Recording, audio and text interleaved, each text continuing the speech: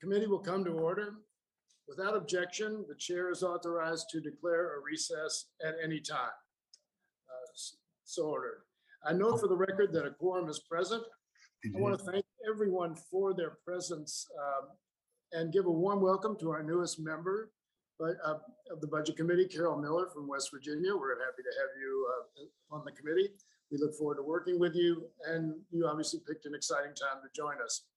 Today, we are meeting to vote on reporting the recommendations submitted to the Budget Committee pursuant to the reconciliation instructions set forth in Title II of SCON Res 14, the concurrent resolution on the budget for fiscal year 2022.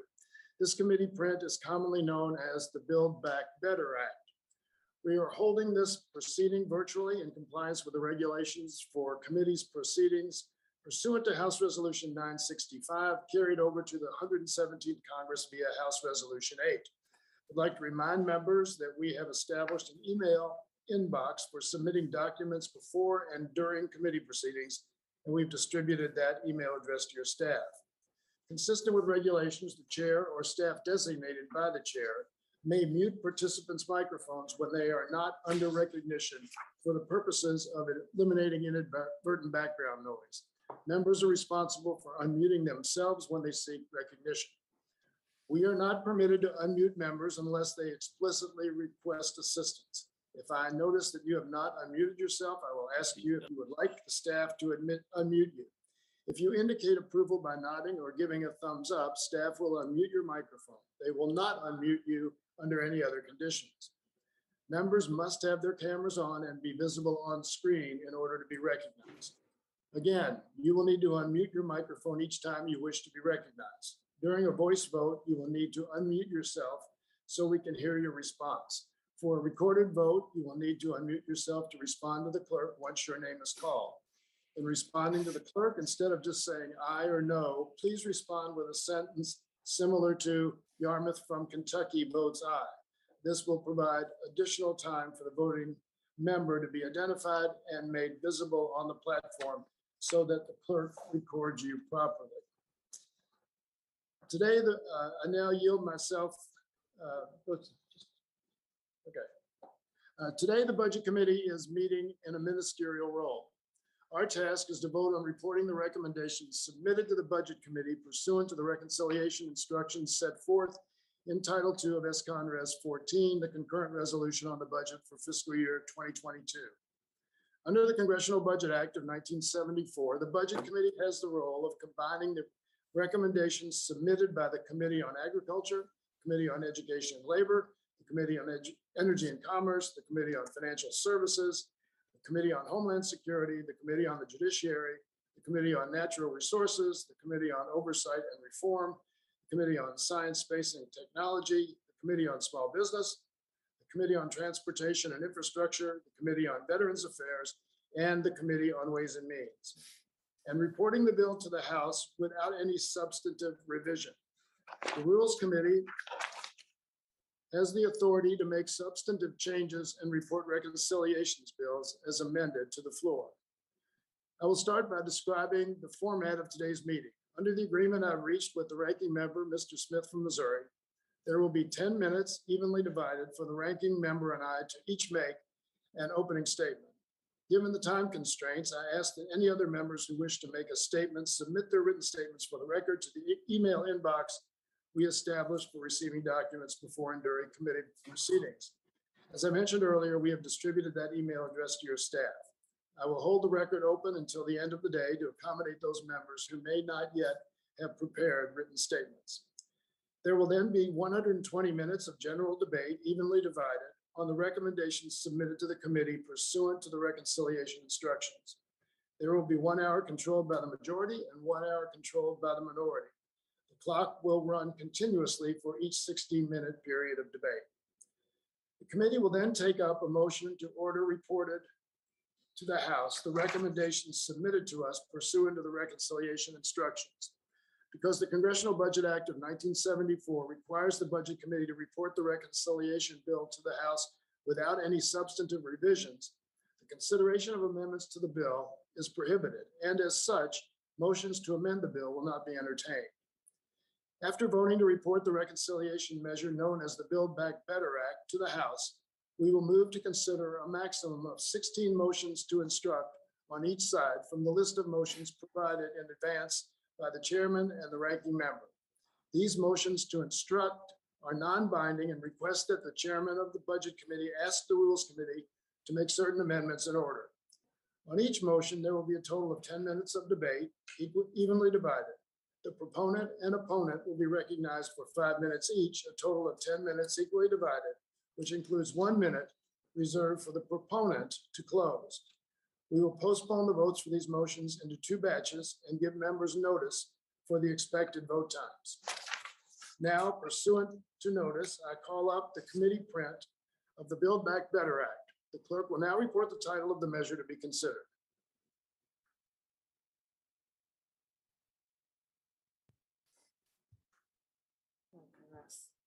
Hitting this thing. A vote to report out the House Budget Committee print pursuant to the reconciliation instructions set forth in Title II of S-Con Res 14, the concurrent resolution on the budget for fiscal year 2022. The clerk may dispense with the reading. Section 310 of the Congressional Budget Act of 1974 requires the Budget Act to report the reconciliation bill to the House without any substantive revisions. This means that the consideration of amendments to the bill is prohibited, and as such, motions to amend the bill will not be entertained. I now yield myself. What's that?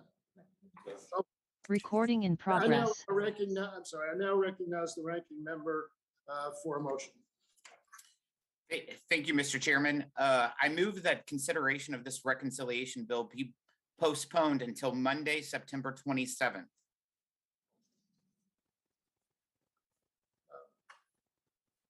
We are living with, oh, I'm sorry. I move to table. The ranking member is recognized in support of his motion. Thank you, Mr. Chairman. Yesterday, I sent a letter to your staff and yourself noting that since we were convening here today, a good use of our time would be to amend the budget, to amend the budget address and to address the debt limit. I ask unanimous consent to submit this letter into the record. Mr. Chairman? I'm sorry, I'm unmuting myself. Without objection, so ordered. Thank you, Mr. Chairman. Since I do not see an amended budget on the agenda today, I'm moving to postpone this markup to Monday, September 27th, so that your staff has time to prepare the necessary revisions that will allow the majority to properly address this issue. If this committee wants to meet Monday to take care of that, we are happy to waive the 72-hour notice. As a reminder, back on August 1st, our nation's debt limit suspension expired. Since then, the Treasury Department has resorted to using extraordinary measures to meet our financial obligations. By mid to late October, Treasury is projected to exhaust all extraordinary measures at their disposal. My colleagues on the other side have spent weeks drafting this 2,400-page bill before us today along purely partisan lines with zero input from Republicans. They have pursued this massive tax and spending package with no interest in bipartisanship. But now they claim Republicans should help build them the runway to land their reckless spending agenda. Republicans have been clear. We will not be complicit in it. Thus, the responsibility to raise the debt limit falls entirely on the Democrats. That is why this committee, and those in the majority in particular, have a responsibility to consider an amended budget resolution for fiscal year 2022 that includes reconciliation instructions to increase the debt limit through reconciliation. The Democrats, as the majority party, they have the votes, they have the time, and all the necessary tools to address the debt limit. We should be using this time today to expedite that process. Senate Minority Leader McConnell, on the floor this week, outlined the steps Democrats need to take to revise the budget and address the debt limit. That includes an abbreviated vote-a-rama and debate process. which would take a week or perhaps a little longer. Even you, Chairman Yarmouth, has previously acknowledged that the reconciliation process can be used to increase the debt limit. Ever since 1985, Congress has often tied deficit reduction policies and reforms to legislation that increase the debt limit. For example, we have enacted policies that establish statutory limits on discretionary spending and a mandatory spending sequester to offset increases to the debt limit. Back in 2010, Congress enacted the statutory Pay-As-You-Go Act in exchange for a debt limit increase. And just a couple of months ago, every member of this committee in the minority sent a letter to congressional leaders laying out over a half a dozen fiscal controls and spending options for them to consider during the upcoming debt limit debate. The fact is, the history of the debt limit shows that this is not a tool used to enact more spending, but rather a way to control Congress's appetite for deficit spending. However, that's not the case with what the current Democrat majority has in mind. They are focused entirely on their $3.5 trillion tax and spending plan, the most expensive piece of legislation in our nation's history, and which includes the largest tax increase ever. In fact, it is 5 times America's annual defense budget and more than the GDP of Canada and Mexico combined. Our country will have to go further into debt in order to cover the spending in this reconciliation bill. It is only fair that Democrats as the majority party stop with the brinksmanship, take a step back from their tax and spending spree, and get to work on raising the debt limit by revising the budget resolution during this markup. Thank you, Mr. Chairman. I move to table.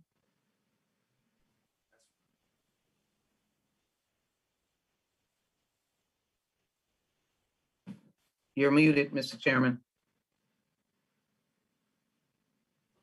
Would the gentleman please withhold his motion to table? Yeah, I'd like to be heard on the motion. Withhold the motion. Thank you very much. Sheila And now Jackson you- Lee. Thank you. I now I wish to claim time in opposition to the motion. I yield myself 5 minutes. We're living with, and Americans are suffering from, the consequences of decades of underinvestment in our nation and disinvestment in our families and communities. Insufficient access to affordable quality care has prevented parents and caregivers from joining the workforce.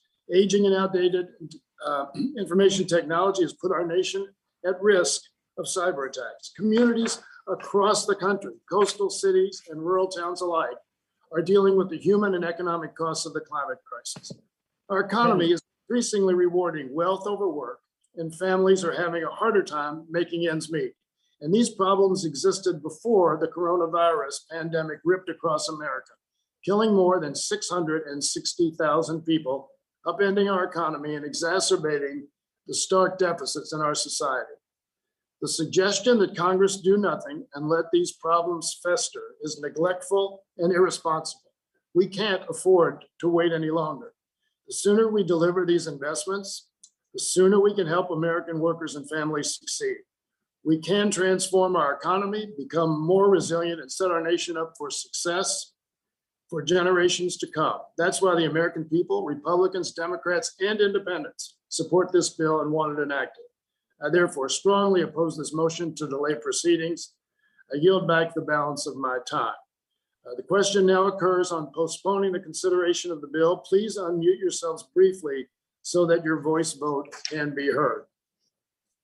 All in favor of the motion to delay, please say aye. Aye. Aye. Aye.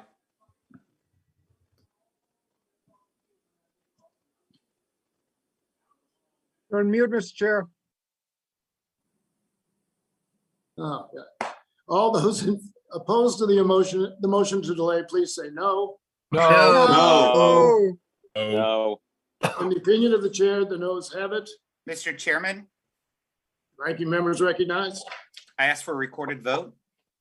A roll call vote is requested on Ranking Member Smith's motion to postpone the consideration of the committee print. A roll call vote is ordered. As a reminder, members must have their cameras on and must be visible on screen in order to vote. Members should say their name along with their vote to assist the clerk. If a member is not recorded, the clerk will repeat the names of the members missing. The clerk will call the roll on the Smith motion to postpone. Mr. Jeffries? Hakeem Jeffries votes no. Mr. Jeffries votes no. Mr. Higgins? Higgins from New York votes no. Mr. Higgins votes no. Mr. Boyle? Boyle votes no. Mr. Boyle votes no. Mr. Doggett? Doggett votes no. Mr. Doggett votes no. Mr. Price? Price, no. Mr. Price votes no. Ms. Schakowsky? Schakowsky votes no. Ms. Schakowsky votes no. Mr. Kildee? Kildee votes no. Mr. Kildee votes no. Mr. Morelli? Morelli is in the negative, votes no. Mr. Morelli votes no. Mr. Horsford? Horsford votes no. Mr. Horsford votes no. Miss Lee? Lee votes no. Miss Lee votes no. Miss Chu? Chu votes no. Miss Chu votes no. Miss Plaskett? Plaskett votes no. Miss Plaskett votes no. Miss Wexton? Wexton votes no. Miss Wexton votes no. Mr. Scott? Out of Virginia, no. Mr. Scott votes no. Miss Jackson Lee? Sheila Jackson Lee of Texas votes no. Miss Jackson Lee votes no. Mr. Cooper? Cooper votes no. Mr. Cooper votes no. Mr. Series? Series votes no. Mr. Series votes no. Mr. Peters?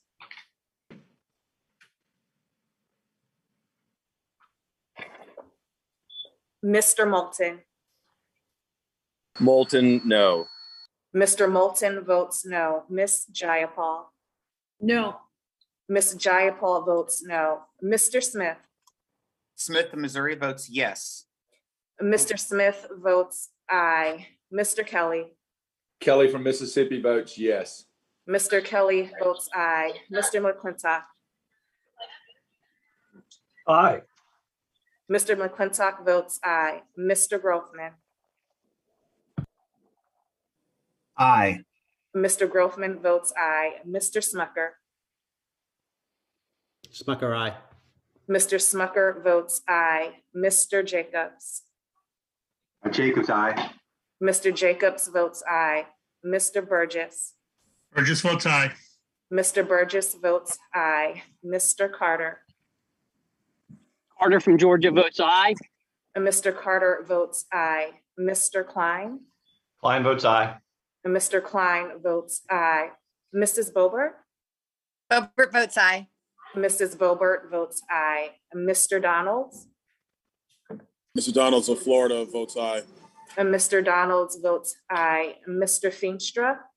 Feenstra votes aye. Mr. Feenstra votes aye. Mr. Good? Good votes yes. Mr. Good votes aye. Mrs. Henson? Hinson from Iowa votes aye. Mrs. Henson votes aye. Mr. Obernolte? Nolte, aye. Mr. Obernolte votes aye. Mrs. Miller? Mrs. Miller of West Virginia votes aye. Mrs. Miller votes aye. Mr. Peters?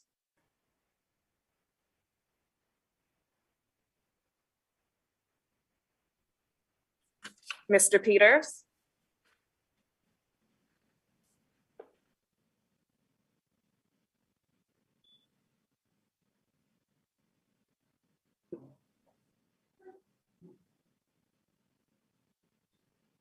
Mr. Chairman?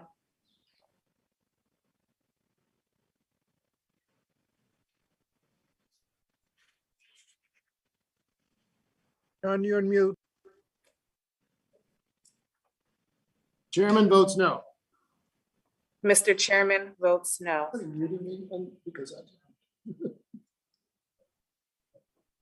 Right now, is there anyone who, any member wishing to vote or wishing to change their vote? Can you hear me now, Peters? Yes, we can hear you. Okay, Peters, I wasn't being heard. Peters votes no. Mr. Peters votes no.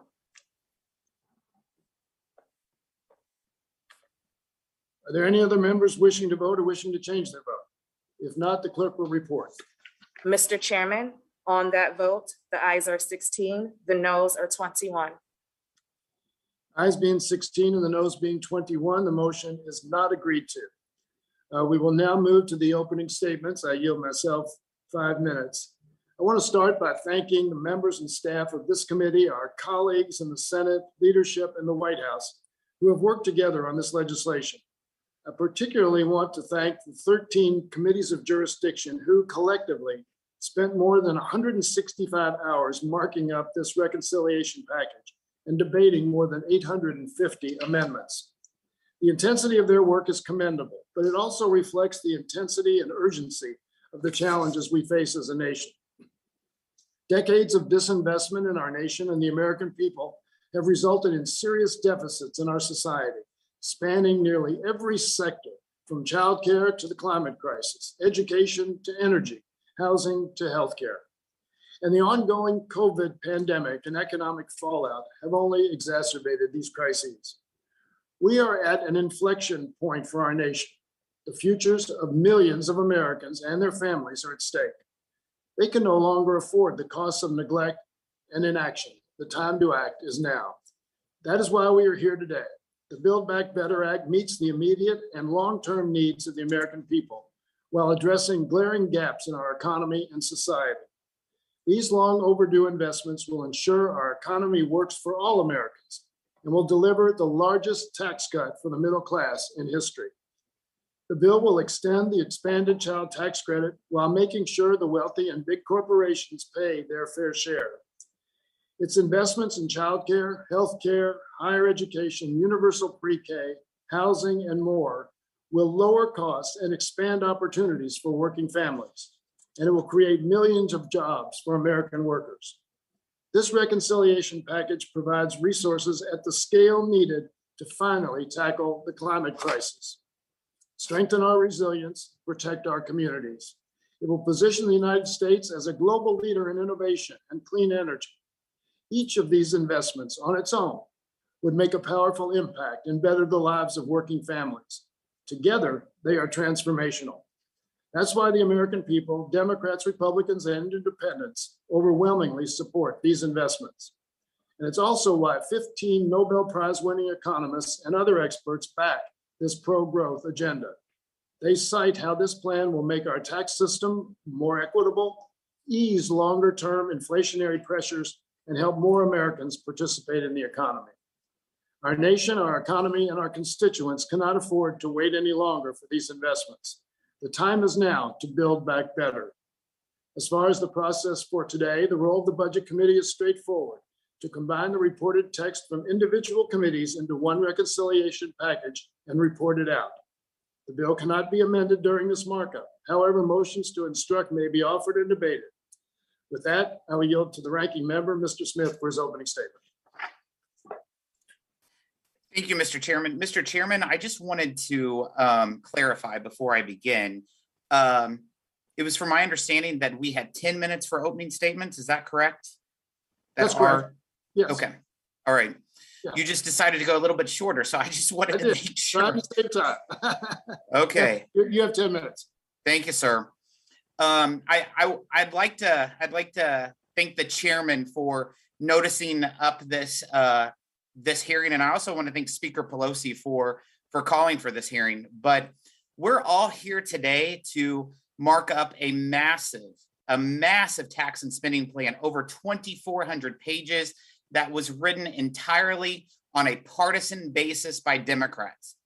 It was thrown before this committee in the past 48 hours to meet an arbitrary, artificial, and purely political deadline dictated by Democrat leadership. And why? Because the majority needs to reconcile infighting within their own party. We're not here marking up a budget or reconciliation bill to address the debt limit. Democrats spent months ignoring our debt limit while they sat in back rooms drafting the 2,400-page tax and spending plan. Democrats control the House, the Senate, and the White House. They have the tools they need to pass a bill to address our debt limit, but so far they've refused. And while Democrats control both chambers of Congress and the White House, this entire reconciliation process has been marked by chaos and disarray, and plenty of excuses about why this bill has trouble getting passed. Why? Well, because this bill is a disaster for working class families. It's a big giveaway to the wealthy. It's a laundry list of agenda items pulled right out of the Bernie Sanders socialist playbook. That's what it is. Let's remember how we got here. We were supposed to mark up a budget in July, but Democrats, they did not have the votes. They were supposed to bring a budget resolution to the House floor before August. They still did not have the votes. Last month, Congress was supposed to vote on a budget, but once again, Democrats did not have the votes and had to resort to smuggling it in a rule in order to pass it. The $68 trillion Bernie budget. Now, Democrats are using the budget process to get around the filibuster in the Senate so they can enact radical levels of new spending and tax hikes on working families. And I mean radical. For starters, it's the most expensive bill in the history of our country. In fact, during the markups held by multiple committees on their respective portions of this bill, several violated their reconciliation instructions by trying to spend more. That's why this bill that we are marking up today is not $3.5 trillion, it's $4.3 trillion. And some Democrats have publicly said that they want to be even higher, but only time will tell exactly how high it goes. Because as of right now, only 1% of this Frankenstein bill has actually been scored. Bizarrely, President Biden is now claiming the cost of his massive socialist spending spree will be, get this, zero. This is absurd. This is the same president who refused to acknowledge a crisis at our border and who says the higher prices families are experiencing month after month is just transitory. Where does he get his talking points? Does he make the claims he's making about the cost of this bill is an insult to the American people who will be saddled with the debt. To put this level of spending in perspective, it is 5 times America's annual defense budget, more than the GDP of Canada and Mexico combined, and nearly 5 times what we spend in Medicare each year to support our seniors. Meanwhile, inflation is on pace to be the highest in 40 years, fueled by this type of reckless spending Washington Democrats are pushing. It is costing working families more to put food on their tables, clothes on their backs, and gas in their cars. Even the Congressional Budget Office has said that inflation has eroded the purchasing power of families.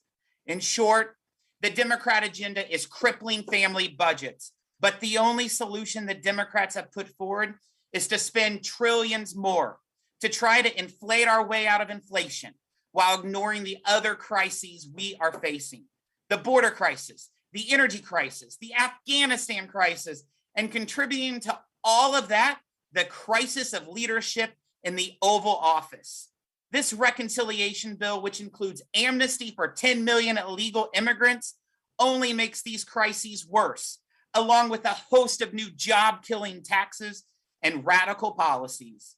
When you look at what this bill proposes, it is crystal clear that Washington Democrats' goal is to funnel more money to their wealthy friends and elites by raising taxes on working-class Americans. For example, this bill includes $2.1 trillion in new taxes on American families and job creators, the largest tax increase in American history. The combined federal and state tax rates on job creators would be higher than that of Europe or communist China. Despite the president's pledge not to raise taxes on those earning less than $400,000 per year, the Joint Committee on Taxation has confirmed that 2/3 of tax increases on employers would be passed on to lower and middle income Americans. On top of that, We see $54 billion to tax increases on grieving families through an enhanced death tax. $78 billion tax hike on small businesses by limiting the 20% small business deduction, and a $96 billion excise tax that also falls almost entirely on low and middle income families. What a disgrace. Democrats are even raising taxes on methane, leaving dairy farmers in my home state of Missouri and around the country to pay an additional $6,500 per cow per year, and impose upwards of a $242 increase in yearly energy costs per family. Are you guys out of your flipping mind? I mean, where are you going to go next? Over $42 billion in tax credits to purchase luxury electric vehicles. Almost 80% of these credits are claimed by folks making more than $100,000 a year. $82,000 in home subsidies available to individuals making $200,000 a year. $7.5 billion for Ivy League schools and universities, including over $2 billion in tax cuts for the bloated endowment income. $50 billion to give free college to millionaires' kids, while these same colleges continuing jacking up the price of tuition on working class students. $28,000 in taxpayer-funded paid leave benefits to households making $500,000 a year. Expanded Obamacare premium tax credits where families who make over $200,000 actually see a bigger benefit to their bottom line under this policy than families making $50,000. The spending in this bill is atrocious on its own, but the regulations that come with it will give Washington the greatest command and control over the lives and livelihoods of the American people in our nation's history. While working families are struggling to put gas in their cars, this bill spends $150 billion to eliminate traditional energy through a clean electricity mandate that will drive up gas prices and make life that much harder for folks, including those in rural communities. It imposes price controls on prescription drugs that will limit patient access to life-saving medications. And let's not forget the Green New Deal.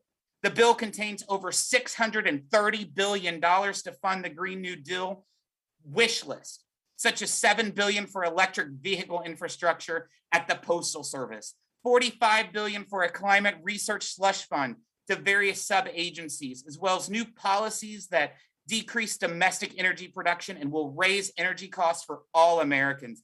Let me conclude by saying we are less than a week away from a government shutdown. There are thousands of people amassing at our southern border. The Taliban are patrolling the streets of Afghanistan armed with American-bought guns and ammo left behind along with those Americans the Biden administration has abandoned, and the price of everyday goods and services continue to go up. Why are we not delaying? Why are we not dealing with those crises? Why are we instead considering legislation that will make working families pay for handouts to the wealthy? I look forward to my colleagues' response on this horrendous piece of legislation. I yield back, Mr. Chairman. Thank you, Mr. Smith, for your opening statement. Your time has expired, and time has expired for opening statements. Following the committee's usual practice, I ask unanimous consent that members have until the end of the day today to submit their statements for the record. Without objection, so ordered. We will now proceed to 120 minutes of general debate on the recommendations submitted to the committee pursuant to the reconciliation instructions. There will be 60 minutes for the majority and 60 minutes for the minority. We will run the clock continuously. I now yield 3 minutes to Mr. Jeffries of New York.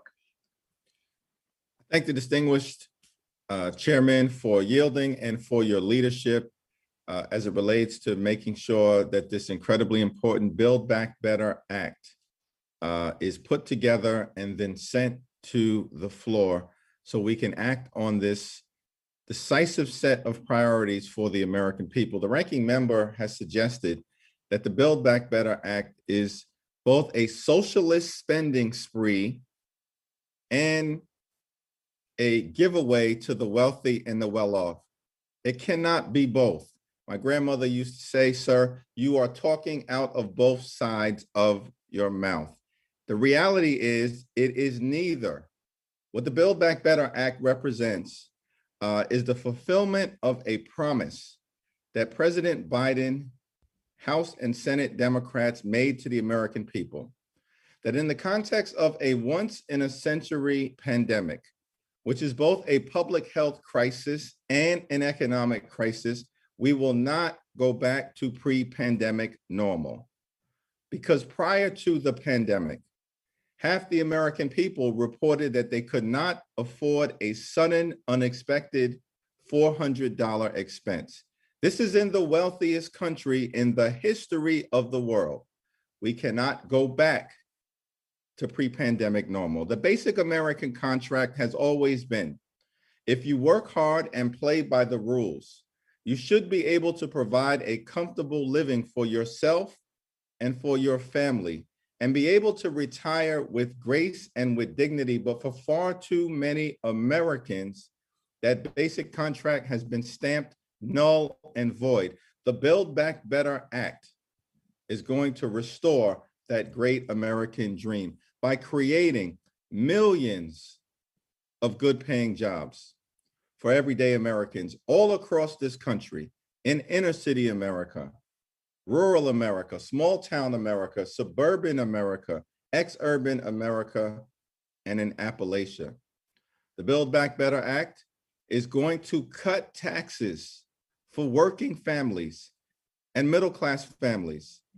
In fact, it is the largest middle-class tax cut in Americans' history. The Build Back Better Act will also lower costs for everyday Americans in areas like healthcare and childcare and in housing by investing billions of dollars in the creation and preservation of affordable housing. Please try again in a moment.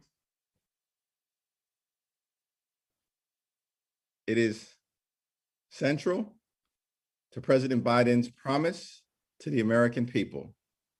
And that is why it is essential that we get it done. I yield back my time, Mr. Chairman. Gentleman yields back. I now yield 3 minutes to the gentleman from New York, Mr. Higgins.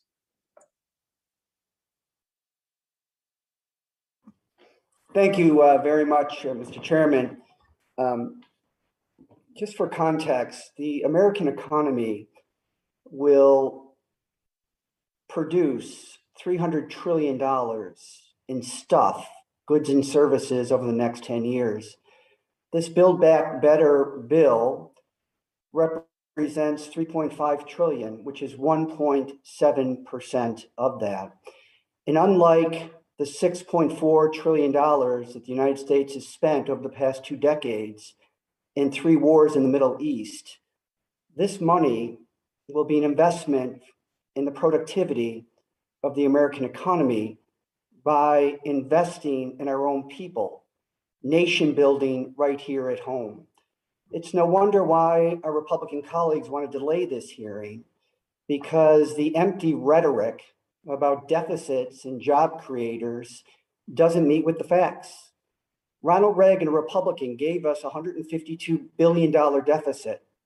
Bush 1 grew the deficit to $290 billion. Clinton, a Democrat, wiped out the entire deficit and gave Bush 2 a $128 billion surplus. Bush 2 blew through the surplus and gave us a $1.4 trillion deficit. Obama, the Democrat, cut the Bush deficit to $600 billion, and Trump, the Republican, grew the deficit to $1 trillion. In the past 60 years, economic growth under Democrats had averaged on an annual basis 3.5%. Under Republicans, it's averaged 2.2%, 70%, 75% higher economic growth under Democrats in the past 60 years than Republicans. Let's talk about the job creators. Jobs, Democrats over the last 60 years have created 21 million more jobs than Republicans. Democrats, 1,950,000 jobs each year on average. Republicans, 825,000 jobs each year. Business investment under Democrats, annual growth over the past 60 years, 6.6%. Under Republicans, 2.9%. 126% higher business investment under Democrats than Republicans. Now let's go to that really tough place, the stock market. According to the Business Insider, since 1947, the Standard & Poor's 500, an index of the largest 500 companies in America, under Democrats, has grown by 10.8%, under Republicans by 5.6%. Every single economic indicator under Democratic policies has produced impressive growth in the American economy. Republicans stick to this magic of supply side economics that gives us deficits and debts. Democrats invest in the future of our own people. We have a $22.5 trillion economy. 70% is consumption. The more money in the pockets of Americans, the greater the purchasing power. The greater the purchasing power, the greater the growth. The greater the growth, the greater the prosperity. The American economy has performed well under Democrats for the past 60 years. Let's pass this bill. Thank you. Gentleman's time has expired, and now recognize the gentleman from Texas, Mr. Doggett, for 3 minutes. Thank you, Mr. Chairman. You know, listening to the ranking member's opening statement and reviewing the motions that the Republicans are about to present, I'm inclined to think we need to beam up a message. Earth to Republicans, come home, please, because what you describe bears no relationship to reality. Surely you've been living on a different planet that is not having to recover from 4 disastrous years of Donald Trump. How do you go about building back better? I think you do it by beginning with families and recognizing that helping families recover from the pandemic and from the disastrous Trump years is the place to go. Republicans have only one cure in their economic medicine cabinet, and it's called tax cut elixir. They claim that their elixir would pay for itself, that it would lead to benefits trickling down from the top from those that they assisted and the giant corporations they supported. And of course, all we got out of it from the king of debt, the head of their party's cult, Donald Trump, is a mountain of debt that our grandchildren will be paying for. Today, we will hear them ranting and raving about debt with a pretty steady dose of hypocrisy. President Biden recognizes that the Republican approach is a failure. And so he begins by assisting families from the time they have a newborn, a child tax credit that is benefiting families right now. It's a real tax cut for families. Early childhood education, better quality childcare, family medical and leave act, the ability for children to develop and for families to grow and prosper. That's what Republicans are condemning as socialism. And I'm, of course, concerned about health care as a health subcommittee chair. I believe that every American should be able to access a family physician and vital health services. This is a serious and important meeting today. But for anyone out there who doesn't have a football game to watch or an outdoor activity this afternoon, about all you will hear for the next few hours is unhinged Republican ranting and raving. They think that if you provide a senior who has a visual impairment with a pair of glasses next year or a hearing aid the year after that to those with profound hearing loss, that's socialism. But then when you think about it, that's the very term they used in opposing President Lyndon B. Johnson in creating Medicare in the first place. It's the term they used when their former House Speaker insisted that Medicare must be permitted to weather on the vine. And that's, of course, what Republicans said when they opposed the creation of Social Security under Franklin Roosevelt. As I look through the motions they will be filing this afternoon, they present very appropriately their party's position. Ignore the climate crisis. Try to block the move to electric vehicles and electrification. Defend the tobacco industry, which has killed so many people. Defend pharmaceutical price gouging.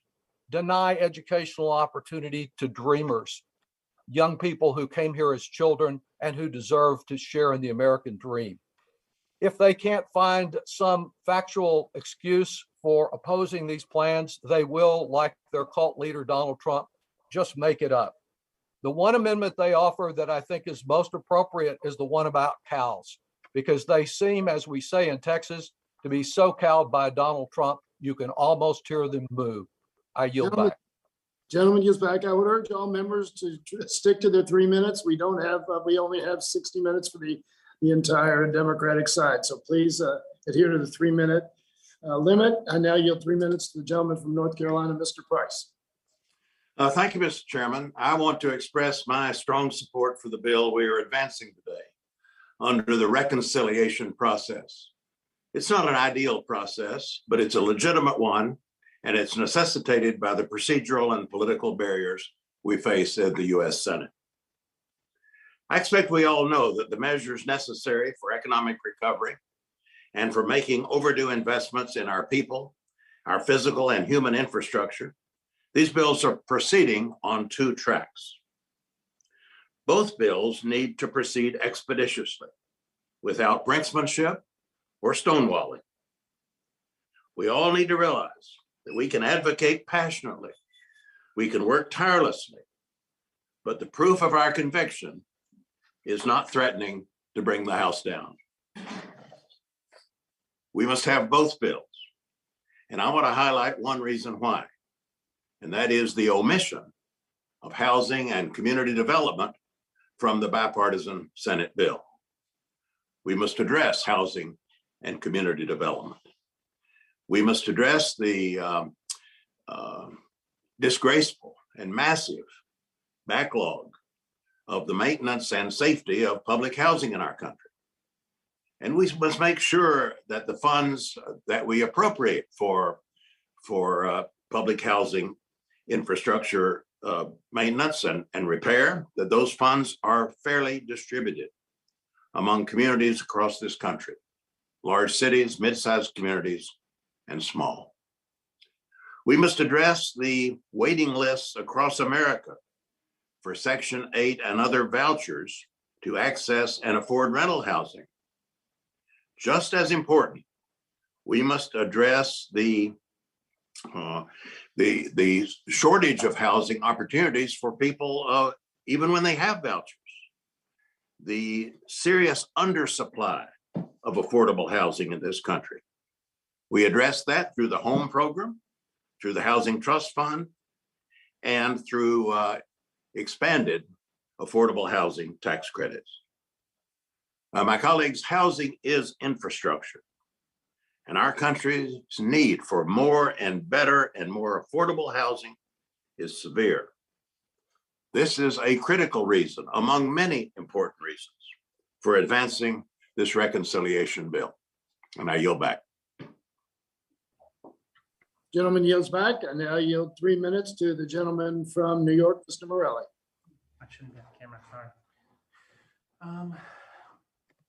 No, I don't. Thank you, Chairman Yarmouth, for holding this important markup today on the Build Back Better Act.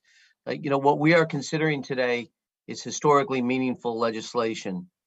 This bill will help millions of Americans set a path to achieve economic security.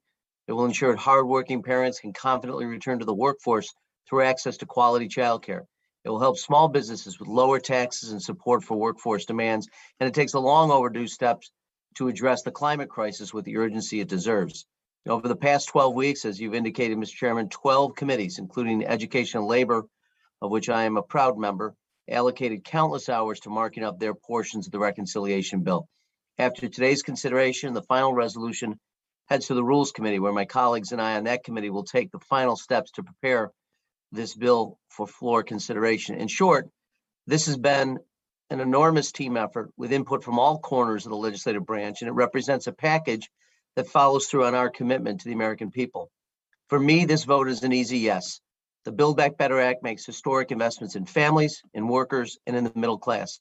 The overwhelming majority of Americans support Build Back Better, and passing this legislation is simply the right thing to do. So I encourage my colleagues to join me in supporting this important bill so that all Americans are given every opportunity for life, liberty, and the pursuit of happiness. And with that, Mr. Chairman, I yield back. Gentleman yields back. I now yield 3 minutes to the gentleman from Nevada, Mr. Horstman. Good afternoon, and thank you, Mr. Chairman, for holding this important and historic markup today. In our society, it is our duty to protect and support our children and their development. And that starts with guaranteeing that the basic needs of American families are met. We have already seen the tremendous benefits the temporary child tax credit has provided to the American family that was passed in the American Rescue Plan. This is a tax cut that has helped lift more than 50% of children out of poverty.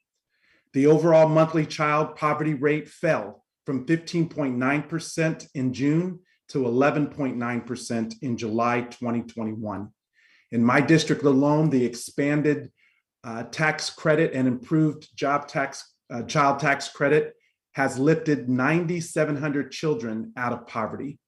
These tax cuts for middle-class families are essential to also advancing racial equity, cutting poverty for Black children by 52%, Latino children by 45%, and Indigenous children by 61%. Without congressional action, the expanded child tax credit is scheduled to expire in December of this year, ending a critical tax cut for America's working families who otherwise may not be able to afford life's essentials for their children. 40 million American families are counting on us.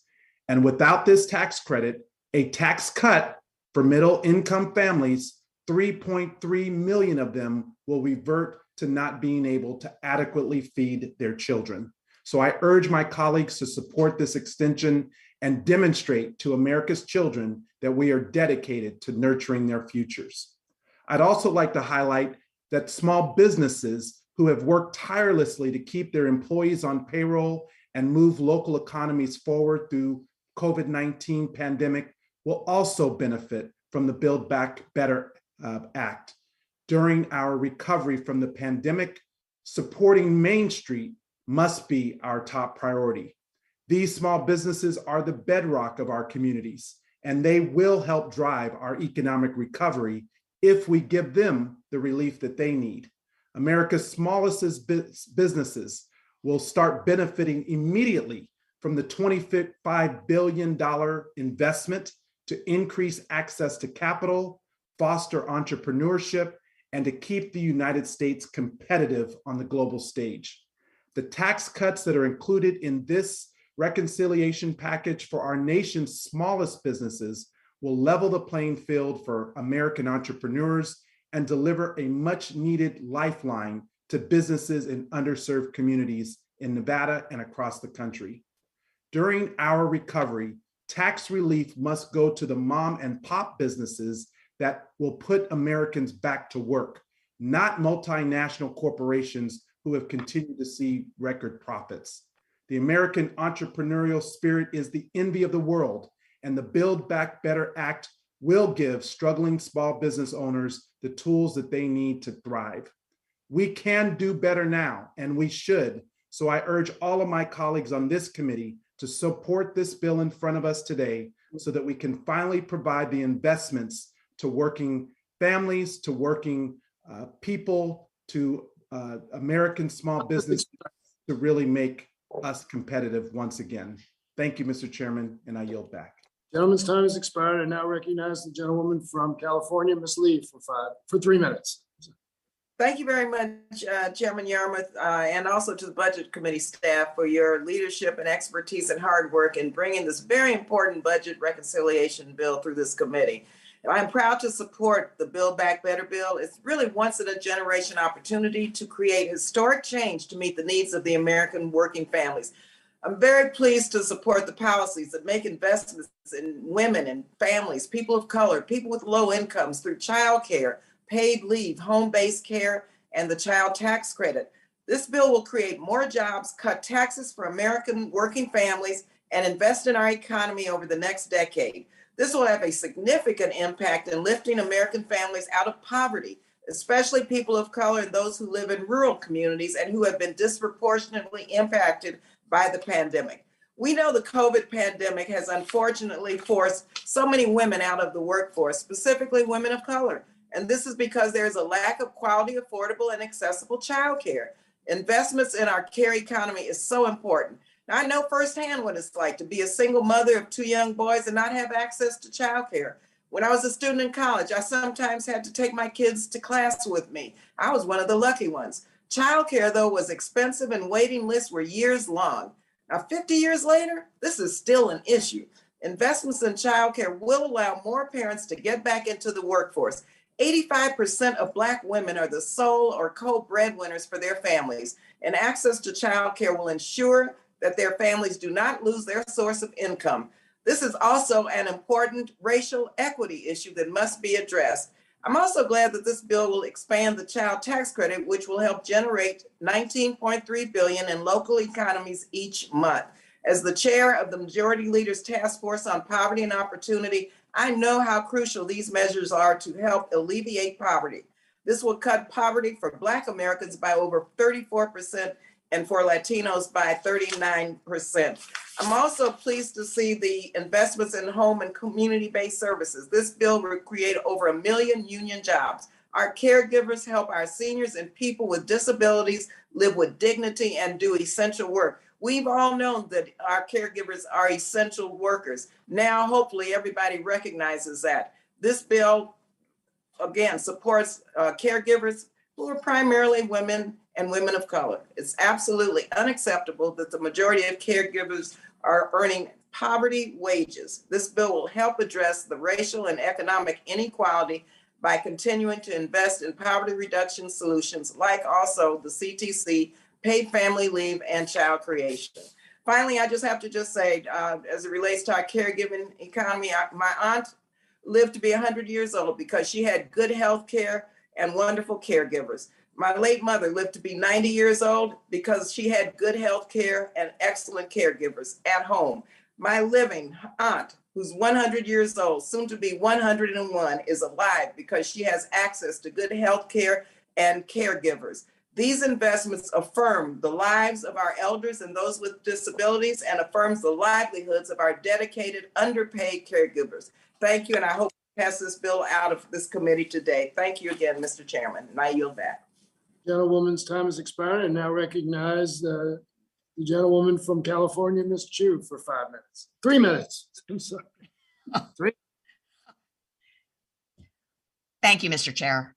I strongly support the Build Back Better Act, which will deliver transformative benefits across our entire economy, helping us to emerge from the COVID-19 pandemic with a stronger, fairer, more durable economy that works for everyone, not just billionaires.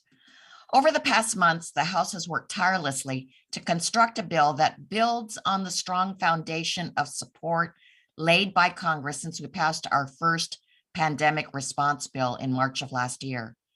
But now we are looking ahead beyond the crisis to make lasting investments in our country's physical and social infrastructure. I'm especially proud of the titles reported by the Small Business and Ways and Means Committees, of which I am a member. In the Ways and Means Committee, we reported legislation that makes historic investments in workers and families by extending the child tax credit, providing 12 weeks of paid family and medical leave for all workers, reducing the price of prescription drugs, and expanding Medicare coverage to include vision, hearing, and dental care. We rise to the challenges of the climate crisis with historic incentives for renewable energy and electric transportation, and support major new investments in infrastructure and affordable housing. And we are paying for these investments by rebuilding the IRS and creating a fairer tax code under which billionaires and corporations finally pay their fair share. And in the Small Business Committee, we reported a bill that touches every corner of the small business economy. It will ensure that more underserved businesses can participate in the robust federal contracting opportunities that will follow from infrastructure investments, expand the reach of the Small Business Administration by establishing a national network of small business incubators, and expand opportunities for capital investments and government-backed lending. And we fulfilled a top priority of mine by authorizing and investing $600 million into the Community Advantage Program, which leverages nonprofit mission-oriented lenders to provide capital access to the most underserved businesses in our country. This markup will bring us one crucial step closer to building back better by delivering a lasting recovery to the American people. I urge my colleagues to vote yes, and I yield back. Gentlewoman yields back. I now recognize gentlewoman from the Virgin Islands, Ms. Plaskett, for 3 minutes.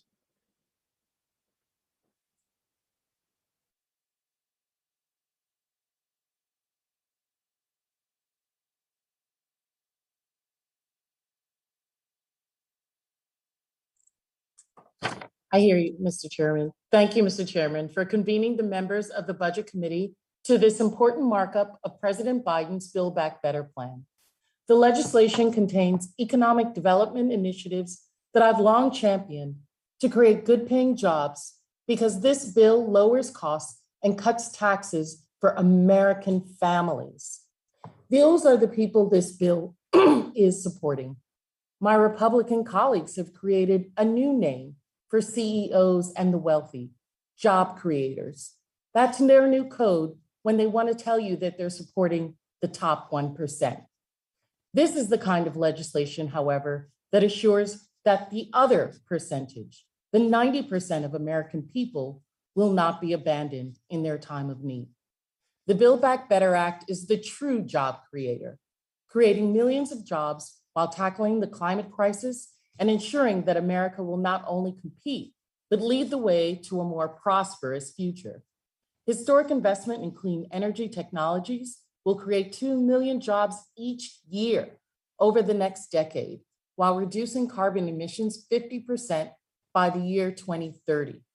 We also include investment in workforce training to connect workers to jobs, research and development, to strengthen American manufacturing and access to credit and investment for small businesses.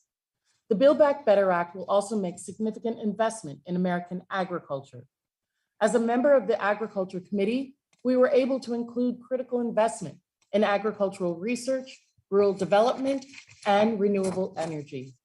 My Republican colleagues should be ashamed to solely support those false job creators who are really CEOs that make more than 350 times more than the average workers.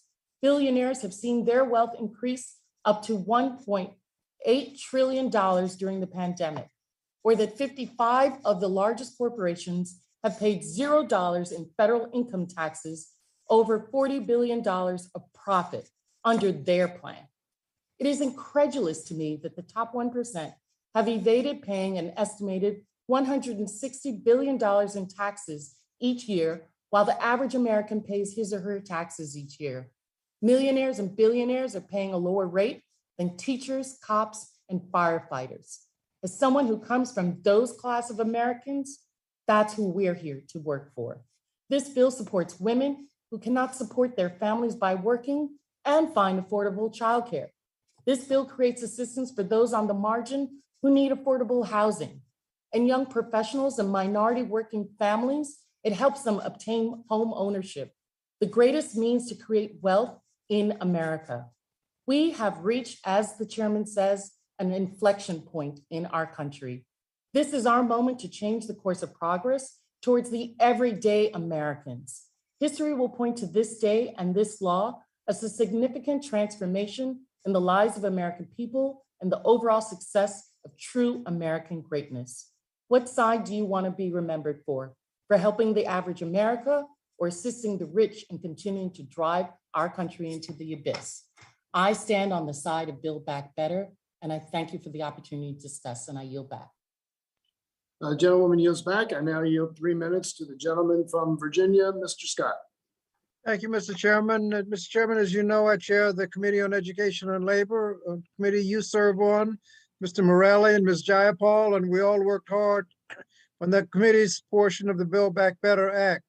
This legislation from our committee invests roughly $761 billion to to lower the cost for families, secure good paying jobs for American workers, and set a strong foundation for America's future. Our committee's portion of the big Build Back Better Act invests approximately $450 billion to lower the cost of childcare and securing universal pre-K for 3 and 4-year-olds. In relation to childcare, it caps the cost of childcare at 7% of the household income and makes investments so that pre-K can be universal across the country. This bill also invests $82 billion in America's public school infrastructure, recently given a D+ rating by the American Society of Civil Engineers.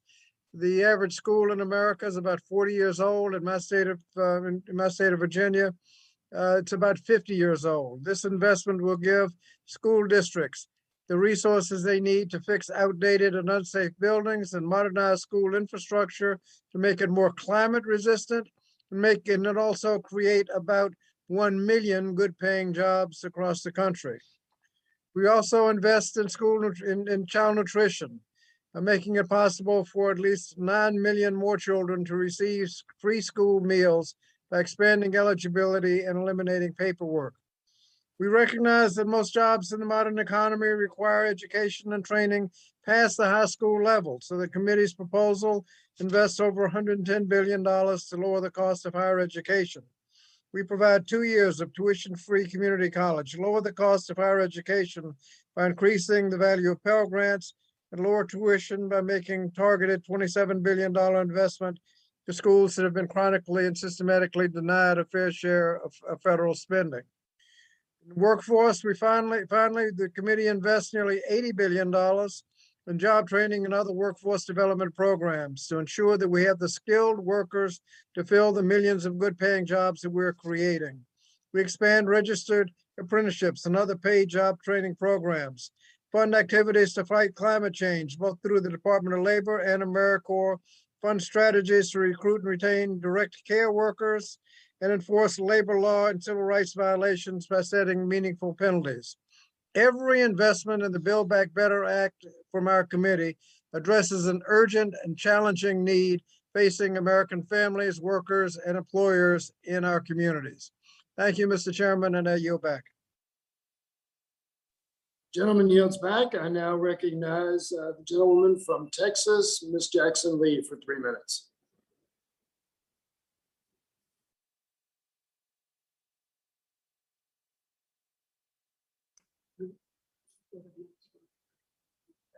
All right, I know Ms. Jackson Lee has been in a car, so we'll come back to her. I am here, Mr. Oh, Chairman. so there you are, okay. I'm on screen, I'm here, it's just that You are my here. sound was not on. Okay. As I indicated, it's a 3 minutes starting back. Thank you. Thank you, Mr. Chairman. Yes. Let me thank you start for now. holding the important hearing, and let me as well thank our president for his transformational posture on helping the American people. It's interesting, as I did my research, as I heard my colleagues indicate, the enormous surplus that was left by President William Clinton to the Republican administration, and then ultimately the surplus that was left by the Obama administration to the next Republican administration. The issue, of course, is where have the Republicans been? Well, let me tell you. 0 Republicans voted for the 1993 Clinton economic plan, which generated the largest surplus in the United States. 0 Republicans voted for the Affordable Care Act, which provided a lifeline for the uninsured, the desperate in America who did not have health care. Many people died because they did not have health care. 0 Republicans voted for the American Rescue Plan that was coming to save lives in the middle of a pandemic. And after the catastrophic Wall Street collapse in 2008, 2009, when we were attempting to bring America back, when Vice President Biden then led the recovery of the auto industry that were having their stocks sell for pennies on the dollar, 0 Republicans voted for the 2009 Recovery Act. Maybe we should listen to Republican Governor Jim Justice of West Virginia, who said colorfully several months ago, at this point in time in this nation, we need to go big. We need to quit counting the egg-sucking legs on the cows and count the cows and just move on. Maybe that's what Republicans should do as it relates to providing for the Build Back Better Act that is working to transform the economic engine of this country. Or maybe we should listen to the quiet comments of Abraham Lincoln in 1862. The dogmas of the quiet past are inadequate to the stormy present. We're in a stormy present in the midst of the pandemic, many people having lost their lives. The occasion is piled high with difficulty, and we must rise with the occasion. As our case is new, so must we think anew and act anew. We must disenthrall ourselves, and then we shall save our country. Maybe if we had more Lincoln Republicans, we could work. But I think this act should be called the Women's Justice Act, because women have suffered losing the most jobs. And what we're providing to them, we're providing women with the idea of childcare that can give them the free childcare. We're providing them as well with a plan for 2 years of free pre-K, 2 years of free community college for our students. Those who are in the line for eviction, as I met with them this morning before this budget hearing, we're providing and build back investments to ensure that Americans have access to safe and affordable housing, provide resources to increase housing vouchers and community tribal housing. In addition, we are providing a intervention, community violence funding, so that the victims of violence can be taken care of. And so our local jurisdictions and small community groups can put a stop sign to violence in America. We're changing people's lives. And most importantly, 3.5 trillion is paid for and over a 10-year plan. Let me be very clear on what we're doing today. We're doing everything that says help, everything that says bring help, and everything that says we care about you. That's why we're helping. Americans need help. They need help to get out of the pandemic. They need help after their loved ones have died because of COVID-19. They need help to restore the kind of quality of life and regular life that has been interrupted by 2 years. And they need jobs to be reinstituted as well. So women need the most. This is the Women's Justice Act. We're giving justice to women who many times are breadwinners, single heads of household, and we're giving justice to their children. I believe we're standing on the right side of history. I look back over history and see that in the last decade to 2 decades, Republicans have not voted for one single recovery plan to help Americans.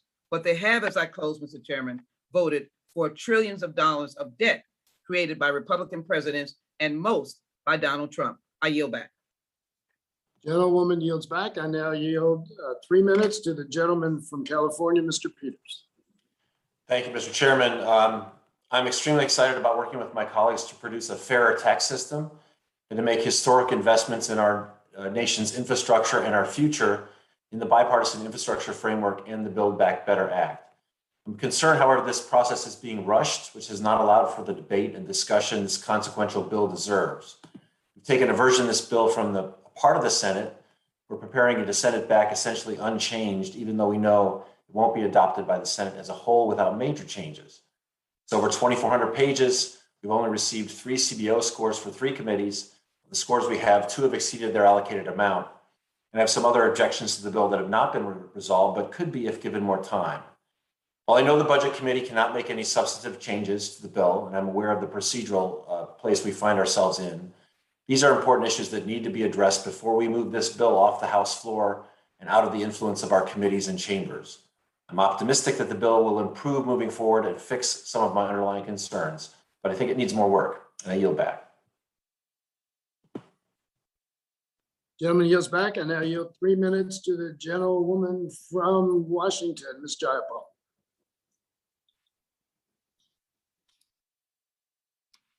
Thank you, Mr. Chairman. Just wanted to make sure I got myself unmuted. Thank you, Mr. Chairman. I rise in strong support of this bill that will deliver transformational investments to the American people. When President Biden announced his plan for a once-in-a-generation investment in our nation's future, he said, "It is not enough to restore where we were prior to the pandemic. We need to build a stronger economy that does not leave anyone behind. We need to build back better."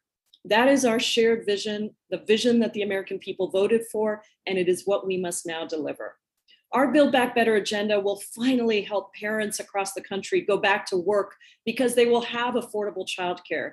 communities dealing with wildfires and flooding as a result of climate change, and young people who see destruction from climate change everywhere will finally have real hope that our country will take the necessary aggressive steps to save our planet and our people with justice. We will rebuild dangerous, crumbling public housing across the country and house the unhoused. We will boost our economy by recognizing the necessary contributions of essential immigrant workers to our national budget. And even as we create new infrastructure jobs in the infrastructure bill, we will make sure that in this bill, we train up more people to get those jobs by providing 2 years of free community college or trade school. And since 90% of those infrastructure jobs currently go to men, we will also finally in this agenda acknowledge the work of women in the care economy, creating millions of new good jobs, including in pre-K, childcare, and home and community-based care, jobs that pay at least $15. These are largely jobs held by women and people of color, and it's high time our nation recognizes that women cannot be left out of our nation's rebuilding, as this Build Back Better Act will ensure does not happen. Importantly, we will also finally make it so that no American will pay more for their life-saving prescription drugs than they do just across the Canadian border. And we'll add dental, vision, and hearing to our seniors' Medicare benefits at the very time they need it the most. This is what is in the Build Back Better agenda, transformative policies that change people's lives so that everyone can participate, investments that will make our economy stronger. And that's why over 70 economists, including 15 Nobel Prize winners, agree that this plan is essential and will create jobs, lower costs for middle-class families, and create long-term growth for our economy. Not only will it strengthen our economy, it's also overwhelmingly popular. Voters across the ideological spectrum support the Build Back Better package's provisions by a 29% margin because they know that these investments are urgent, necessary, and will make a real difference in their lives. We have an obligation to our constituents and to the American people to deliver this bill to ensure all Americans can build back better. Thank you, Mr. Chairman. I yield back. I thank the gentlewoman for her comments. I thank all of our members for their remarks. Before we begin the 60 minutes of time for the minority, I'd like just make a few comments in our remaining time, and I won't take all of it. But I think there's some responses that need to be made to the ranking member's opening statement, since this will be the only time we will have to do that. And I begin with his comments that this was about a totally partisan bill. It didn't have to be a totally partisan bill. We would welcome constructive input from the Republicans in all the committees. As I mentioned in my opening statement, we entertained 850 collective amendments among all the committees. So Republicans did have an opportunity to shape this legislation. Unfortunately, the Republicans came to virtually every one of these committees with the notion that they weren't going to support anything.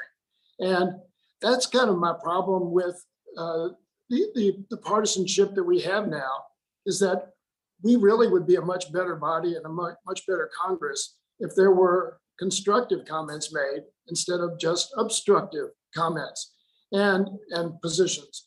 We have the opportunity to deal with a lot of very significant problems.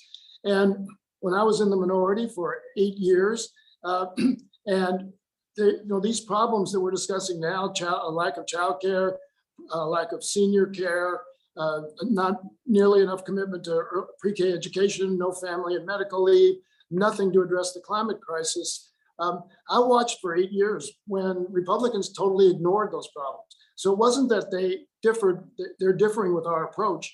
They're differing with the fundamental question of whether we have an obligation as a federal government to try to make life better for our citizens, which is what we're trying to do. And we heard a lot of distortion in the ranking member's 10 minutes. For instance, just throwing out the ratio that 3.5 trillion is 5 times roughly the annual defense budget. But turn that around.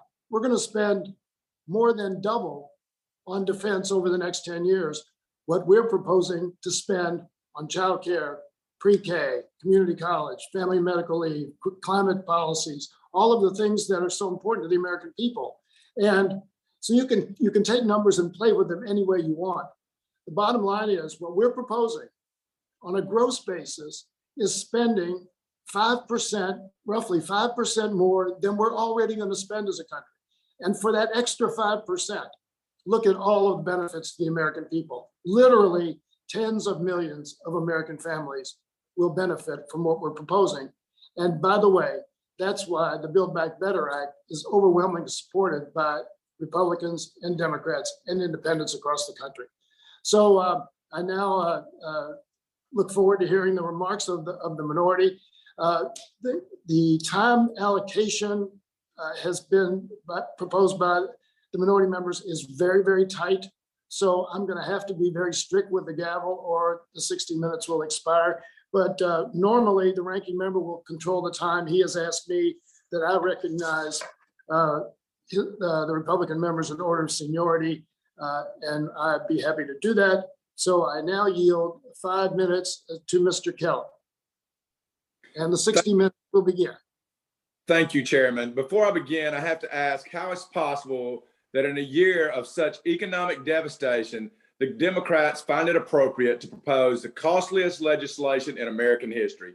The Democrats are asking Americans to pay for the Green New Deal, pet projects, and amnesty for illegal immigrants, while families are struggling to keep food on the table and small businesses are closing their doors. It's not just reckless, it's immoral. I'm certain that some of my colleagues across the aisle will counter this week that we passed the NDAA, a costly authorization of defense spending. This reconciliation package costs 5 times our annual defense budget. What that says to me is that the Democrats care more about their priorities than national security. They care more about the Green New Deal than they do about protecting the freedoms that countless men and women have fought and died for. This week, I had the distinct pleasure of sitting on the House Agriculture Committee markup. Every Republican amendment introduced was rejected. Even the one Democrats agreed behind closed doors were appropriate. My Republican colleagues introduced several amendments to safeguard farmers from the proposed increase to capital gains and the reducing the stepped up basis. Again, not one Republican amendment was adopted. I'm sure my colleagues on the other side of the aisle would agree that we should not penalize family farms, but they refuse to support Republican amendments just to push this package forward. Out of $94 billion, $0 went to production agriculture.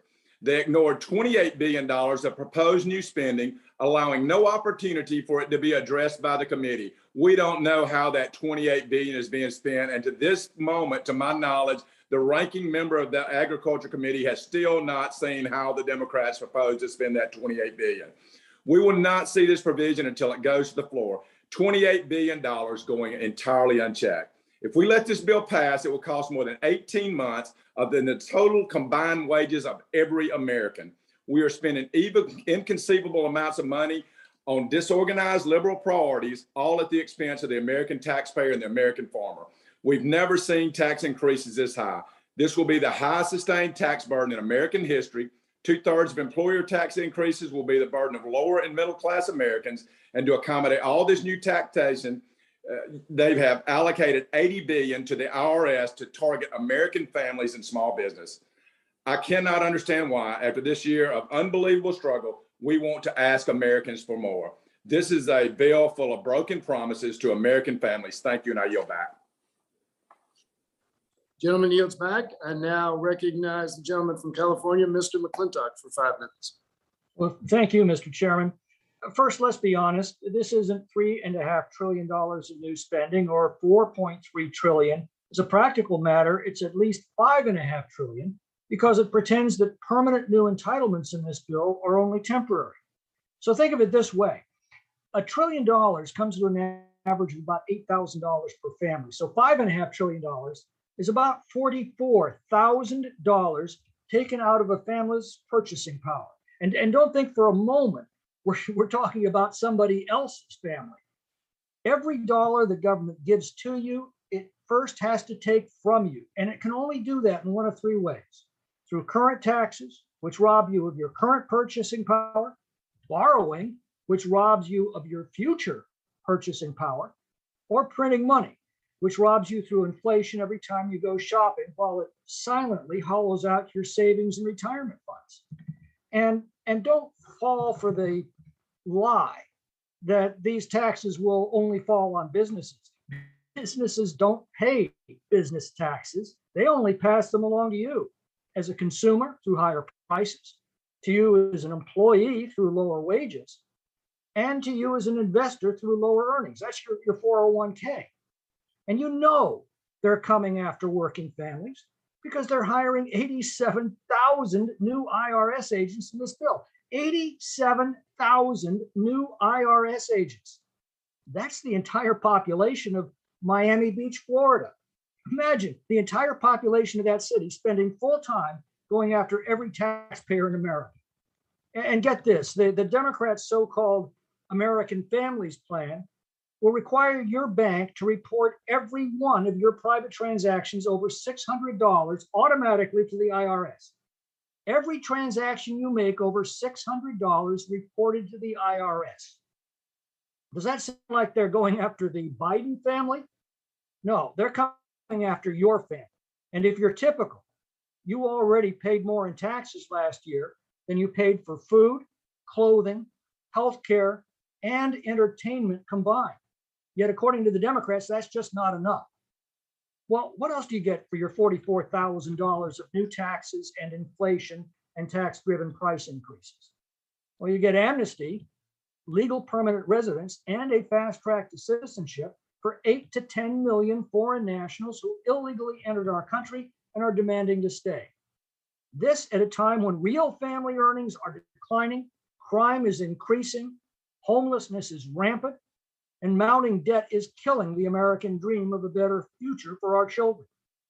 You get subsidies for journalists. You get to pay a bonus up to $5,000 for reporters and bloggers because, well, they cover for the Democrats. $50,000 per reporter and blogger. As the Wall Street Journal said, the Democrats want to subsidize the only institution less popular than the Congress. We also get a new civilian climate corps, presumably filled with officious little climate pioneers, ever eager to report whose chimney is smoking, who's watering their lawn on the wrong day, and who's spreading forbidden climate disinformation. Now, I could go on all day, but it stops being funny when you realize they're about to enact this into law. And the fine point of it is this. Thanks to the tax and regulatory relief under Donald Trump, Americans enjoyed the lowest unemployment rate in 50 years, the lowest poverty rate in 60 years, and the fastest wage growth in 40 years. Joe Biden and the Democrats have reversed these policies, and as a result, real wages for Americans have declined every single month since he took office.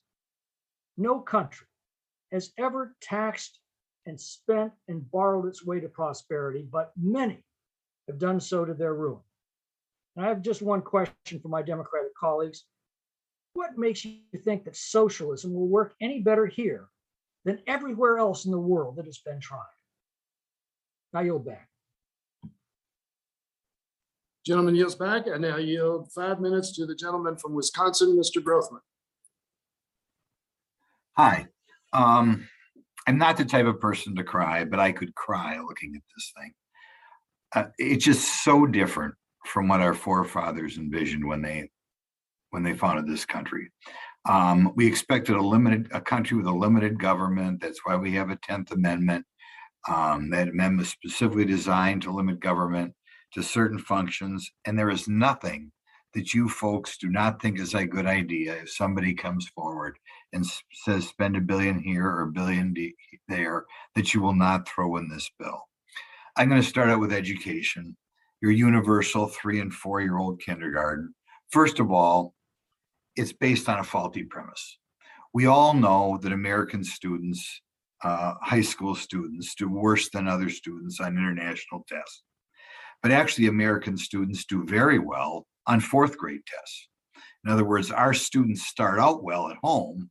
It's the longer they're in school, the more they decline. So our problem in our schools isn't with 3- and 4-year-olds. It's what we're doing with the 14 and 15-year-olds. Secondly, studies looking at Head Start, those sort of programs show that they're overrated.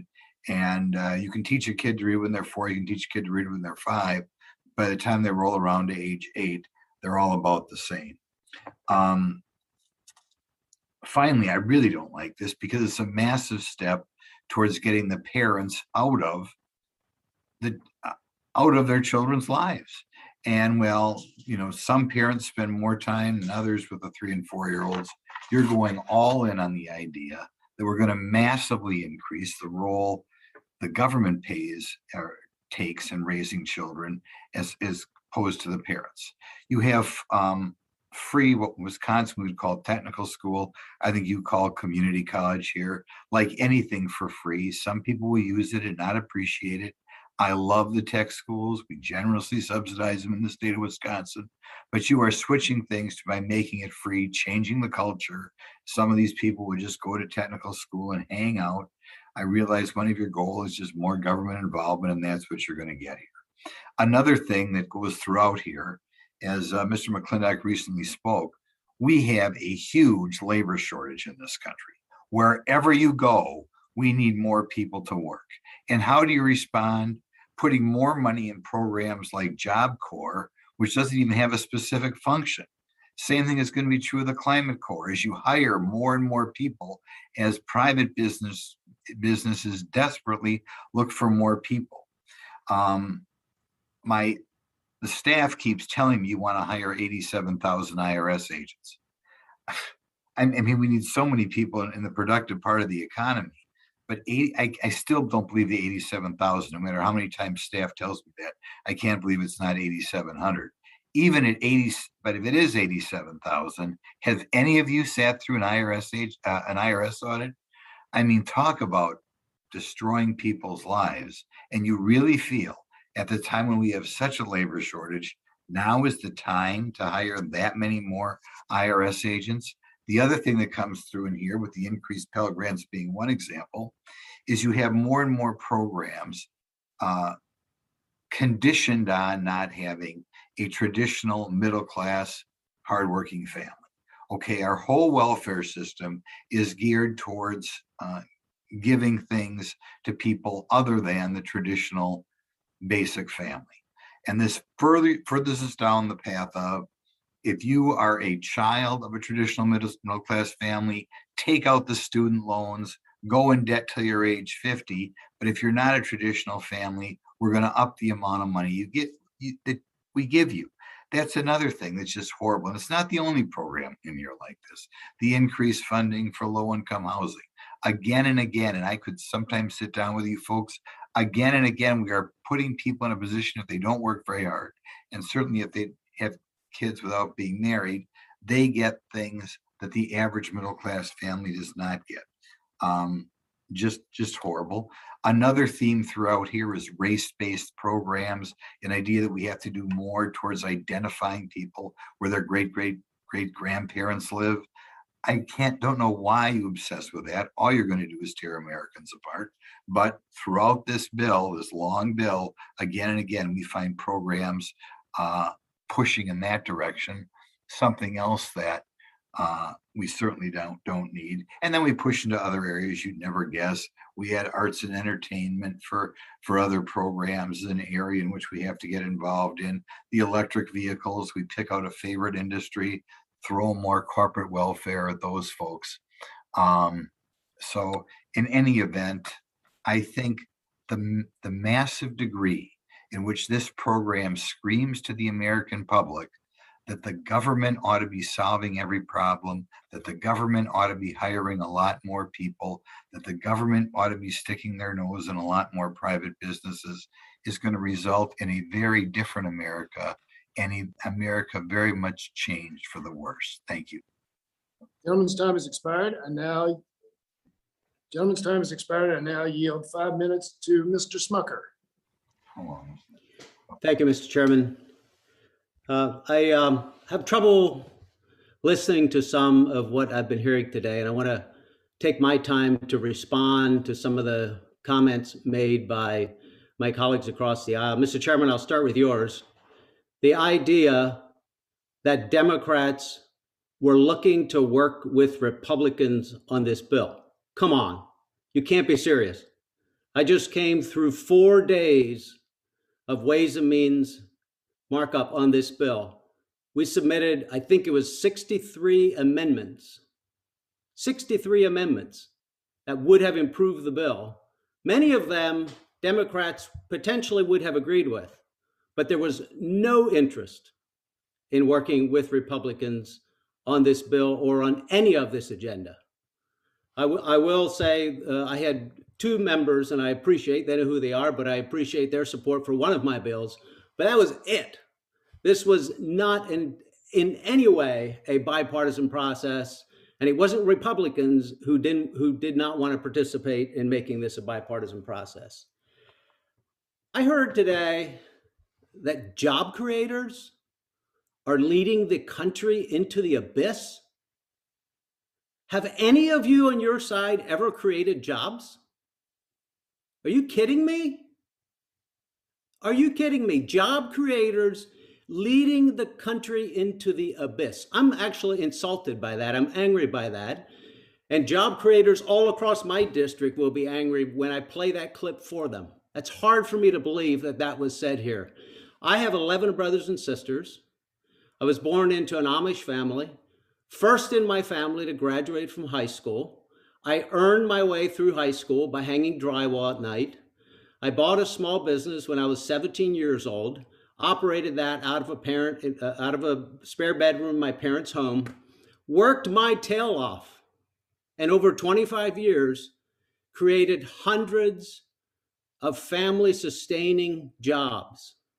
I risked everything I had, ups and downs of that business, but built a great team, created hundreds of family-sustaining jobs over 25 years, and through their effort, we became a leader in construction in our part of Pennsylvania. I don't know if you all know how this economy works. It was said earlier today, our duty starts with ensuring that the basic needs of every American family are met. Seriously? You think it's our job to make sure that the needs of every American family are met? I will agree with one of the first statements, Mr. Jeffries. We are the wealthiest country in the history of the world. That's true. This country has created more opportunity and lifted more people out of poverty than at any other time in human history. We've been the envy of the world for hundreds of years, not because of big government, because we believe in the American people. We believe in limited government and freedom for the American people to do what they choose, to provide for their families, to work hard. Big government isn't the answer. If you think it's our job to provide the needs for every American family, why don't you provide all their needs? Why don't you do it? And why don't you take everything that everyone owns, all the taxes, take all their incoming taxes and give it to other people who need it? Why aren't you doing that? Because it doesn't work. We know how that ends up. Never before in the history of the world has it worked when a country has overspent, over-delivered, and printed money. It doesn't work. I tell you what, I hope the American people are paying attention, because the ideas of the Democrat Party and the Republican Party that you're hearing today have never been more different. Democrats literally believe that big government is the answer. That's what they believe. We don't. We believe in the power of the American people. We believe the American people, not government, has made this the most prosperous country in the face of the earth and has provided more opportunity than ever before. Your program already isn't working. 7 months after Democrats are in power, you've failed to get the pandemic under control, despite being handed 3 vaccines. Inflation is rampant, and that's not just temporary either. That's what you claim, but it's not. Millions of Americans are still out of jobs. They're not working. You're disincentivizing work. And just last week, again, we saw jobless claims begin to go up. Anybody that's watching knows that your policies aren't working, and we have to get back to believing, renewing our belief in the American people. Thank you, Mr. Chair. Gentlemen, Gentleman's time has expired, and I yield 4 minutes to Mr. Jacobs.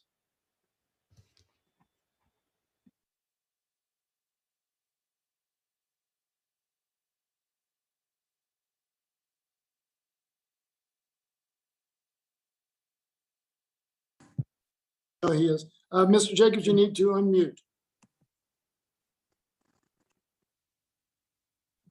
Thought I did. Sorry about that. Your 4 minutes start right now. Okay, thank you. Thank you. Thank you, Mr. Chairman. I want to be on record today to express my deep concern over what is happening here today. This effort today to pass through Congress the largest single spending bill in the history of our country, $4.3 trillion. It's hard for many to quantify this gargantuan bill of $4.3 trillion. There are only 3 countries on earth that have a GDP greater than 4.3 trillion. The annual GDP of the entire continent of Africa is only 2.6 trillion. For the continent of South America, it is about 3 trillion. You would think the historic size of this package would cause the highest level of transparency in the process. Unfortunately, we're getting the exact opposite. It's been written behind closed doors without hearings or inputs from a multitude of experts. This 4.3 trillion expenditure will be in addition to the over 6 trillion we have spent in the last 18 months on the COVID pandemic. Further, we are likely to be bringing a $1.2 trillion infrastructure bill up this week as well. All total will be over $10 trillion, and the majority of this will be put on the government's credit card. And our kids and our grandkids will be stuck with the obligation to make the payments for decades to come. In regards to our federal debt, our debt level is already at an alarmingly high amount. The only other time our debt has been this high is after World War II. The difference is after World War II, our leaders recognized the dangers that the debt level presented and quickly came together and brought down the debt level dramatically in short order. Today, we are doing the exact opposite. We are dramatically increasing our debt by several trillion dollars, several trillion. Under current debt levels, the CBO, the Congressional Budget Office, projects net interest payments on the debt will grow to continue and consume an even larger portion of the federal budget. CBO projects net interest payments on debt would double as a share of the economy from 2022 to 2031. In their most recent long-term outlook, looking from 2021 to 2051, they write this, and I quote, CBO projects that the rising federal debt and higher interest rates would combine to more than triple net spending for interest over the last 2 decades of the projection period. They go on to note that rising debt and higher net interest payments will raise borrowing costs, reduce business investments, slow growth of economic output, and increase the risk of fiscal crisis. And these warnings are before what we are doing here today, adding the entire GDP essentially of the nation of Germany onto our debt load. I urge the majority to, at a minimum, slow down this process, embrace transparency, allow for more hearings and testimony. The unprecedented level of this expenditure merits this, and more so our children and our grandchildren who will bear the consequence of this oppressive debt certainly deserve this. Thank you, and I yield back. Gentleman yields back. I now yield 4 minutes to the gentleman from Texas, Dr. Burgess. And I thank the chair. This bill we're considering today is going to fundamentally change life in America for every man, woman, and child, and not in a good way. To be certain, the upper income levels will be inconvenienced, but the middle class and the poorest Americans shall be devastated. Look, we marked up the energy and commerce portion of this bill over 3 days last week. No Republican amendments were adopted. It is a highly, intensely partisan product that will cost the American taxpayers probably $4.5 trillion over 10 years. I say that because we don't have a Congressional Budget Office score. I know you're advertising $3.5 trillion, but we do not know what the score is on this. CBO will not finish their task for several more weeks, after which this thing, prior to which this thing will be the law of the land It's a dangerous way to legislate. It is dangerous for the economic future of our country. Does anyone think inflation is no longer a concern? Do you think pumping over $4 trillion into this already overheated market, we're practically going to ensure that the economy overheats and maybe even melts down? And we are going to require then the Federal Reserve, the central bank, to raise interest rates on American families. We are going to devastate our nation's energy and our nation's healthcare. This is by design an anti-energy bill. Let's be honest about it. We should commit to making energy more affordable and more reliable and more accessible, but this bill does none of those things. So recently we had an opportunity to see what an energy independent America looks like, and that is a good thing. And now in the first 8 months of this administration, they're going hard in another direction because they want America to be energy dependent on other countries that don't like us. And yes, we are going to raise prices. We are going to raise the cost of energy for over hundreds of dollars for average families. Yes, those are families that make under $400,000 a year and will be subject to a tax increase. It also includes the Clean Electricity Payment Program. This is Waxman Markey dressed up in different clothes and supposed to be more palatable, but it is not. The idea is a zero carbon source electricity market by 2030, but it doesn't work. It distorts markets and then penalizes the sources of energy that actually do work. So what do we get? More cost, less reliability, less resilience of our grid. It also contains some significant changes to the healthcare system, creating a one-size-fits-all health program, decimating innovation, decimating quality of care. Look, you don't have to believe me. Google Charlie Gard. It's spelled G-A-R-D. Have some tissues handy because it is a sad story of what happens when the central government controls all your healthcare decisions. Drug pricing provisions, we're going to force businesses to essentially abandon America as a place to do business. Why? Because if they don't negotiate to the government's satisfaction, they're going to be charged a 95% excise tax for every new product they bring to the market. Look, we were hit with this pandemic. We didn't have an antiviral. We didn't have a vaccine. We didn't have monoclonal, polyclonal antibodies. In less than a year, we had all of those things and then some. That situation would no longer exist if we enact these provisions. And then the Democrats have decided to ignore the 60% of Americans who oppose taxpayer-funded abortions. This legislation eliminates the Hyde Amendment, eliminates Hyde protections, so federal dollars will be used to subsidize the big abortion industry. How is that going to work out? It will not end well. So the magnitude of the changes contemplated in this reconciliation package require the full input of Congress, not just a few on the Democrat side. The expansion to Medicaid alone that they're proposing, federal Medicaid in Texas, would be a federally funded abortion mill. And that is not something that the American people want. I yield back. Gentleman yields back. I now yield 4 minutes to Mr. Klein. Thank you, Mr. Chairman. I rise in strong opposition to this budget proposal. I've been listening to my colleagues and I just can't begin to understand where they're coming from and the hubris with which they claim the hardworking earned dollars of the working men and women of this country.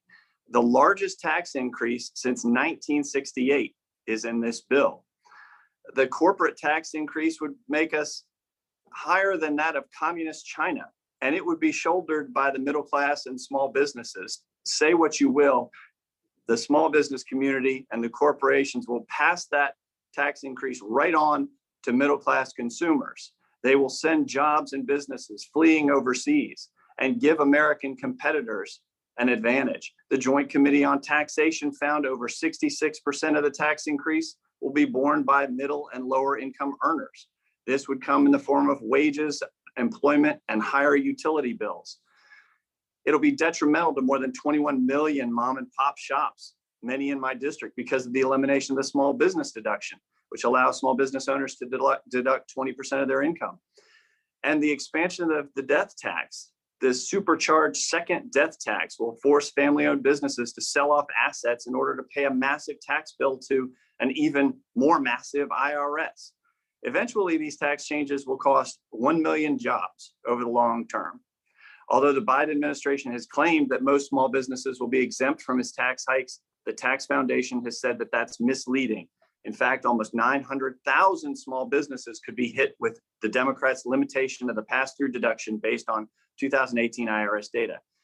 When Democrats try and tell you that their human infrastructure plan, whatever that means, will help those most in need, don't believe them. That's because this proposal would offer a slew of special tax breaks that only the wealthiest Americans can even afford, including a $1,300 tax credit for home energy audits, designer doors and windows, an $18,000 tax credit for a hydrogen fuel cell system for your home, which costs $60,000, a $10,000 tax credit for geothermal heat systems for a home, which costs $30,000, a $52,000 tax savings for restoring the SALT tax shelter, a $12,000 tax credit for a Tesla Model 3, MSRP $49,000, and a $12,000 tax credit for a Tesla Model Y, $60,000 MSRP. Not many folks in my district can afford a $60,000 Tesla when the median household income is $59,900. The level of spending in this plan is absurd, and it's hard to believe that it could get worse, except it did. The tax plan to pay for it will hurt Americans at a time when American families are struggling to recover from COVID, dealing with a stagnant economy, skyrocketing inflation, and higher prices triggered by Democrats' out of control spending. It's a bad plan for working families. I strongly oppose it. And with that, Mr. Chairman, I yield back. The gentleman yields back. I now yield 4 minutes to the gentlewoman from Colorado, Ms. Boebert. Thank you, Mr. Chairman. I just want to start off by saying just how disgusted I was hearing all of these lame excuses by the Democrats and talking about putting American families first. When have Democrats ever created jobs? I have created jobs, and I know how difficult it is to work against the federal government to create and keep these jobs. That's why I'm here, because too many people went to Washington, D.C. on weak promises and folded, and they overregulated, overspent, overtaxed, and destroyed everything that the American worker is building at home. Democrats do not create jobs. They create bigger government, and there's nothing more permanent than a temporary government program. Mr. Chairman, let's call a spade a spade. This bill does nothing to build back better. In fact, it frankly pisses on the American people. It's a political scheme by the Democrats to socialize this country and bankrupt American taxpayers. This is radical, reckless spending spree, and it includes the largest tax increase in American history, a tax increase that will be paid for by the middle class. This doesn't affect these elite that you seem to think that it does. They're already paying their share. This is the Democrat plan. Spend, spend, spend, and then raise taxes for good measure. Is this a joke or what?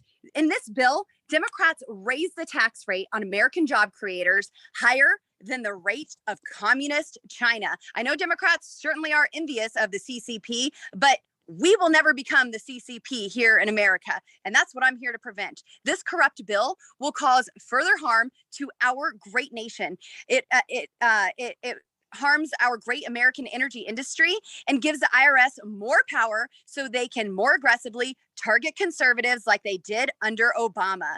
To top it off, they want to grant amnesty and a path to citizenship to 8 million illegal aliens. Yes, there is definitely a replacement theory that's going on right now. We are killing American jobs and bringing in illegal aliens from all over the world to replace them if Americans will not comply with the tyrannical orders that are coming down from the White House. This Democrat bill puts America dead last, and sadly, this is what Americans have come to expect from Trader Joe's regime. Our southern border is completely open. We've witnessed a disastrous withdrawal from Afghanistan and one unconstitutional mandate after another. These actions will have lasting consequences at a high price tag. Since Biden took office, Democrat proposals have significantly increased government spending, and shockingly, these money grows on trees leftists are trying to spend $10 trillion this year alone. This fiscal irresponsibility has long-term effects that will be saddled on the back of future generations, and it's something that we cannot ignore.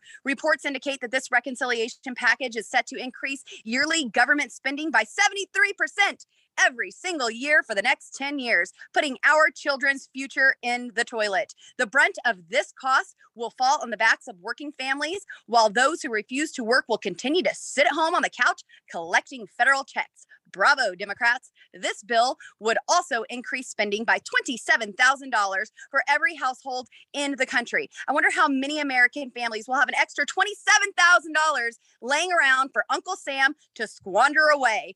And it'll also add a $2.1 trillion in new taxes, the highest tax increase ever. And I wonder how many American families and business owners are thinking, you know what we need to do right now? We need to pay more taxes.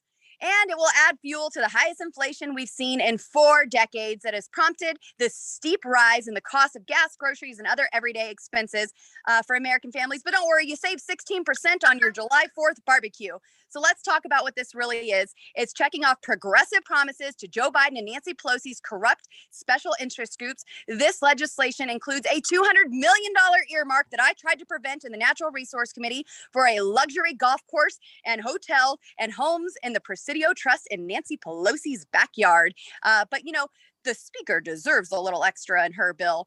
This also authorizes over $100 billion to provide amnesty, free college, and welfare benefits to illegal aliens. I strongly urge a no vote on this. We need to remember that we the people and not we the government, and we the people have had enough. And I yield back. Gentlewoman yields back. Now recognize gentleman from Florida, Mr. Donalds, for 4 minutes. Thank you, Mr. Chairman. Whew. I mean, look, folks, I'm gonna just tell you right now, I've seen a lot in my business career, and I've seen nothing like this. There is no possible way that anybody would ever lend to a company that spent like this, that borrowed like this, that had plans like this, that were so reckless, so out of touch, that would actually, in some respects, strangle your ability to actually raise revenue in the future. I know everybody on the other side of the aisle loves to talk about the Tax Cut and Jobs Act, which we all affectionately refer to as the Trump tax cuts. But one thing that had happened under that tax regime is that the federal government raised more revenue as a percentage of our economy than at any other point in American history. There's never been a time, no matter what tax regime you want to talk about, what presidential tax plan you ever want to talk about, that we've ever raised as much money at that point in time, at any point in American history, as a percentage of our economy. It's never happened. And so the Democrat response to raise $2.1 trillion in new taxes is not going to yield the bounty of plenty that you think. It's actually going to strangle our economy. Because when business owners have to account for new tax policy, it does 2 things. Number one, it strains the bottom line, which also strains productivity. You put on top of that the fact that every small business owner in all of our districts, all across America, are all having problems finding workers. You all know this to be true, just like I know it to be true. So when you do things like take the direct cash payments under the child tax credit, and you make it permanent, what you're actually doing is going to make it harder for small businesses to keep employees on staff. Because if you're getting an additional payment for every child you have, I have 3 of them, by the way. So if you get an additional payment for every child you have, what it actually does, it limits the amount of money you actually need to go and earn. If you have less money you need to go and earn, you then have a decision to make of, am I going to go to work if my employer is not paying me X amount more? That's a direct strain on small businesses, not to mention the strain with new tax increases on small businesses by getting rid or limiting severely the 199A deduction. I know that the talk has been that if we're just raising the corporate tax rate, which by the way, doesn't make any sense at all because we're raising more money as a percentage of our economy from corporate taxes now than we will if you raise it to 26.5. But that being said, the 199A deduction goes after the rest of the businesses in our country that don't file a Schedule C. Then you have to tack on what's also coming with this new thing where we're going to actually put pressure and put requirements on our banking community to give the IRS access to transactions in the bank accounts of every American and every business owner, that is outrageous. There has never been contemplated at any point in time in the history of our country, giving the IRS access to the transaction information of every American just because the IRS is looking under the cushions for more money. Not because somebody's under audit, not because somebody potentially broke tax law, just because they're looking for every possible dollar to fund this insidious nightmare of a spending plan. We are literally going to unleash the IRS on the American people. That's outrageous, folks. Look, I just got here. I wasn't here for the last decade. I know all of you guys have issues with the previous administration, and then our side had issues with the administration before that. I get all that. I get that.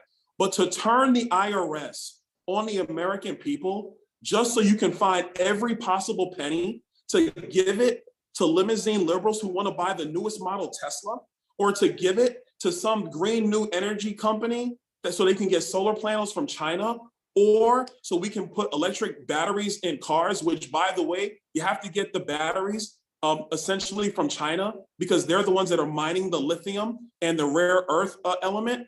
We want to talk about the Green New Deal, but we're not actually recognizing the fact that there's not enough electricity on the grid for all the electrification you want to do in this bill. Where are you going to get the electricity from? That electricity doesn't show up out of thin air. Solar power, wind power, and geothermal are not nearly sustainable enough for the electrification of the federal fleet, let alone making every American buy electric cars. You don't have enough electricity. So what you're going to have to do is burn more fossil fuels. You're going to have to mine more lithium for the batteries. You're going to have to mine more rare earth minerals to support all this. Guys, this is just simply not sustainable. And the last point I'll make is on college education. If you make community college free, what you're actually going to do, be quick. I'm going to make it quick for you, Mr. Chairman.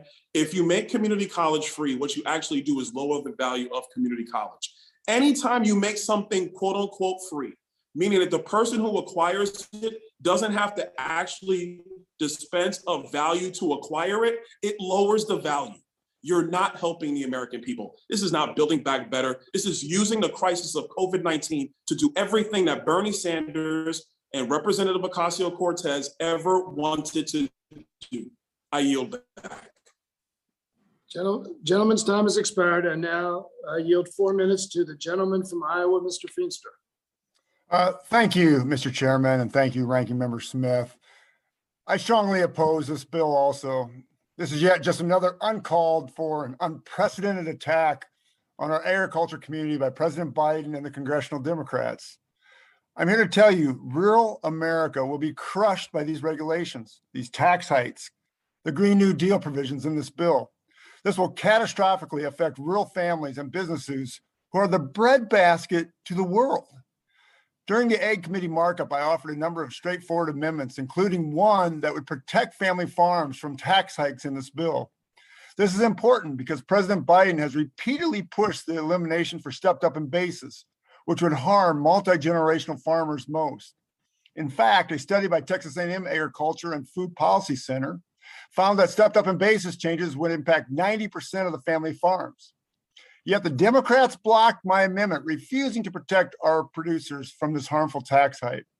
Thankfully, the elimination of stepped up in basis is not in the current bill, but Democrats couldn't let our farmers off the hook.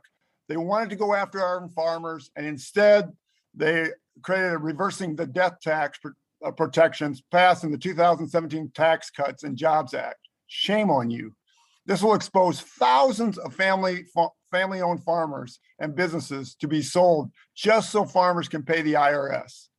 It equates to roughly $82 billion tax hike on farm families. I've said it before and I'll say it again. Our producers are the breadbasket to the world and the economic engine of our nation. They should not have to foot the bill for this reckless spending. It contains a staggering total of $1.2 trillion in Green New Deal subsidies and new entitlement programs. These subsidies include billions of dollars for electric vehicles, And it even allows the wealthy Tesla owners to receive a direct government check. Can you imagine that? The wealthy Tesla owners, they get a government check. Meanwhile, crop growers like my in-laws, my people in Northwest Iowa, the biofuel producers in my district in rural America, they get left behind. They get punished by the Democrats, by the administration with these higher taxes and regulations, all to pay for that crazy Green New Deal. Speaker Pelosi constantly tells the public that Democrats must pass this bill for the children. This is for the children, she stated 14 times in her speech on the floor. You know what? She's right. It will be on the backs of our children for generations to come. The taxes, spending, regulations contained in the socialist Green New Deal spending spree will fall on the backs of our hardworking families across America's heartland. And it will be on the back of every child, including my own. Mr. Chairman, this bill is absolutely egregious. I'm ashamed. I'm ashamed at our government and what you're doing. With that, I yield back and hope everyone votes no. Thank you. Gentleman yields back. I now yield 4 minutes to the gentleman from Virginia, Mr. Good. Thank you, Mr. Chairman. Today, we're marking up the most expensive bill ever considered by Congress. At a grand total of $4.3 trillion, Democrats continue their commitment to growing government, increasing dependency, and putting climate extremism ahead of American workers in their record spending package. Democrats call this bill the Build Back Better Act, but anyone who takes time to look through the 2,400 pages can see that it'll bring economic devastation to all Americans. At a time when inflation is already soaring from their previous reckless spending, Democrats want to spend $4.3 trillion more, but we simply don't have the money. Already our national debt is over $28 trillion. Today, American citizens owe around $86,000 apiece for their share of this debt. This record $4.3 trillion package, which Democrats claim can only be passed in conjunction with another $1.2 trillion deal, will add more than $16,000 in new debt for every American. But what are Americans getting for their share of $102,000 worth of debt? More government intrusion in how you live your life, and more demands from Washington to fund their radical, left-wing, socialist, communist priorities. Americans don't want more IRS agents, more taxes, more job-killing climate extremism, and more corrupt unions. But that doesn't matter to Democrats. In Biden and Pelosi's America, you are commanded to shut up and comply. If this bill becomes law, the government will double the amount of IRS agents and force your bank or credit union to report every transaction of $600 or more to the IRS. Under the guise of holding the wealthy accountable for their fair share of taxes, this new regulation will hurt all hardworking Americans and small businesses. But Americans simply cannot trust this government with more power and more access to their personal financial information. Under this bill, more climate extremism will become the law of the land, and over $630 billion will go towards advancing the policies of the Green New Deal. $7.5 billion will fund the new Civilian Climate Corps and pay the salaries of employees hired to combat climate change on federal lands. Does anybody even know what that really means? Instead of making postal employees, come to work and deliver the mail, $7 billion will be spent on giving them new electric vehicles with batteries purchased from China. While Virginians are paying $4 a gallon for gas here in my home state, this bill will pay the wealthy to purchase electric vehicles. Most Americans just want to fill up their cars and go to work. So why are Democrats determined to change how they live with more crippling environmental regulations? This bill will further diminish the dignity of hard work. Historically, the American dream has been to live in a nation that provides the opportunity for everyone to achieve prosperity if they work hard for a better life. But this bill will help unions live the American dream at the expense of hardworking Americans through tax write-offs for union dues. Not long ago, a famous Democrat told us to not ask what our country can do for us, but to ask what we can do for our country. How times have changed in the Democrat Party. Today, Democrats give us wealth redistribution, radical left-wing policies, and social re-engineering. This is not the Soviet Union of the previous 20th century. Tragically, it's the Democrat vision for America in the 21st century. It's a travesty that this committee is spending valuable time marking up a bill that will add trillions more to our national debt. We have a moral obligation to restore our fiscal integrity, and I wish we were debating a balanced budget amendment to the Constitution. That would bless the generations after us rather than leaving our children crippled with more crushing debt. I urge the committee to rethink these priorities and for all of my colleagues to oppose this bill, and I yield back. Gentleman yields back. I now yield 4 minutes to the gentlewoman from Iowa, Mrs. Hinson.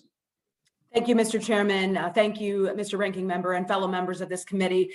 The bill we have before us today is a 2,400-page book on how to disrespect taxpayers. We're staring down the barrel right now of a debt crisis and a government shutdown, yet here we are on a Saturday, virtually, not in person, marking up $4.3 trillion in new spending. Yeah, you heard that right, $4.3 trillion. There's been so much dysfunction surrounding this entire process that my colleagues on the other side of the aisle couldn't even follow the instructions that they wrote themselves. Speaker Pelosi and her caucus love wastefully spending taxpayer dollars so much that they've already gone over that already arbitrary number of $3.5 trillion for a top line that they set for themselves. They've had key provisions stripped in markups due to disagreements within their own party. And they're missing the Congressional Budget Office scores for 9 of the bills. Only around 1% of the spending in the bill has been scored by CBO. And even worse, several sections of the bill that have been scored go over their allotted reconciliation instructions. The Homeland Security section is over its allotment. Do you know how long the section is? 3 pages. 3. They couldn't even keep their spending straight for 3 pages. So you know what that tells me? That tells me they don't respect how hard Iowans are working for those dollars. This is an abuse of the reconciliation process. It's an insult to the American people. And this committee has become a joke. All it is now is a vehicle for partisan reconciliation. We haven't held a normal budget hearing or markup in months. And the bill, and I use that term loosely here, is completely backwards with its priorities. And everyone, I would say in this room, except we know we're all on virtual, but knows that this bill as it stands will not become law. It's too radical. It's the biggest leap towards socialism our country has ever seen. It takes the Marxist ideology that was once just a page in a textbook and turns it into United States law. We've got tax hikes on small businesses and working families, amnesty for illegal immigrants, subsidies for electric vehicles, government-funded college, taxpayer-funded college, and so much more. It's packed full of Washington pork, and it'll make things harder for everyday hardworking Iowans who are already paying more for everyday items because of massive overspending. Inflation is a tax that hurts those of us who have the least in this country. Iowans are paying more for gas, groceries, and diapers, and this reckless spending is going to make it worse. But don't worry, Iowa taxpayer. Nancy Pelosi is spending $25 million of your money on endangered butterflies. Democrats are trying to distract from the thousands of migrants that were under a bridge in Del Rio, Texas. They're trying to distract from the Americans and allies we stranded in Afghanistan. And they're trying to distract from record inflation and a workforce crisis. And they're distracting it by advancing a radical socialist agenda and pretending that the government is the answer to fixing all of our problems. Well, let me tell you something. Government isn't the answer to our challenges. More freedom is. Unleashing the American economy and the American people is the answer. In August, I held several in-person town halls in my district. And trust me when I say the American people do not want this agenda forced on them. Heck, a bunch of House Democrats don't even want it. Really, the only bipartisan aspect of this agenda is opposition to it. This agenda advances policies that are disrespectful to taxpayers, harmful to our rural communities, and threaten the lives and livelihoods of Americans. And in my meetings with constituents, I'm hearing these concerns: labor shortages, inflation, and the burden of the national debt on children. But you know what I don't hear about? How the Postal Service needs electric vehicles, or how we need to spend $1 billion to convert government buildings to green buildings, or how we need to raise taxes on those making less than $100,000. So Mr. Chairman, Mr. Ranking Member, I hope we can get our priorities straightened out and start focus on helping the American people. Let's remember it's their money that we're spending, not the government's money. Thank you, and I yield back. Gentlewoman yields back. I now yield 4 minutes to the gentleman from California, Mr. Obernolte. Thank you, Mr. Chair, and thank you to my fellow colleagues on the Budget Committee. I'd like to ask that we be introspective for a moment here and try and look at the big picture, because here's the situation we find ourselves in as Americans. The current debt ceiling was reached at the end of July. The current appropriations authorizations expire at the end of this month in just a few short days. And Secretary Yellen sent this committee and all of its members a letter last week warning that the extraordinary measures that the Department of Treasury are relying on to pay the country's bills will expire sometime in the month of October, certainly by the end of the month, absent action by the House of Representatives to extend some more borrowing limit to them. So it's not unrelated to the bill that we're considering today, but I regret that we're not having a discussion in this larger context. The bill that we're considering today will have an impact on both of those issues, because although, as been pointed out, the CBO is still scoring this bill, it's very clear that this bill will not be paid for. The committees that have reported out to us have spent more than they were instructed to spend, and some of the pay-fors have not been approved. So this bill will represent one of the largest expansions of government spending in history. Also, by most measures, the largest tax increase in the history of the United States, and yet will still add substantially to the deficit and by extension, the national debt in years to come. And the reason why this matters is this, and these are not partisan figures. These are undisputed. Everyone agrees with what I'm about to say. Our national debt is about $28.5 trillion right now. Last year, it passed the entire size of our economy for the first time since World War II. So we are getting into what most economists label as very dangerous territory. And I know there's been some disagreement, and a lot of it's partisan, on what that danger level is. Some people believe in modern monetary theory, but modern monetary theory does not teach that we can continue borrowing forever. What it teaches is that the danger level, instead of being maybe at 150% of GDP, maybe it's 250% of GDP. But unfortunately, the CBO says in just a few short years, at the pace we're going, that we will pass 200% of GDP in debt, and that at that time, just paying interest on that debt is going to consume over 10% of our total economy, just debt service. So my question to you is this. We are the Budget Committee, right? It's kind of an interesting structure in the House. We've got Ways and Means responsible for revenue. We've got appropriations responsible for expenditures. We in the Budget Committee are supposed to be responsible for planning. So my question to everybody is, what is the plan? And I regret that so often this devolves into finger pointing and name calling. You know, whose fault was this? Which presidential administration spent this money? How did this debt arise? You know, we can have that discussion some other time. What we need to all coalesce around is, what are we going to do about it? And unfortunately, the bill we're marking up today takes us in the wrong direction. We could have a discussion about some of the tax increases in here, and I'm sure we'd have a variety of opinions on it. But instead of spending that money, we could be using it to close the deficit if you wanted to increase taxes on wealthy Americans. So regardless of what is decided today, and regardless of what happens with the reconciliation bill, we need to have a discussion as a Budget Committee, as a House, and as a nation very soon on how to deal with this growing burden, because I think we can all agree that leaving this legacy of debt to our children is the wrong thing to do. I think we all agree that we are obligated to leave the world a better place for our children than the one we inherited from our parents. And a legacy of debt that's going to pass 200% of GDP in a few short years is not the way to do that. I yield back. Gentleman yields back. I now yield 4 minutes to the gentlewoman and newest member to the Budget Committee, Mrs. Miller from West Virginia. Thank you, Chairman Yarmouth and Republican Leader Smith. I also want to thank all of my colleagues for the warm welcome to the House Budget Committee. It's a real honor for me to be able to serve with all of y'all. Today in this hearing, we have the task of analyzing this massive bill that's before us and looking at how it actually impacts the future of America. We just can't think about how this bill will impact the next 2 weeks, the next 2 years, or how it will be even 10 years from now. But we've got to look at how it will impact our future generations. This is a huge responsibility.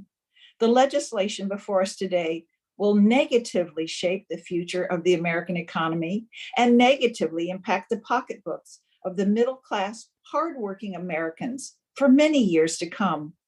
We are not going to build back better with this legislation. At this rate, with the debt that we're incurring and the taxes forced upon the middle-class Americans, we won't be building back anything for a long, long time. This bill was touted to cost a mere $3.5 trillion.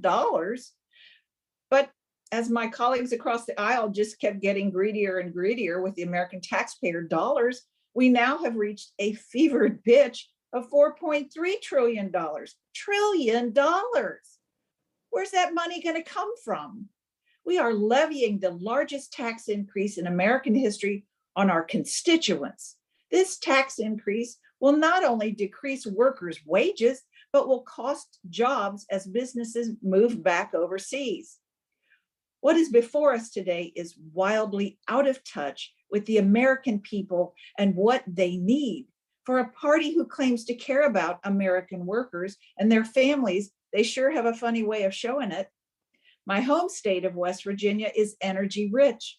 Our coal miners are some of the hardest working people you will ever meet.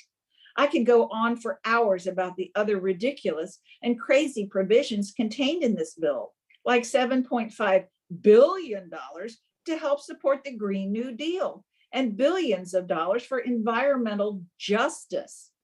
But I will say this, the Build Back Better Act seeks to destroy their careers and their livelihoods. As a mother and a grandmother, I am worried, we're going to be saddling our children, our grandchildren, and our grandchildren's future children with insurmountable debt. For American workers today and those who come after us, we've got to stop this bill. I urge my colleagues to think about the years ahead and not just about what is politically expedient today. I yield back the rest of my time. The gentlewoman yields back. All debate time having expired have been yielded back. And by the way, congratulations to the Republicans. You did very well holding up to the 60 minutes.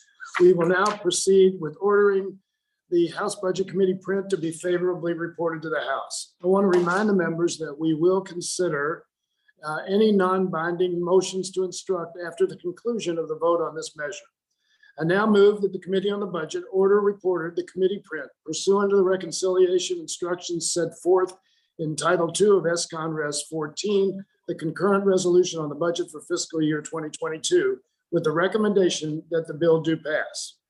The question now occurs on ordering the committee print to be reported favorably to the House. Please unmute yourselves briefly to voice vote. All those in favor say aye. Aye. Aye. Those opposed say no. No. In the opinion of the chair, the ayes have it. Mr. Chairman, Ranking members recognize. Jackson. request a recorded vote. A roll call vote has been requested. As a reminder, members must have their cameras on and must be visible on screen in order to vote. Members should state their names as well as their vote to assist the clerk. Clerk will now call the roll on the motion to favorably report the committee print. Mr. Jeffrey. Jeffries votes aye. Mr. Jeffries votes aye. Mr. Higgins. Higgins, yes. Mr. Higgins votes aye. Mr. Boyle. Mr. Boyle, can I hear your audio?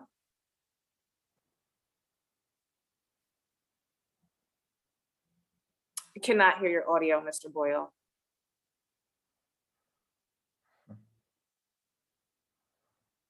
Mr. Doggett? Doggett votes aye. Mr. Doggett votes aye. Mr. Price? Price, aye.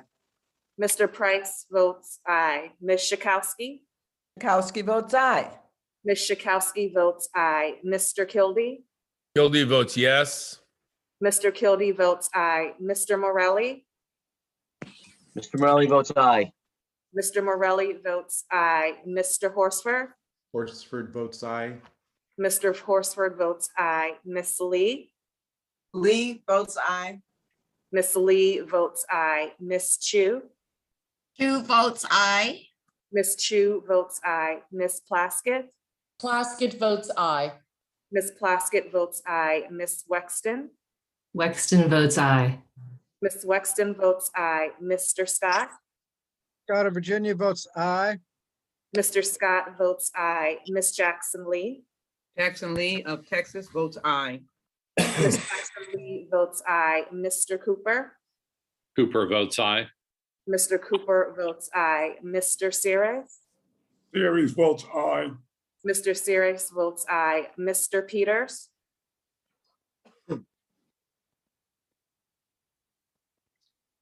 Mr. Moulton? Moulton, aye. Mr. Moulton votes aye. Ms. Jayapal? Jayapal votes aye. Ms. Jayapal votes aye. Mr. Smith? Mr. Smith votes no. Mr. Smith votes no. Mr. Kelly? Mr. Kelly votes no. Mr. Kelly votes no. Mr. McClintock? No. Mr. McClintock votes no. Mr. Grothman? No. Mr. Grothman votes no. Mr. Smucker? Smucker, no. Mr. Smucker votes no. Mr. Jacobs? Jacobs, no. Mr. Jacobs votes no. Mr. Burgess? Burgess votes no. Mr. Burgess votes no. Mr. Carter? Carter from Georgia votes no. Mr. Carter votes no. Mr. Klein? Klein votes no.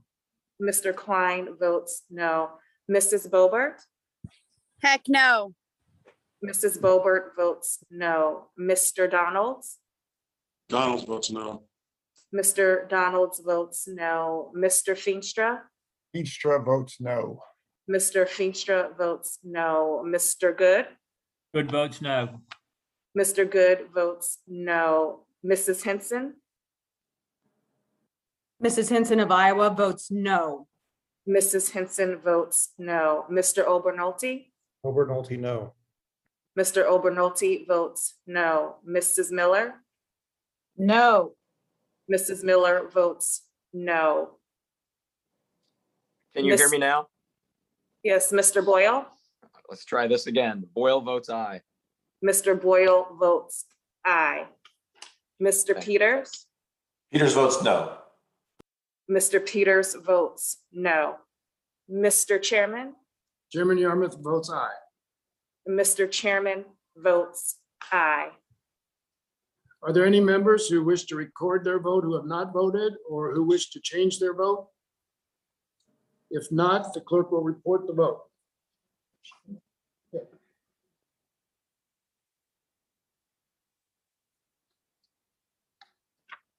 Mr. Chairman, on that vote, the ayes are 20, the noes are 17. The ayes being 20 and the noes 17, the ayes have it and the motion is agreed to. The committee print pursuant to the reconciliation instructions set forth in Title II of ESCON Res, the concurrent resolution on the budget for fiscal year 2022 is ordered reported to the House of Representatives with a favorable recommendation. I note for the record that a quorum is present. The motion to reconsider is laid on the table and the chair authorizes staff to make any technical and conforming corrections prior to filing the bill. Will the ranking member have minority views? Yes, we will, Mr. Chairman. The minority will have the requisite number of days to file its views. Without objection, so ordered. With the bill having been ordered reported to the House with a favorable recommendation and consistent with our agreement, I ask unanimous consent that the committee follow its long-standing custom and entertain the non-binding motions in the list provided in advance by the chairman and ranking member.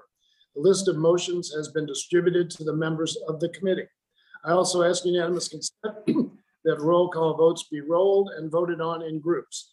After the first half of the motions have been offered, the clerk will call the roll for any recorded votes requested for those motions.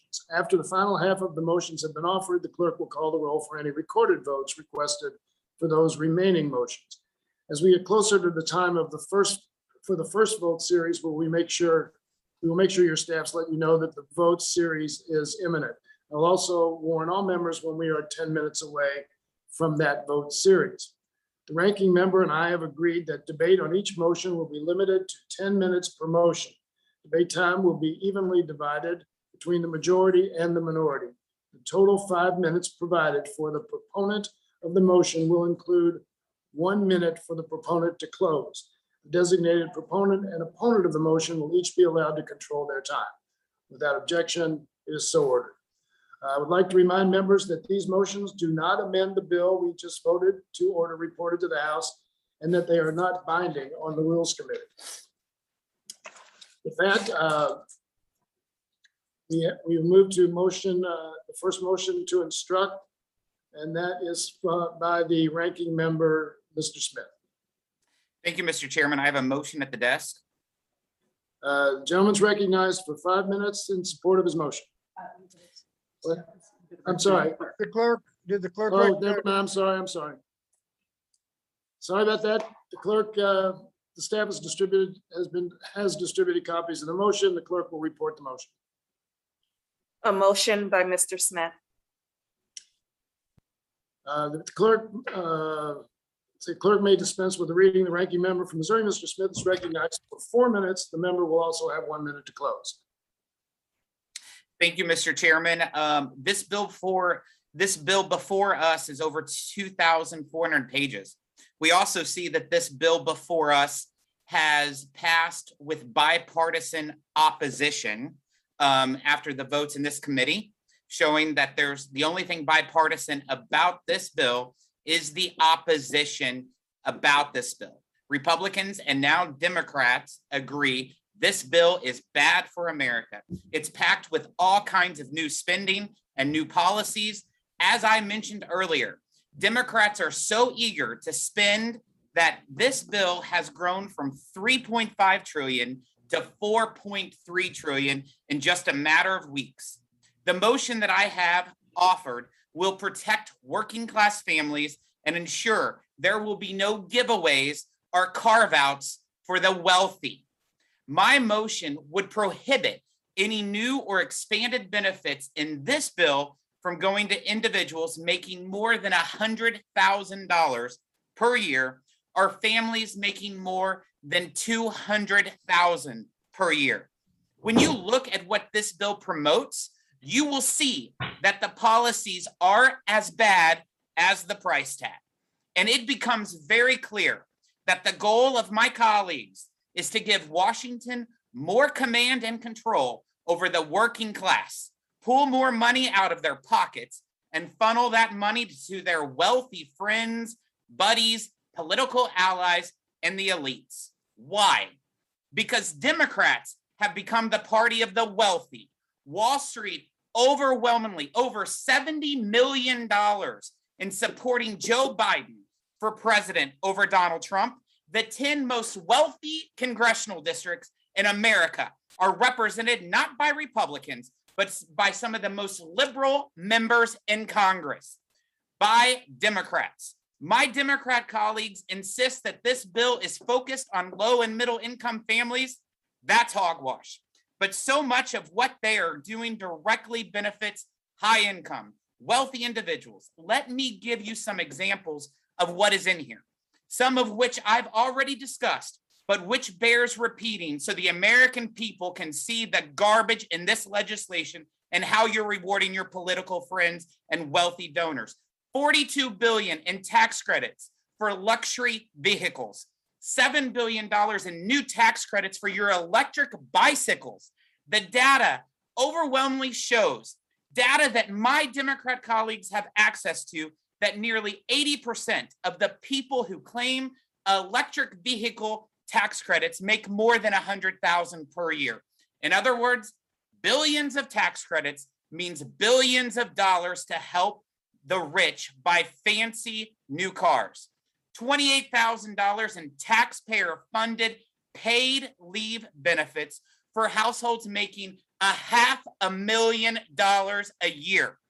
$1,200 average monthly childcare subsidy for a family of 4 making $200,000 a year. $50 billion to award free college to students, including those from millionaire families.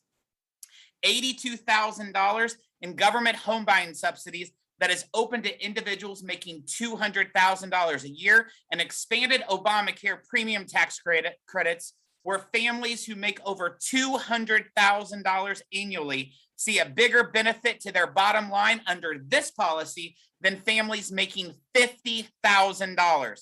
And now they're trying to add in a $36,000 tax break for the top 1%. Give me a break. If you are part of the wealthy elite, then this bill is for you.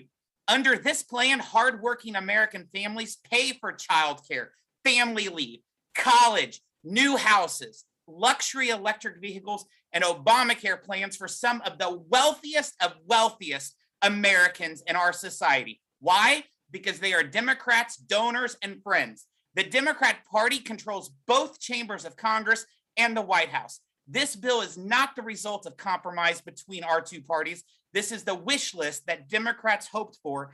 And here it is for everyone to read trillions of dollars in new spending and subsidies for some of America's wealthiest families.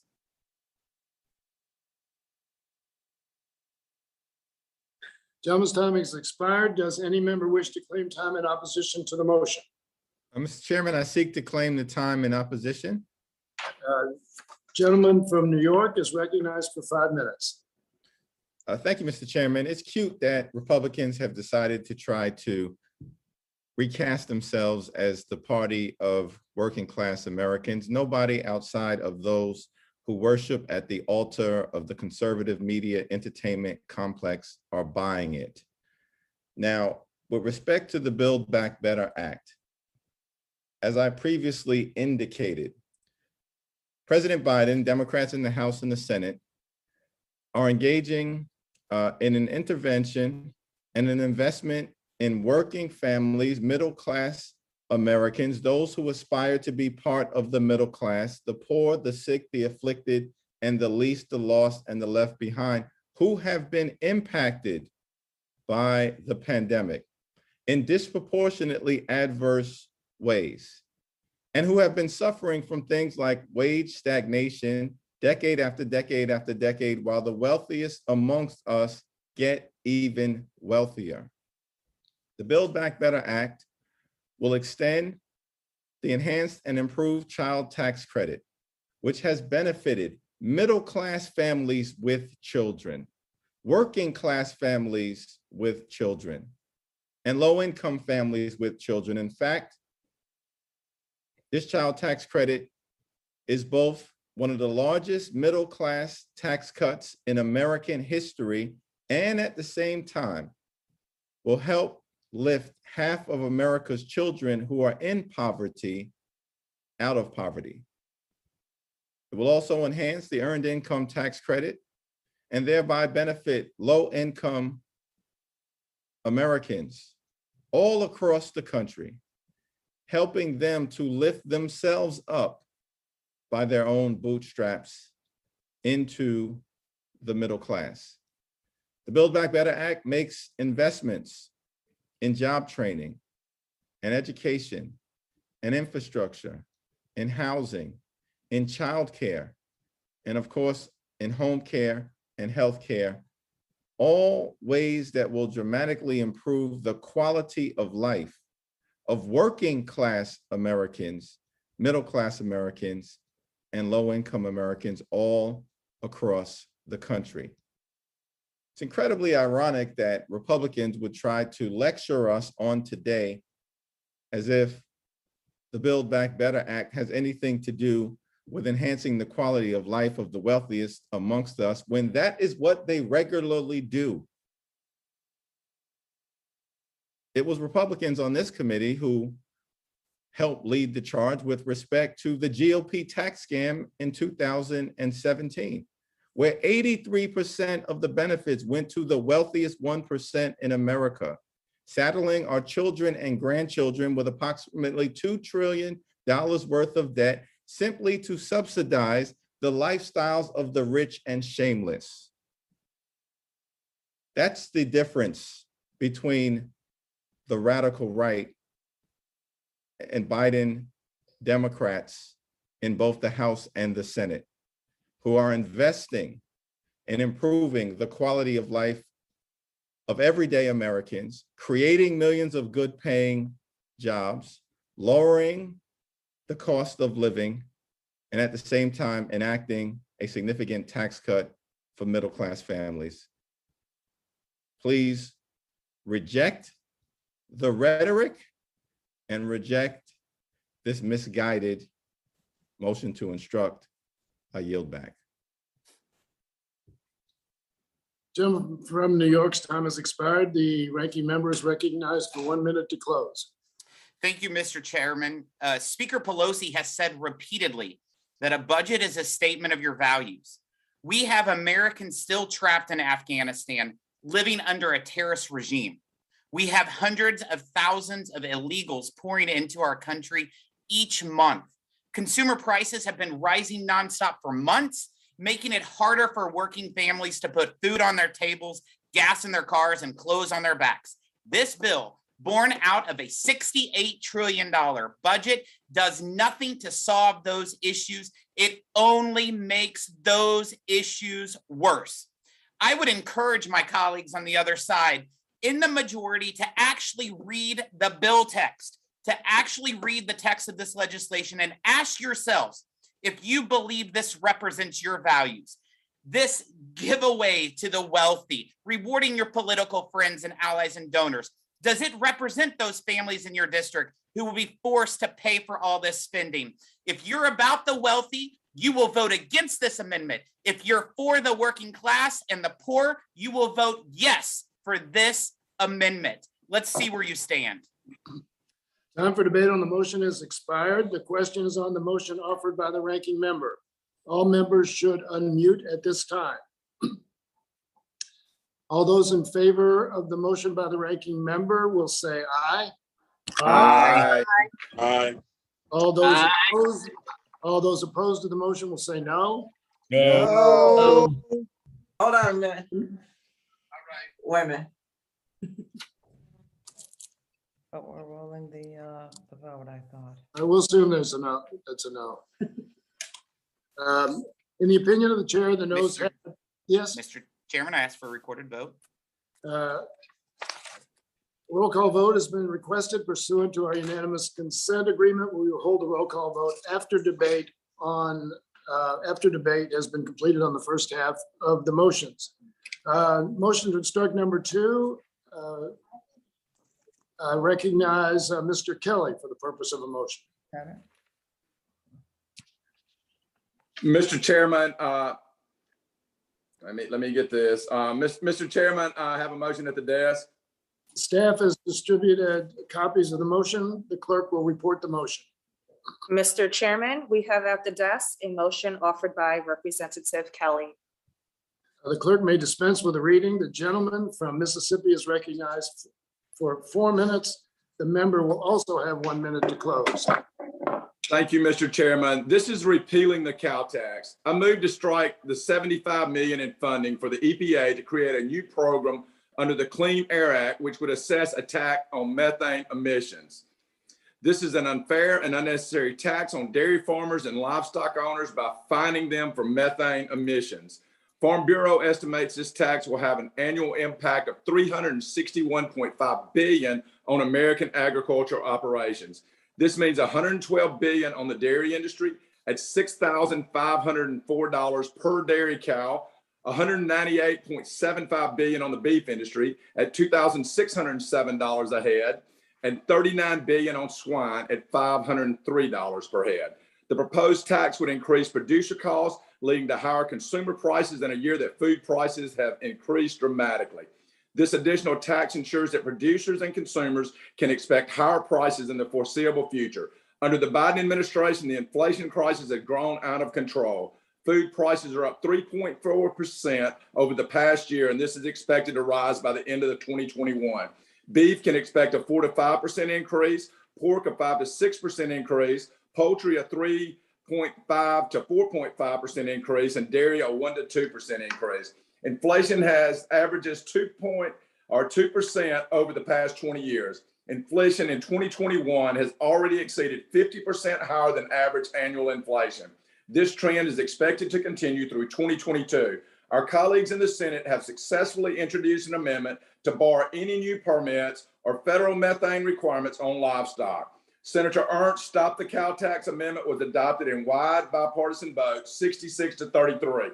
I believe that the House can and should accommodate this proposal to protect farmers and livestock owners in this legislation. I also ask that this committee to fight against the stepped up basis that the Biden administration is trying to do, which will cripple and or destroy our family farms. Instead of the Build Back Better Act, this would more aptly be entitled the Break Our Farmers and Small Businesses Back Act. Instead of punishing family farms, individuals with an IRS audit of all transactions over $600 or our small business by shutting their doors, practice what you preach. I ask that Democrats practice what you preach. Do not reward the rich and special interests. Please help our family farmers. This is so important that we not shut our family farms. They feed the world, not just this nation. Mr. Chairman, I yield back. Gentleman yields back. Does any member claim time in opposition to the motion? Mr. Chairman, this is Jan Chakowski, and I seek to claim time in opposition. The gentlewoman from Illinois is recognized for 5 minutes. Thank you, Mr. Chairman. And I know Mr. Kelly is giving heartfelt thoughts, but I want to be clear. And I want to start by saying that this is not a so-called cow tax on our nation's farmers and livestock owners. The fee is based on existing reporting to the EPA, which does not include agricultural sources. I want to repeat that. Does not include agricultural sources. It is just not true. Instead, this funding would create a new program under the Environmental Protection Agency to assess fees on excess methane emissions from oil and gas operations. This fee furthers, this fee is aimed at companies whose facilities leak methane and waste and further pollute our nation's air and water and extracts and exacerbates climate change. This is unacceptable. All too often, the environmental justice community has disproportionately come under contact with greenhouse gases. So it is time for us to prioritize these communities. The funds that are collected will be used for industrial improvement, expanding air quality monitoring, climate resilience, and environmental restoration, to just name a few of the good things that it will do.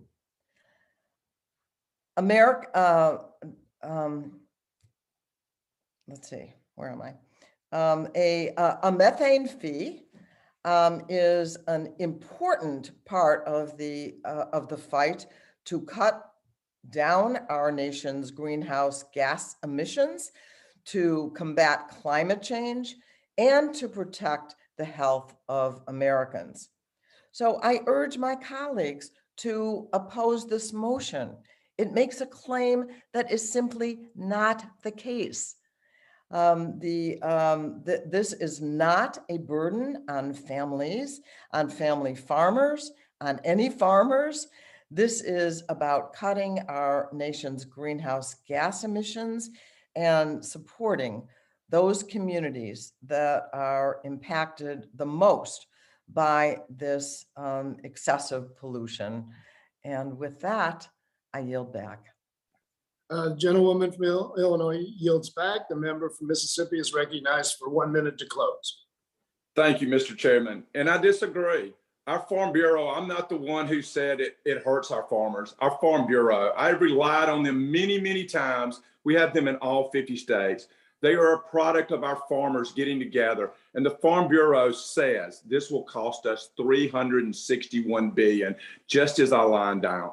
And if it doesn't do that, then we're not hurting anything. If we're prohibiting them from doing that, let's strike this money. Please do not punish our farmers. And there's an accounting at the end of the day, when we continue to make the farmers' price for production go up, just as the $94 billion we spent in agriculture, $0 went to production agriculture, but we're going to give it to the EPA. What's going to hurt is we will not be able to afford to buy the food that we produce in our own country, and we will be food poor. It is a national security interest if we cannot produce food for everyone in the world, especially our nation. And with that, I yield back.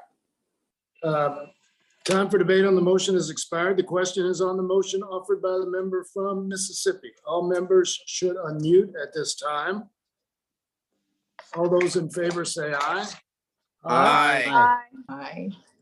Those opposed say no. No. No. In the opinion of the chair, the noes have it. Mr. Chairman, I request a recorded vote.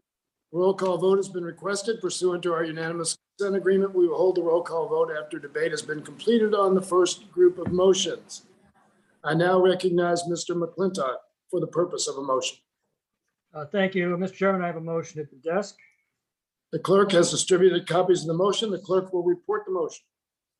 Mr. Chairman, we have at the desk a motion offered by Mr. McClintock. Clerk may dispense with the reading. The gentleman from California is recognized for 4 minutes. The member will also have 1 minute to close.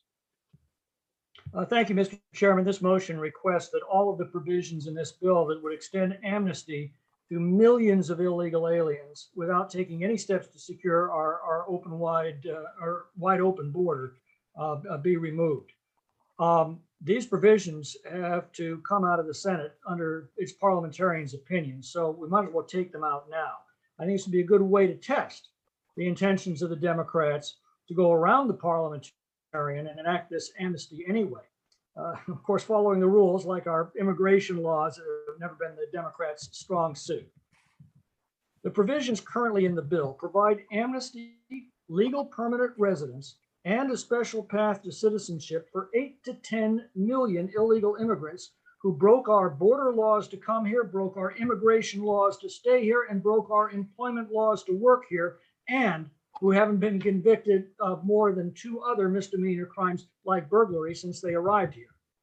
It's important to understand how radical this provision is. Just take the low number, 8 million. That is the entire population, every man, woman, and child now living in the state of Alaska, Vermont, Montana, Wyoming, Maine, Delaware, South Dakota, North Dakota, and Rhode Island combined. Is it any wonder our borders are overwhelmed? Ask the migrants why they're coming. Every one of them will tell you it's because of Joe Biden's promise of admission, amnesty, and citizenship, which this bill fulfills. That's why we're seeing this tragic and shocking human trafficking of young children. And it's going to continue until we secure our border and start enforcing our immigration laws. Now we're told this is to legalize those who illegally took Americans' jobs because they worked as essential workers during the pandemic. Well, in fact, 45% of the entire workforce is considered essential by the government. That's hardly an exclusive group. But what Democrats are really saying is that if you're part of the 55% of Americans they don't consider essential, and you lost your job during these leftist lockdowns, you'll be pushed aside for those who violated our laws, broke our rules, and will now compete in the job market you're trying to get back into, all using your money to do it. Please, would someone explain to me how are American workers helped by flooding the labor market with another wave of low-wage illegal immigration? How are our children who've been robbed of an entire year of their educations helped by filling their classrooms with non-English speaking classmates? How are our communities made safer by making it harder to deport criminal illegal aliens and gang members? Accurate? Yes, ma'am. How are our hospitals made more accessible by overwhelming emergency rooms with illegal immigrants who are demanding care? Every day people ask me, how can this be happening to our country? Well, the answer is pretty simple. If you voted for the Democrats, this is what you voted for. And if you're surprised, then you weren't paying attention. I reserve the balance of my time. The gentleman yields back. Does any member wish to claim time in opposition? Mr. Chairman, I wish to claim time in opposition. The gentlewoman from Texas is recognized for 5 minutes. I thank the chairman. And certainly I do appreciate that every member of this committee and every member of the United States Congress has a right to their opinion. What strikes me and what poses such a difficult question is the complete absence of memory of Republicans in knowing how this country was founded by people who came here from someplace else. Some of us, I might add, came in the bottom of a belly of a slave boat. But we all are in the same boat now. And this nation has been built upon immigrants and the hard work of immigrants. In fact, we are a nation of laws and a nation of immigrants. What my Republican friends and what the radical right has been focused on is victory in 2022. Republican memo of the Republican Study Group says this: if it wasn't crystal clear, this memo from the Republican Study Group says, lean into the culture war. It goes on to say, we're in a culture war, we are winning. That's how they characterize the question of immigrants. I characterize them in a different way. The transformational way that the Biden administration wants to enact immigration reform is to have laws that would give a pathway to lawful permanent residence for Democratic dreamers, farm workers, temporary protected status immigrants, and essential workers, all of whom have been here. In fact, let me share with you, in 2018, the labor force participation rate of foreign-born adults was 65.7%, higher than 62% of Americans. But they were not taking away jobs. In fact, they were focused on an industry of the economy where less Americans were working. Firms in such industries that will have a harder time to staff and need these workers. Why don't we ask our farmers, who've been asking over and over again, to provide a base of having legal farm workers? So when you look at the Statue of Liberty and what she stands for and what America has stood for, not for decades, but for centuries, it is that those who are experiencing violence and poverty and despair, which is driving our immigrants to the border in one instance and crossing the border like Haiti and Central America, they're not coming here to do danger. In fact, the Department of Homeland Security indicated that recent Haitian migrants pose no national security threat. Providing a pathway to LPR, legal permanent residence status, will increase the economic productivity and increase revenues. In fact, the Center for the American Progress has estimated that $1.7 trillion over 10 years as they create more than 400,000 new jobs. The $1.7 trillion, we already know that the $3.5 trillion over 10 years, which most Republicans have not said, my good friends, is paid for and will be paid for. But our persons that flee are fleeing persecution. Maybe when I spoke to the Haitian mother who said her son was murdered in Haiti, and that's why they fled. She was trying to save her other children. Or when another one I spoke to, an individual who fled because he was in the opposition and he was afraid of his family and him being killed. They had a hardship of walking thousands of miles. That's not an easy way to survive. So instead of vilifying our immigrants, Republicans should join Democrats in trying to fix the broken system that comports with our values. It comports with the basis upon which we have found. The reason why the Irish came in the 1800s, fled the potato famine. The reason why the Italians and Germans came in the early 1900s, while Jewish fled the obscene Holocaust from Germany in the 1930s, those that could flee. That is what immigration is all about. We want to punish those, that's what Republicans are saying, whose only crime is being brought here as a child.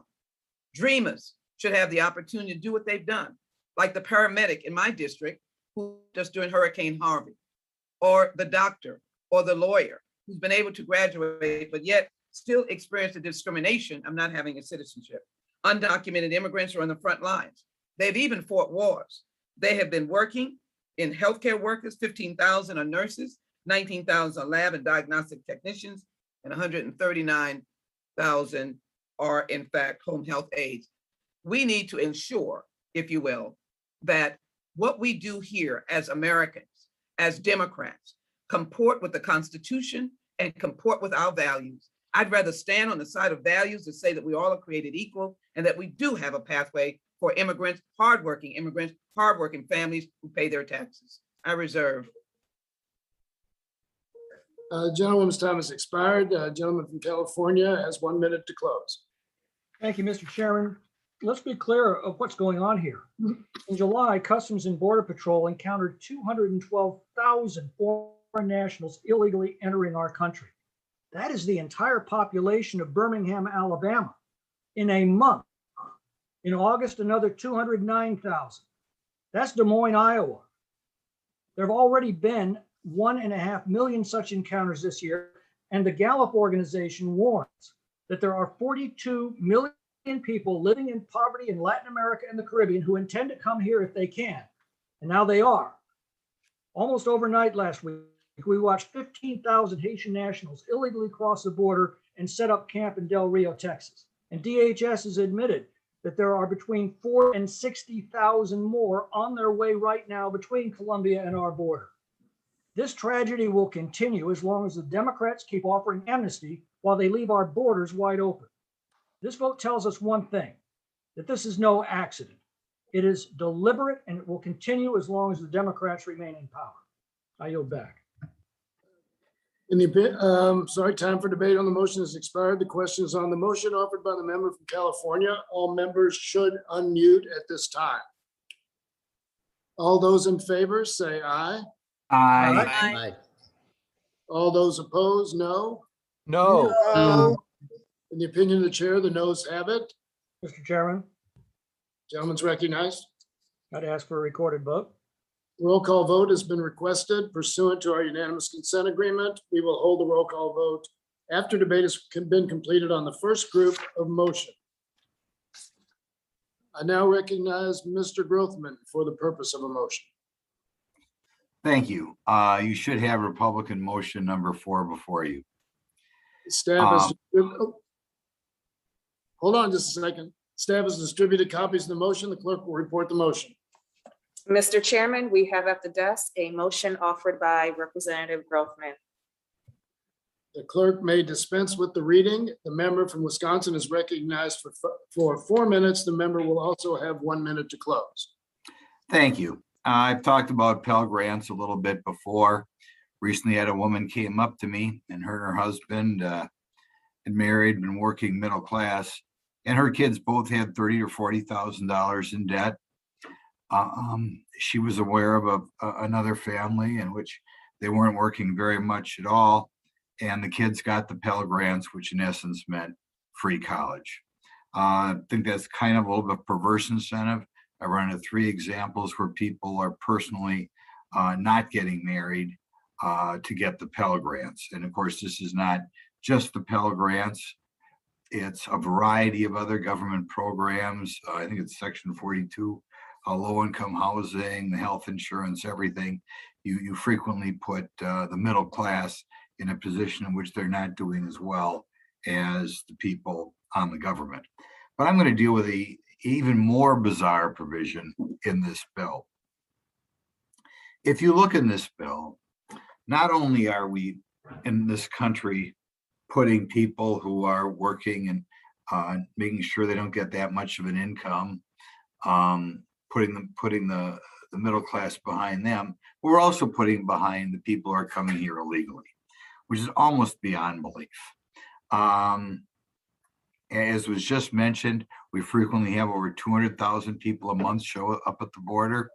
In July, we let in 105,000 people who really weren't appropriately vetted and weren't going through the process, including many unaccompanied minors and all they have to go through.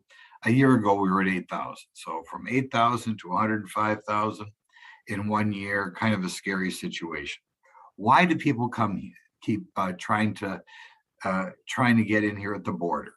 We are a generous country as far as letting people in. And in 2018, 830,000 people were legally sworn in.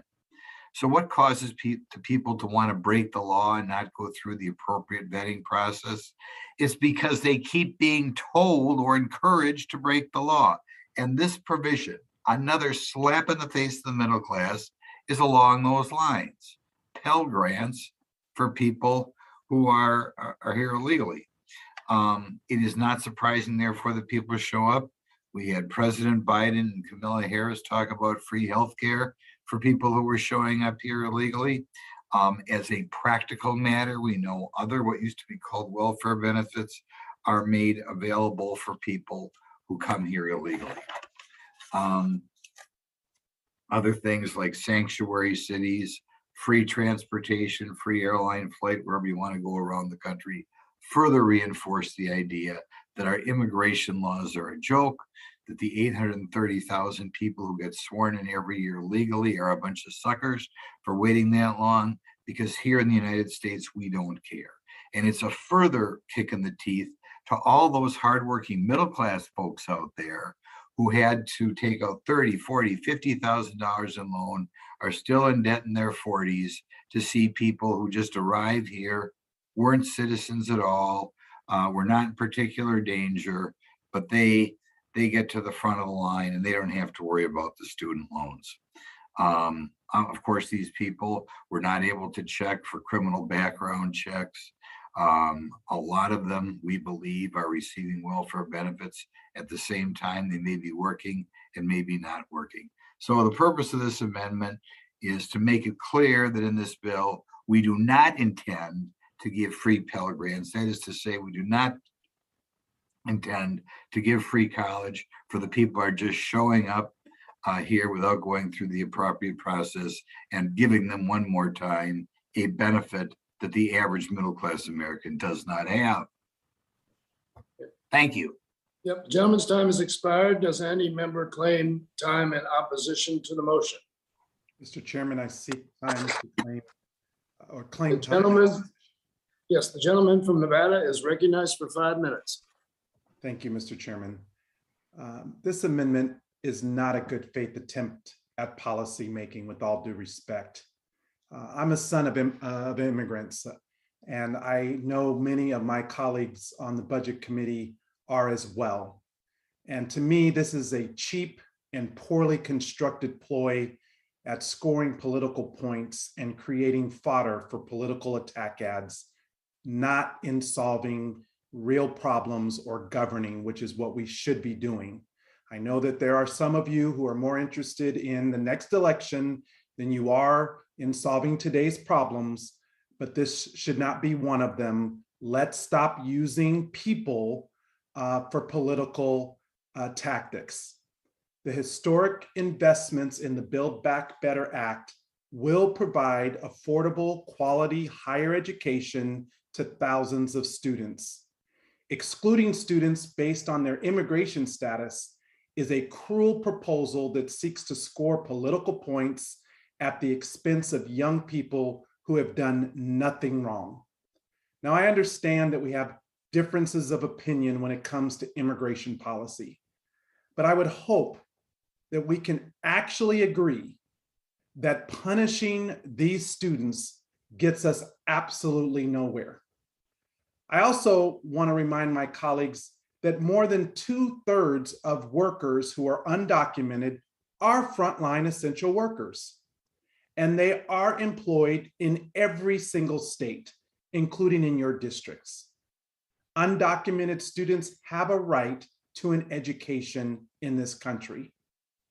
Finally, every conversation on this topic is actually a reminder that we still need to enact comprehensive immigration reform to bring people out of the shadows and to fix our broken immigration system. So to my colleague who is offering this amendment or this motion to instruct, or to my colleagues on the other side, join with me and others on the Democratic side who are sponsoring the Dream and Promise Act. As you know, we actually voted that bill out of the House with bipartisan support because it actually does what it needs to do, which is to address the underlying challenges in our immigration policies and to give a clear path, particularly to Dreamers, to TPS holders, to essential workers, the avenue that they need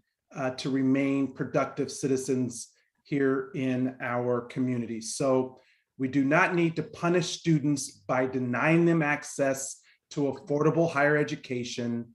That's inhumane. That's not going to work, and it's not solving the underlying problem. And with that, Mr. Chairman, I yield back. Member from Nevada's time has expired. The member from Wisconsin is recognized for 1 minute to close. Sure. I don't think you understood the absurdity of this situation. Today, the American middle class does not get Pell Grants. They are told go into debt 30, 50, 70. Some of these private colleges are even suckering them into going for $100,000 in debt to get their degree. And also every serious person I know thinks we have too many people going to college anyway. Meanwhile, if somebody shows up here legally, dreamer or not, it applies to dreamers, but anybody else as well, they get free Pell Grants, in essence, free college. I cannot imagine what psychological gymnastics you go through to say it's okay to run into time and time again an average middle-class American person in their 40s who still have a student loan, and you think somebody who steps across the Rio Grande should get free college. I mean, it's just beyond belief, but thank you. And I'm going to ask for a roll call on this thing on the other end.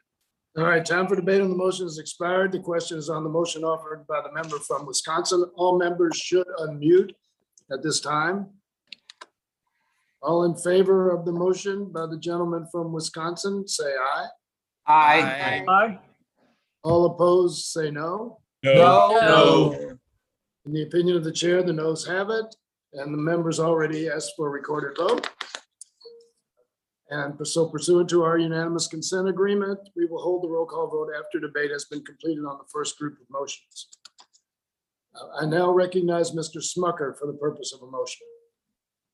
Thank you, Mr. Chairman. I have a motion to instruct that would direct the Rules Committee to make an order, an amendment that would prohibit using stepped up basis to calculate the value of assets during a transfer.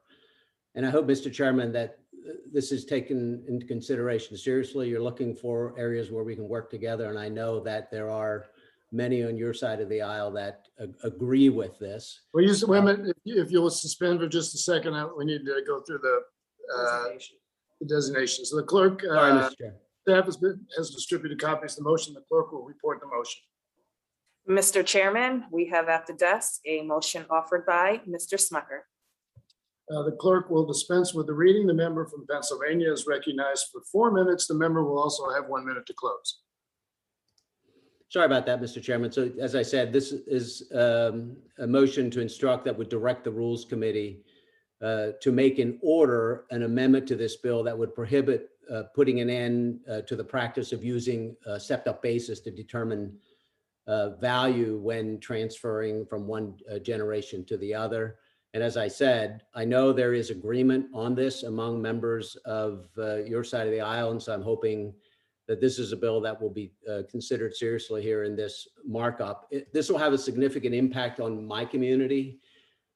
We like to think ourselves in the 11th district in Pennsylvania as the breadbasket of our particular part of the country. I have over 5,000 farms in my district. About 99% of them are family owned. Many of them are multi-generational farms. We actually have farms that extend back 100 to, and even 200 years of the same family owning these farms and passing them down from generation to generation.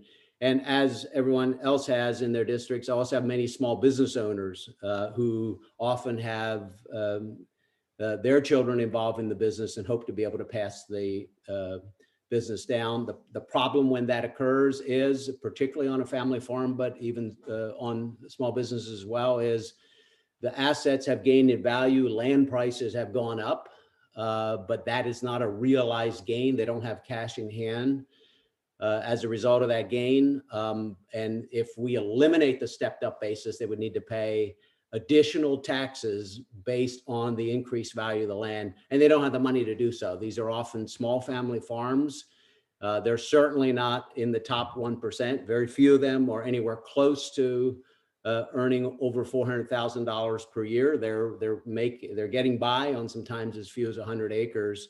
I've been told by many farmers in my area who have gone through the process of transferring a farm from one generation to the other, that if stepped up basis would be eliminated, they just simply would not be able to do so without selling a portion of the farm or all of it. So they had the cash to pay for it. So, this is a bill that, or a provision that really will have an impact on farmers and small business who are hardworking people who are feeding America. And this is very important.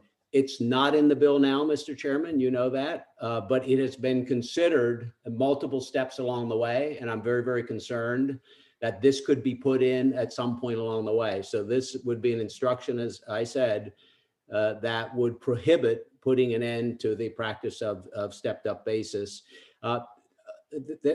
There's been talk, if this is put in, that there would be an exemption included, a threshold of 1 million for individuals and 2.5 million for couples.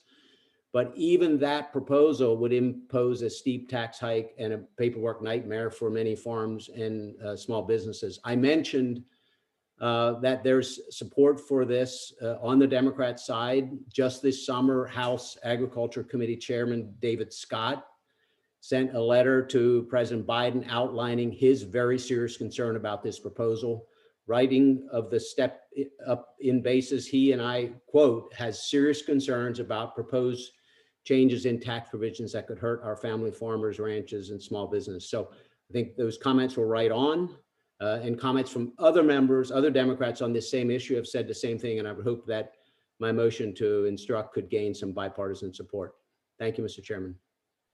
The gentleman's time has expired. I will claim time in opposition to the motion. And I yield myself 5 minutes. As Mr. Smucker said, this provision is not in the legislation. And furthermore, Richie Neal, the chairman of the Ways and Means Committee, has said it's not being considered. So like several other of the motions to instruct, this motion is irrelevant and unnecessary. But this legislation does include a provision that would help first-time farmers, which I think is important. It allows first-time farmers to use private activity bonds to obtain the capital they need to expand their businesses, invest in new equipment, and to hire more workers. So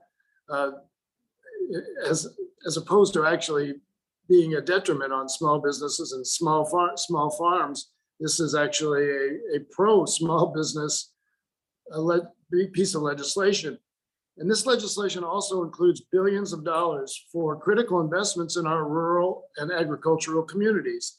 The investments will improve the quality of life in rural communities, mitigate climate change, and strengthen the competitiveness of American farmers and ranchers through agricultural research, innovation, and education.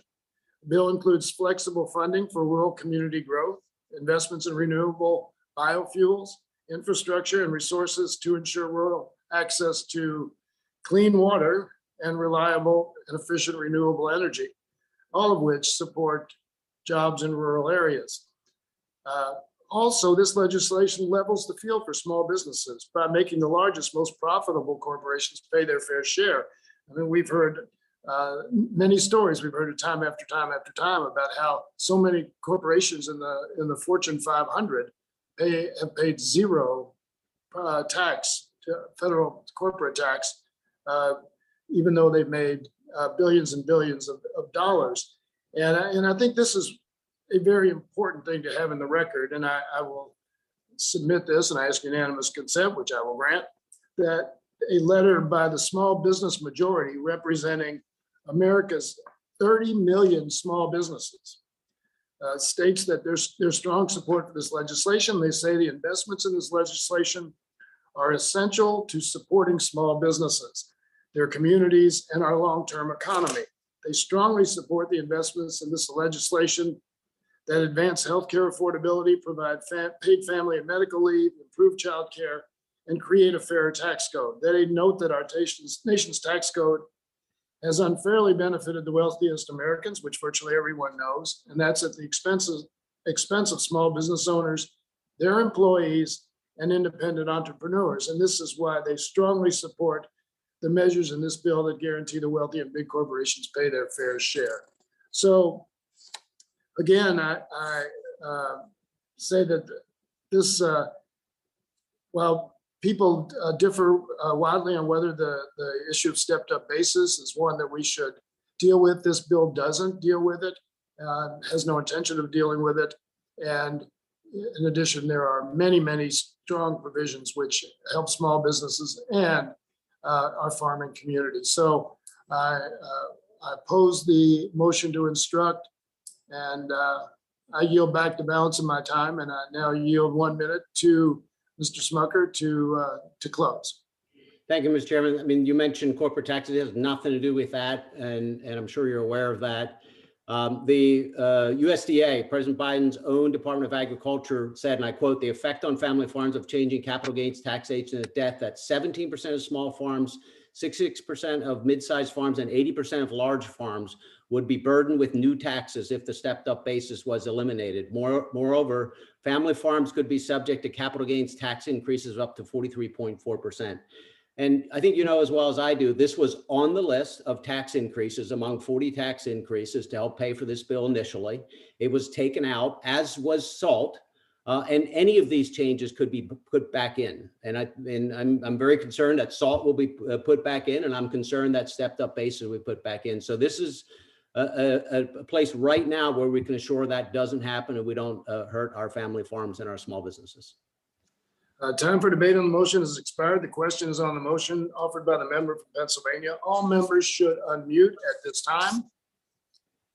All those in favor of the motion say aye. Aye. Aye. Those, all right. Those opposed, no. No. No. In the opinion of the chair, the noes have it. Mr. Chairman, I ask for a recorded vote. Roll call vote has been requested pursuant to our unanimous consent agreement. We will hold a roll call vote after debate has been completed on the first group of amendments. I now recognize Mr. Jacobs for the purpose of a motion. Chairman, I have a motion on the desk. Staff has distributed copies of the motion. The clerk will report the motion. Mr. Chairman, we have at the desk a motion offered by Mr.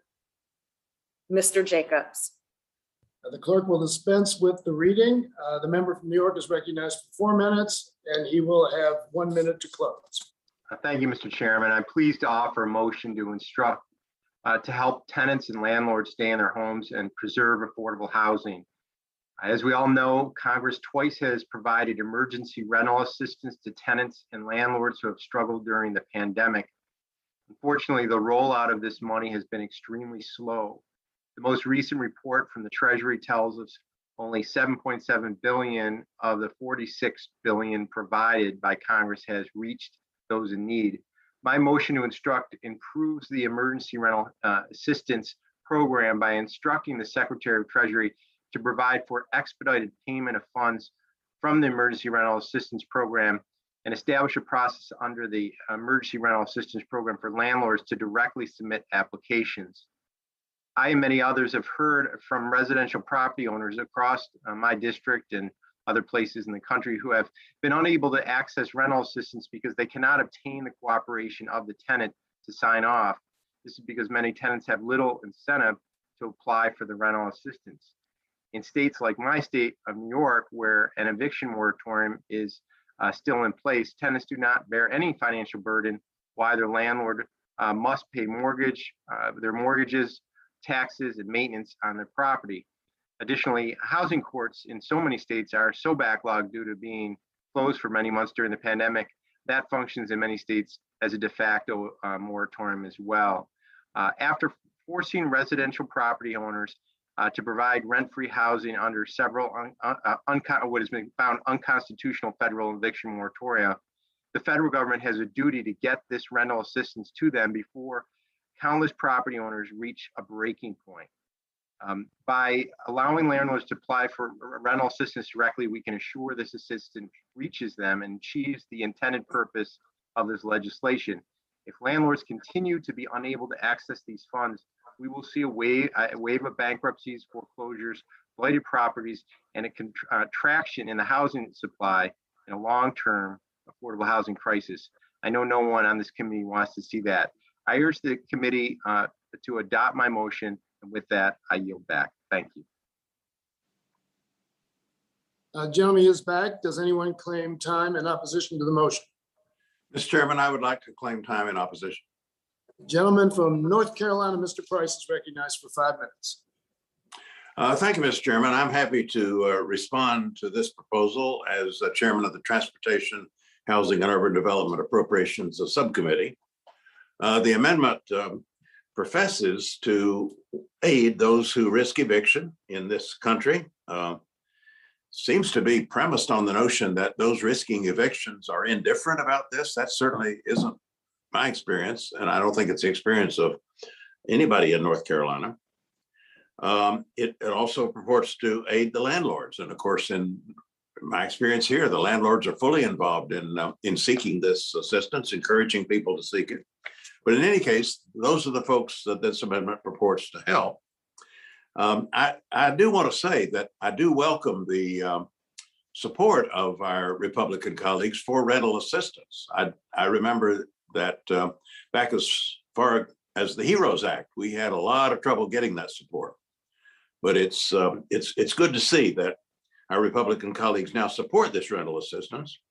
But I want to assure them and assure all of our colleagues that the program that exists in current law already instructs the Treasury Department to provide for expedited payment of funds from this program. And note that in North Carolina and in other states, members have been working for months on this and working successfully, I think, to get these funds into the hands of those who desperately need them, the renters and also the landlords who also have to pay the bills. The idea, of course, is to avoid eviction. The idea also is to meet the obligations that in all too many cases have built up over the course of the pandemic. Now, there have been challenges in getting this program going at full speed and full strength. But our experience in North Carolina is that these funds are now flowing at a better pace. We're continuing to work on it, continuing to cooperate locally. And they're making a tremendous difference. They're making a difference for tenants. They're making a difference for landlords also. The last thing we need is to go back to square one in how we administer this program. So I hope we won't do that. I hope we'll continue to put our shoulder to the wheel and work locally with tenants, with landlords, with judges, with sheriffs, whoever's involved in the eviction process, and whoever can help with this to get the money where it needs to be to avoid evictions and to make landlords whole. There needs to be money in the system, and the money is I do believe, flowing more and more effectively. I want to take just a minute to say what else is in this bill that we do need, and that I hope can have cooperation in achieving. We need to expand access to housing assistance, and it's in this bill to help more individuals and families access safe and affordable housing, with set-asides here for people experiencing homelessness or at risk of homelessness, people who are surviving domestic violence, people who are extremely low income. We need to do, and the bill does do, put attention on pressing safety and maintenance improvement in our public housing stock. We've had that in this district in a very upsetting way. We got to address these longstanding needs, this disgraceful backlog in public housing maintenance and upkeep, hazards of lead paint, carbon monoxide, radon, all too often underscoring these needs. We need to spur community revitalization, generate jobs and economic activity through the expanded community development block grants. That's in this bill. We need to provide down payment assistance for first-time, first-generation home buyers. That's in this bill. We need to fund enforcement of fair housing programs to ensure that the transformational investments in the bill help undo historic patterns of segregation and advance fair housing. That's in this bill. The Build Back Better Act builds on the affordable housing assistance that Congress has provided in our annual appropriations bills and a series of relief packages, COVID relief packages, to bolster our resiliency to natural disasters and a changing climate, to provide a needed commitment to remedying historical inequities, to ensure no one is left behind. I urge my colleagues to oppose this amendment and to continue to support the substantial and necessary investments that this bill includes, which carry forward investments that on a bipartisan basis often our Congress has made. We've made the down payment. This bill fulfills the promise. I yield back. Gentleman from North Carolina's time has expired. The member from New York is recognized for 1 minute to close. Thank you. I just, one example, I just met recently with a husband and wife who are immigrants from India, moved here about a decade ago. Since they've been here, they've bought rental properties and accumulated a decent amount in my area. They came to me because they're in such dire straits, they've actually had to sell some of their properties to continue their mortgage payments. And the reason is because we have an eviction moratorium on the state, and they cannot get their tenants to sign off on getting these funds.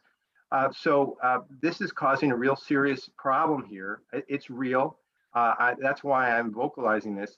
I think our intended purpose is to help both, and we need to tweak this to make that work. We only have 7.7 billion out of 46 billion since January. This program is not moving, and we're going to have a housing crisis if we don't act. Thank you, Mr. Chairman. I call for a recorded vote. Time for debate on the motion has expired. The question is on the motion offered by the member from New York. All members should unmute at this time. All those in favor of the motion say aye. Aye. All those opposed say no. No. No. In the opinion of the chair, the noes have it. The member from New York has requested a recorded vote. A roll call vote has been requested pursuant to our unanimous consent agreement. We will postpone the vote. I now recognize Dr. Burgess for the purpose of a motion. I thank the chair. I do have a motion at the desk. Staff has distributed copies of the motion. The clerk will report the motion. Mr. Chairman, we have at the desk a motion offered by Dr. Burgess. Clerk may dispense with the reading. The member from Texas is recognized for 4 minutes. He will also have 1 minute to close. Thank you, Mr. Chairman. This motion would strike any language in the bill that would reduce Americans' access to life-saving cures, directly or indirectly impose quality-adjusted life year coverage determination metrics on seniors enrolled in Medicare, and prevent drug rebates from being directly realized by seniors enrolled in Medicare, or otherwise disincent the development of new medical treatments and cures. Every one of us has heard personal stories from our constituents about the increasing cost of prescription drugs. Unfortunately, the drug pricing proposal in this package is harmful rather than helpful. This proposal that's in the package would force businesses and biomedical innovation to take the government's price control or be charged an excise tax of up to 95%. And what manufacturer would build capacity in a country where their innovations may be subject to a 95% tax? A recent study by the University of Chicago found that the proposed drug price controls would increase would lead to an average 45% decline in research and development, and that 250 newer drug approvals between 2001 and 2009 would not occur. So literally, lives are at stake. This proposal adopts foreign price controls that rely on quality-adjusted life year coverage determination metrics. This discriminates against individuals with disabilities or other chronic conditions. Medicare already does negotiate for prices for Part D drugs by contracting with private plans administered by PBMs similar to commercial insurance, and has saved seniors and the government billions of dollars in the process. There's also a misguided perception that the National Institute of Health is funding primarily, the NIH funding is primarily responsible for the creation and approval of new therapies. In the year 2000, there were over 23,000 NIH grants. Ultimately, these were linked to 18 Food and Drug Administration approved medicines by 2020. The total private sector for these 18 approved medications was $44 billion. The total contributed by the National Institute of Health was $670 million. This is an example of how important private sector investment is for access to treatments. None of these medicines would have reached approval without substantial collaboration and funding from the private sector. On 15 September, the Energy and Commerce Committee considered a subtitle on drug pricing based largely on HR 3. A majority of the committee members voted no on inclusion of such provisions in the bill. The subtitle failed to report favorably out of the committee and was not included in the submitted legislation to the House Budget Committee. The concern and opposition to the drug pricing provisions put forward by the Energy and Commerce Committee was the rare example of bipartisan opposition to policies pursued by the Democratic majority. While the Energy and Commerce Committee rejected these detrimental price controls, the policy shares jurisdiction with Ways and Means, and identical language is included in the base text that will be considered on the House floor unless amended during consideration by the Rules Committee. But again, Mr. Chairman, an example of bipartisan opposition, in fact, bicameral opposition to inclusion of this language in the budget bill. Gentleman's time has expired. Does any member wish to claim time in opposition to the motion? Mr. Chairman, I seek to claim time in opposition to the motion. The gentlewoman from Washington is recognized for 5 minutes.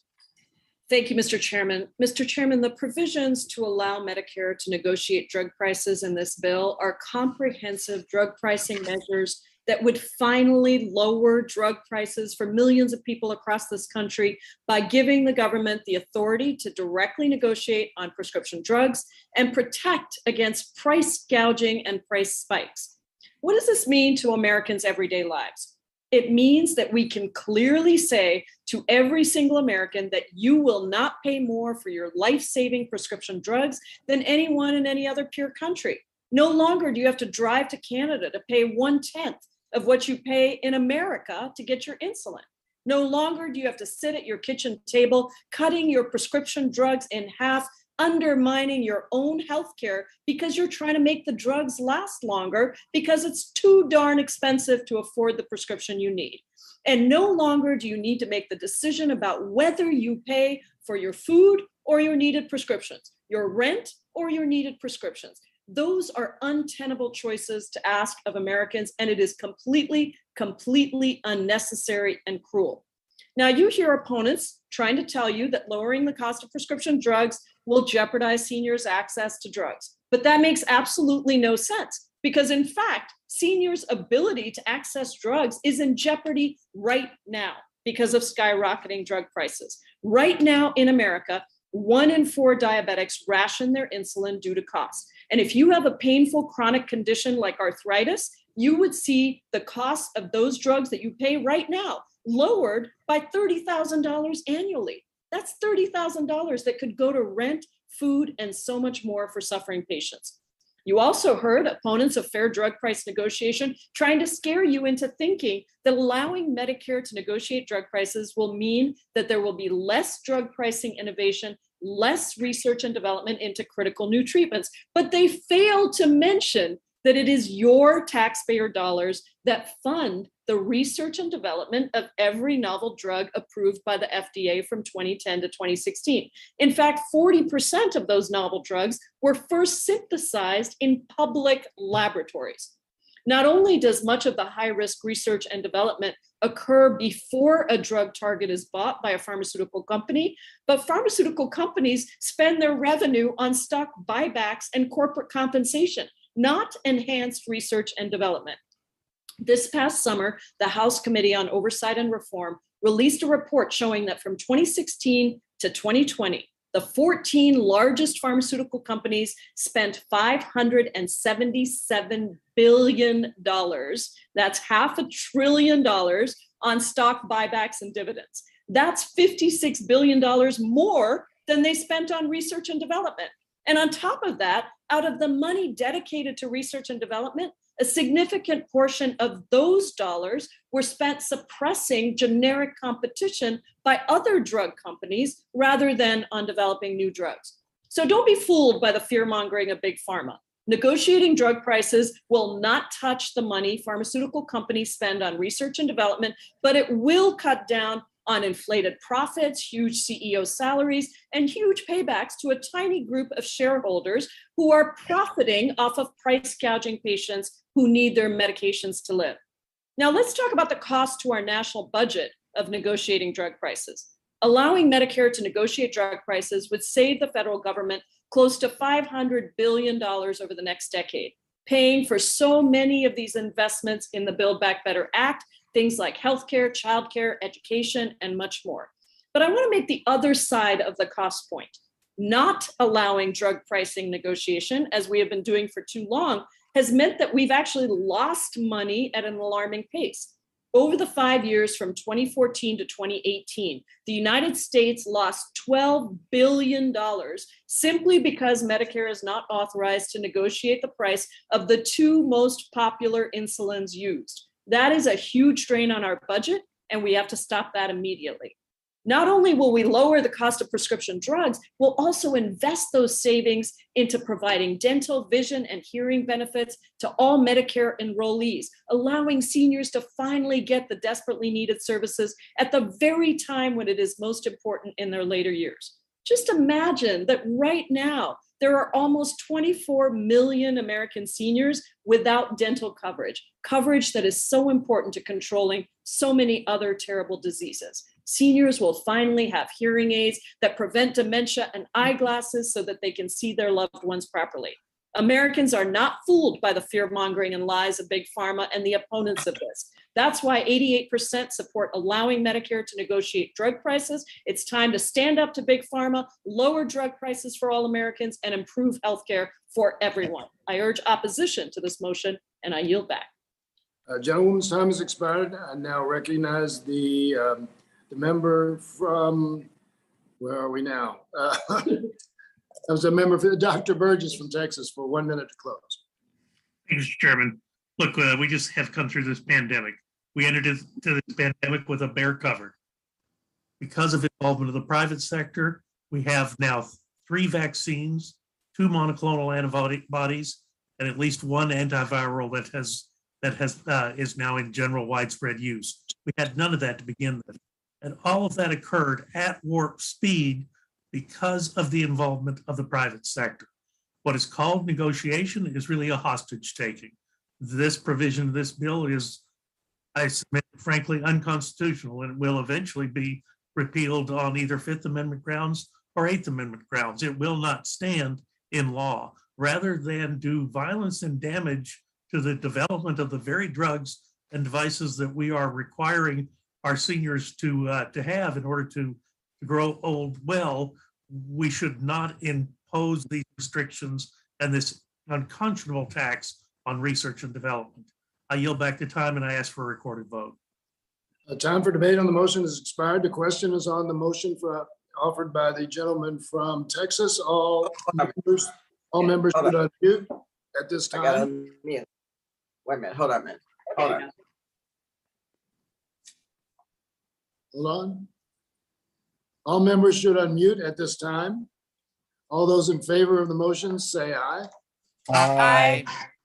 All those opposed, no. No.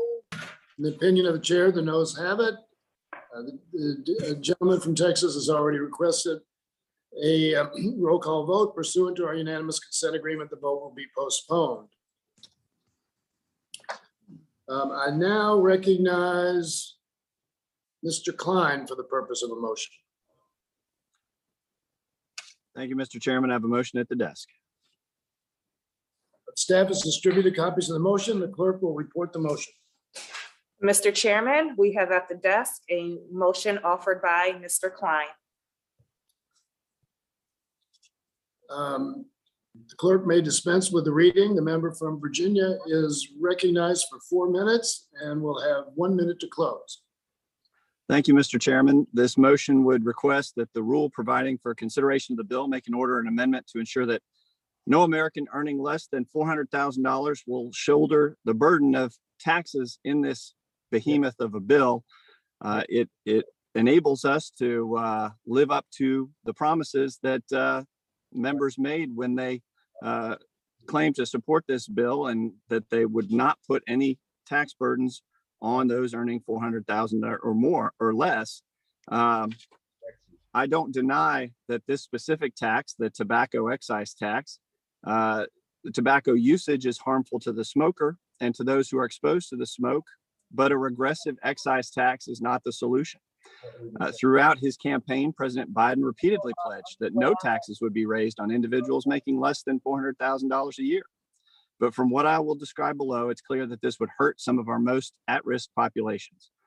According to the Joint Committee on Taxation, 94% of the regressive tobacco tax hike falls on Americans who make less than $200,000 per year.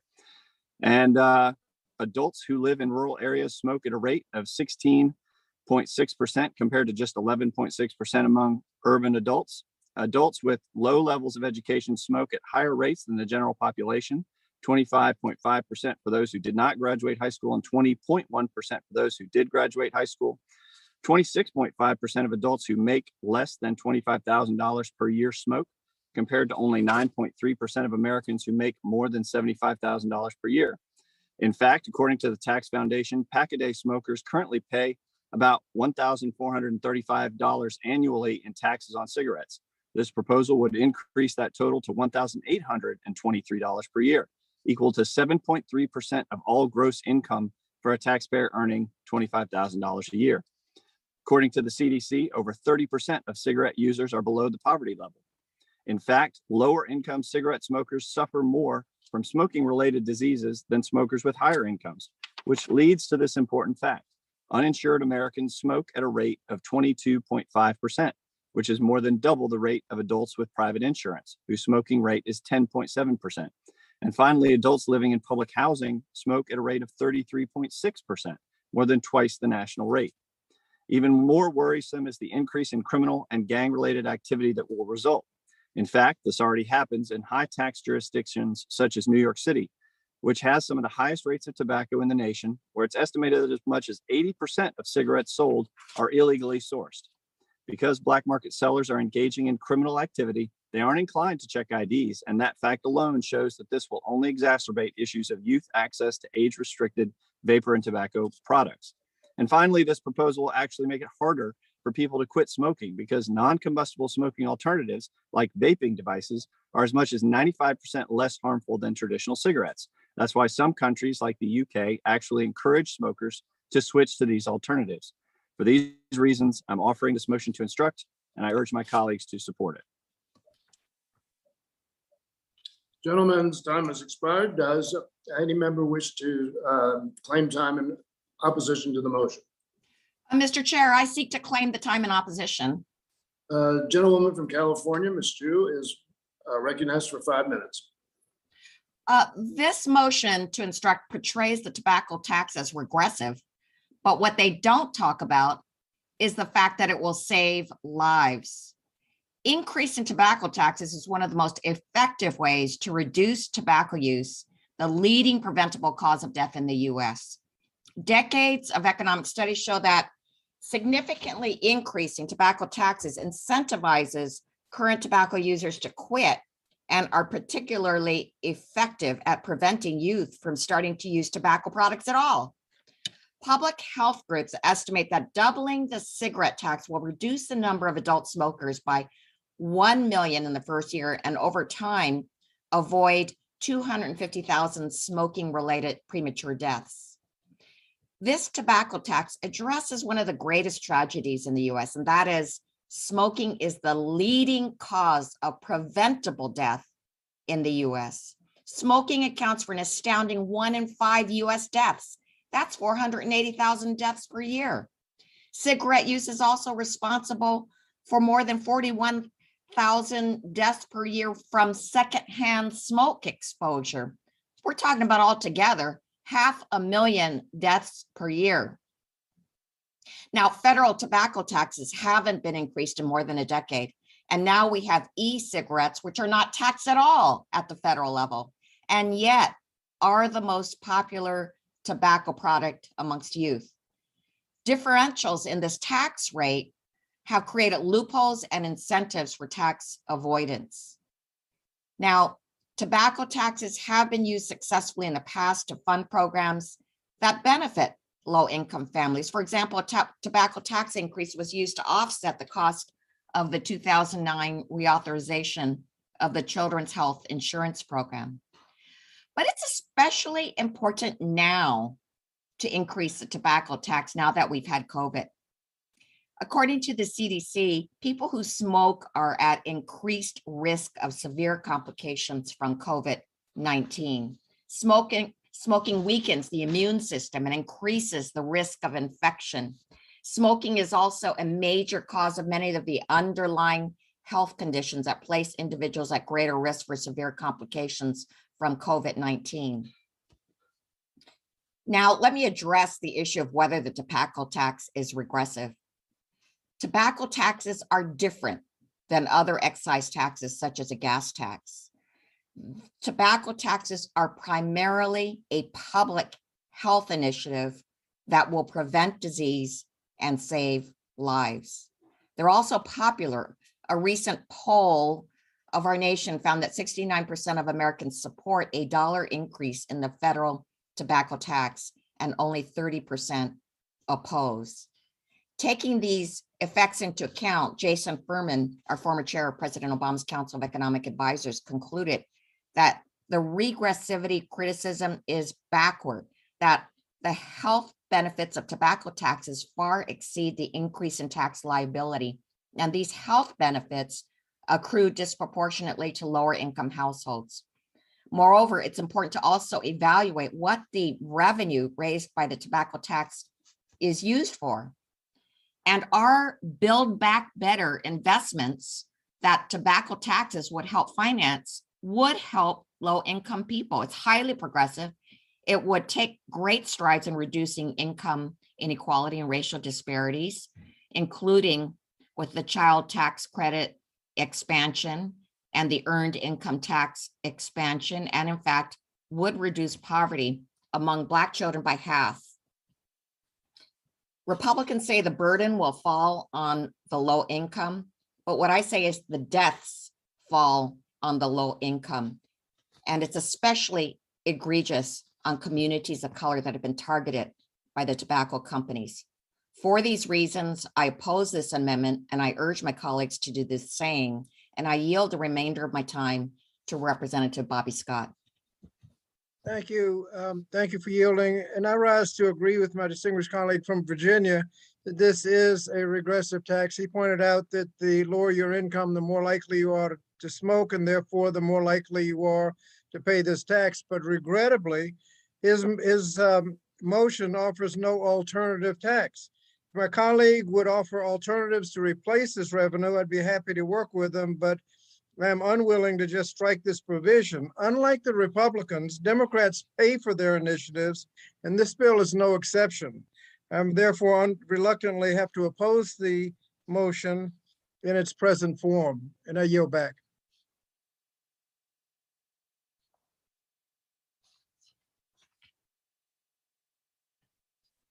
Gentlemen, the gentlewoman's time has expired. The gentleman from Virginia is recognized for 1 minute to close. Thank you, Mr. Chairman. And I want to thank my colleagues for their comments, especially my colleague from great Commonwealth of Virginia. The motion, again, a tobacco tax will hurt lower income individuals the most, breaking a promise made by President Biden to not raise taxes on earners making more than $400,000 a year. It will increase criminal enterprises and gang-related activity. And finally, this proposal will actually make it harder for people to quit smoking. This tax proposal is wrong, and I urge my colleagues to support the motion, and I yield back. All time for debate on the motion has expired. The question is on the motion by the member from Virginia. All members should unmute at this time. All those in favor of the motion say aye. Aye. Aye. All opposed say no. No. No. In the opinion of the chair, the noes have it. Mr. Chairman, I ask for a recorded vote. Roll call vote has been requested. They never do, but they. Consent agreement, the roll call vote will be postponed. And before this next motion, I want to advise everyone that following this next motion, which is the 9th of 18 that will be offered today, we will have the series of roll call votes on the first 9 motions. So prepare for that. I now recognize Mr. Carter for the purpose of a motion. Thank you, Mr. Chairman. Mr. Chairman, today we're debating a seismic overhaul of Medicaid. Mr. Carter, if you can suspend for a second. And then we'll have some votes. The staff has distributed copies of the motion. Clerk will report the motion. Mr. Chairman, we have at the desk a motion offered by Mr. Carter. Clerk may dispense with the reading. The member of Georgia is recognized for 4 minutes, and he will have an additional 1 minute to close. Thank you, Mr. Chairman. Mr. Chairman, today we're debating a seismic overhaul of Medicaid that will upend the program as we know it. From 1965, when the program was founded until this very markup, Republicans and Democrats alike have said that states should be able to design the best possible Medicaid program for their constituents. That's why even in their misguided efforts to force states to expand Medicaid and the Affordable Care Act, they left the ability to operate and manage Medicaid policies at the state level. The Supreme Court concurred and determined the Affordable Care Act's forced Medicaid expansion was unconstitutional, leaving the decision to expand it up to the states. Today, though, Democrats are preparing to seize control of Medicaid and end this state-federal partnership that has worked for over half a century. Why is that the case? They don't care about what works and instead are dead set on fulfilling a campaign promise to build a bridge to 100% federally run health care. Let me be clear. My Democrat colleagues have made it known they think they are smarter than our state elected officials. They have constantly tried to take away constitutionally mandated state powers in favor of letting swampy DC bureaucrats decide how our lives should be run. Instead of making DC bureaucrats more powerful, let's actually work together to make the Medicaid program work better for the states and the people they serve. My home state of Georgia, for example, received an 1115 waiver last year to expand Medicaid up to 100% of the federal poverty level, which is a level lower than the ACA's Medicaid expansion level. Why did Georgia pursue this option, you might wonder? It allowed our state to reduce the rate of uninsured Georgians who weren't eligible for coverage in the exchanges in a manner that met our state's budget and resource needs. Mr. Carter, if you will suspend for a minute, would you turn your video on? I'm sorry, I thought it was on. Okay, you may continue. It is on? Okay. Geez, I lost my place. For real? It just went off again. It went off again. Okay. I apologize, Mr. Chairman. Mr. Chairman, I'm going to ask my colleagues to preserve the Medicaid programs we have and let the states serve their people in the best way possible in our reserve. Okay, see if you can get yours on for your close, if that is possible. Okay, I will. Thanks. Does any member claim time in opposition to the motion? Yes, Mr. Chairman, I would claim time. The gentleman from Texas is recognized for 5 minutes. Thank you very much. After Republicans used more than a decade using every trick in the book, losing twice in front of the Supreme Court to destroy the Affordable Care Act for any American, today this motion is designed to deny its benefits to the most needy Americans. In fact, 2 million people in Texas, 6 million across the United States have never gotten any benefit from the Affordable Care Act because their governors and reactionary state governments have been unwilling to accept initial federal funding of 100 cents on the dollar to provide them coverage. I can tell you, I have looked in the face of a family that was too poor to get any federal assistance when their slightly more prosperous neighbors were getting substantial help through federal tax credits. It's difficult to explain why such an injustice occurred, and it is solely because of irresponsible state governments. And I will tell the gentleman that when it comes to understanding the needs of people like that, yes, I think members of Congress who want to do something to meet those needs are far smarter than those who are pursuing their smart political ambitions instead of pursuing the fulfillment of the needs of the most needy people in their state when it comes to health care. And we're not just talking about some theoretical federal program. We're talking about a way to make a family physician and essential medications available to a poor family. There is a federal responsibility to ensure that every American can exercise their fundamental right to health care.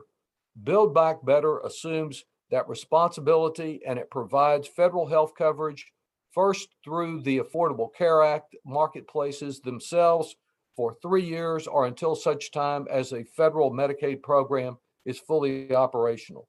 These provisions guarantee that our most economically disadvantaged neighbors are no longer left out and left behind as they have been for over a decade.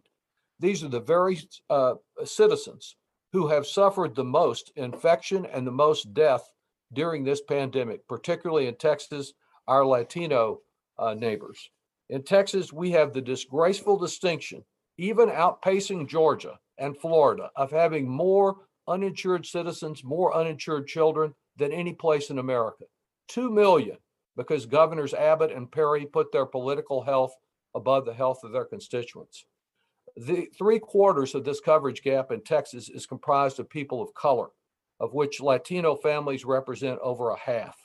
They borne the great burden of the pandemic. They deserve to get access to a physician. But it wasn't just their exposure to this dreaded virus that led to such devastating outcomes. It was the many years before the pandemic that they were denied access to a physician. Another consequence of no coverage, our unacceptable maternal mortality rate. 1 in 5 uninsured women of reproductive age are Texans, yet they keep falling behind. And Black women in Texas are 3 times more likely to die from pregnancy than white women. There's something we can do about it, and we're doing it with Build Back Better. The Children's Defense Fund in Texas says that closing the Medicaid gap is the most significant single thing that we can do to create more equity and address the structural racism in our healthcare system.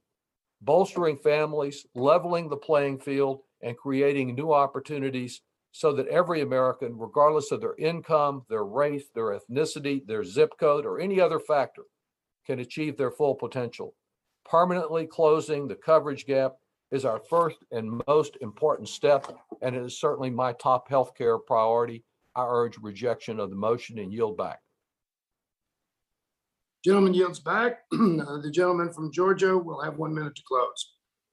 Thank you, Mr. Chairman. While I respectfully disagree with my colleague from Texas that federal level Democrats are so much smarter than state legislators, I would propose that we keep the program, the flexibility that exists now with the state Medicaid programs, to let them innovate and decide for themselves what is best for their citizens, instead of having these federal level Democrats who are so much smarter making those decisions and mandating what should be done. Mr. Chairman, I ask for a recorded vote and I yield back.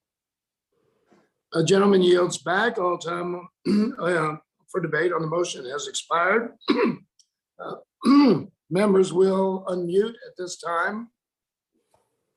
Question is on the motion by the member from Georgia. All those in favor say aye. Aye. Aye. All opposed say no. No. No. No. In the opinion of the chair, the noes have it. Chairman, I ask for a recorded vote. From Georgia requesting a recorded vote with musical accompaniment.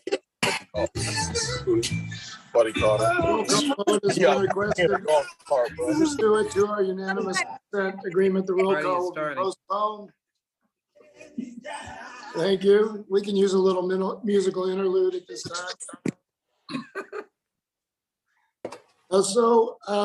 We have now completed half of the motions to instruct.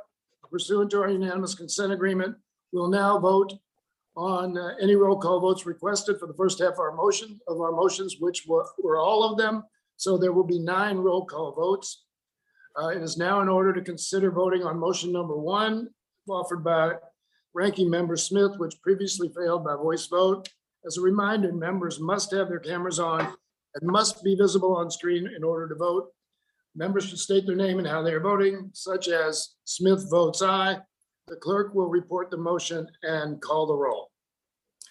Motion number 1 offered by Mr. Smith. Mr. Jeffries. Jeffries votes no. Mr. Jeffries votes no. Mr. Higgins. Higgins, no. Mr. Higgins votes no. Mr. Boyle. Boyle votes no. Mr. Boyle votes no. Mr. Doggett. Doggett votes no. Mr. Doggett votes no. Mr. Price. Ms. Schakowsky. Schakowsky votes no. Ms. Schakowsky votes no. Mr. Kildee. Kildee votes no. Mr. Kildee votes no. Mr. Morelli. Morelli votes no. Mr. Morelli votes no. Mr. Horsford. Horsford from Nevada votes no. Mr. Horsford votes no. Miss Lee. Lee votes no. Miss Lee votes no. Miss Chu. Chu votes no. 1 second. Miss Chu votes no. Miss Plaskett. Plaskett votes no. Miss Plaskett votes no. Miss Wexton.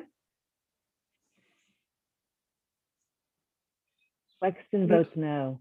Miss Wexton votes no. Mr. Scott. Out of Virginia votes no. Mr. Scott votes no. Miss Jackson Lee. Jackson Lee from Texas votes no. Miss Jackson Lee votes no. Mr. Cooper. Cooper votes no. Mr. Cooper votes no. Mr. Series. Series votes no. Mr. Series votes no. Mr. Peters. Peters votes no. Mr. Peters votes no. Mr. Moulton. Miss Jayapal. Jayapal votes no. Miss Jayapal votes no. Mr. Smith. Yes. Mr. Smith votes aye. Mr. Kelly. Kelly votes aye. Mr. Kelly votes aye. Mr. McClintock. Aye. Mr. McClintock votes aye. Mr. Grothman. Grothman from Wisconsin's yes. Mr. Grothman votes aye. Mr. Smucker. Smucker, aye. Mr. Smucker votes aye. Mr. Jacobs. Jacobs, aye.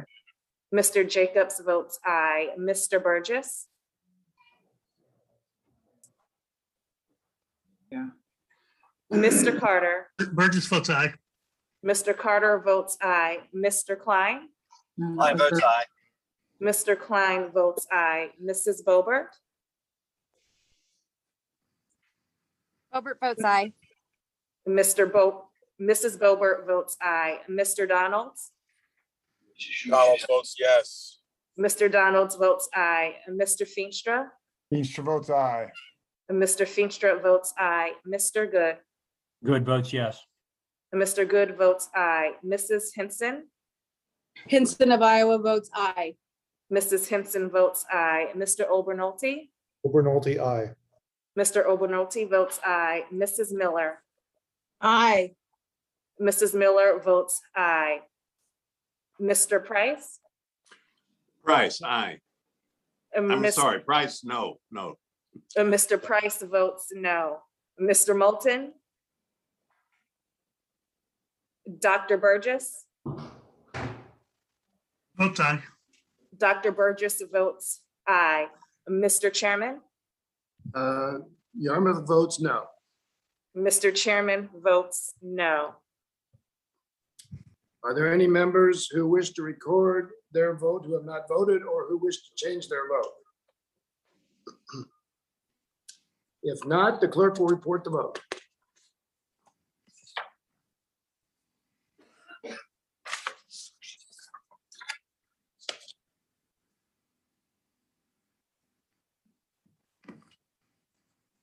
Mr. Chairman, on that vote, the ayes are 16, the noes are 20.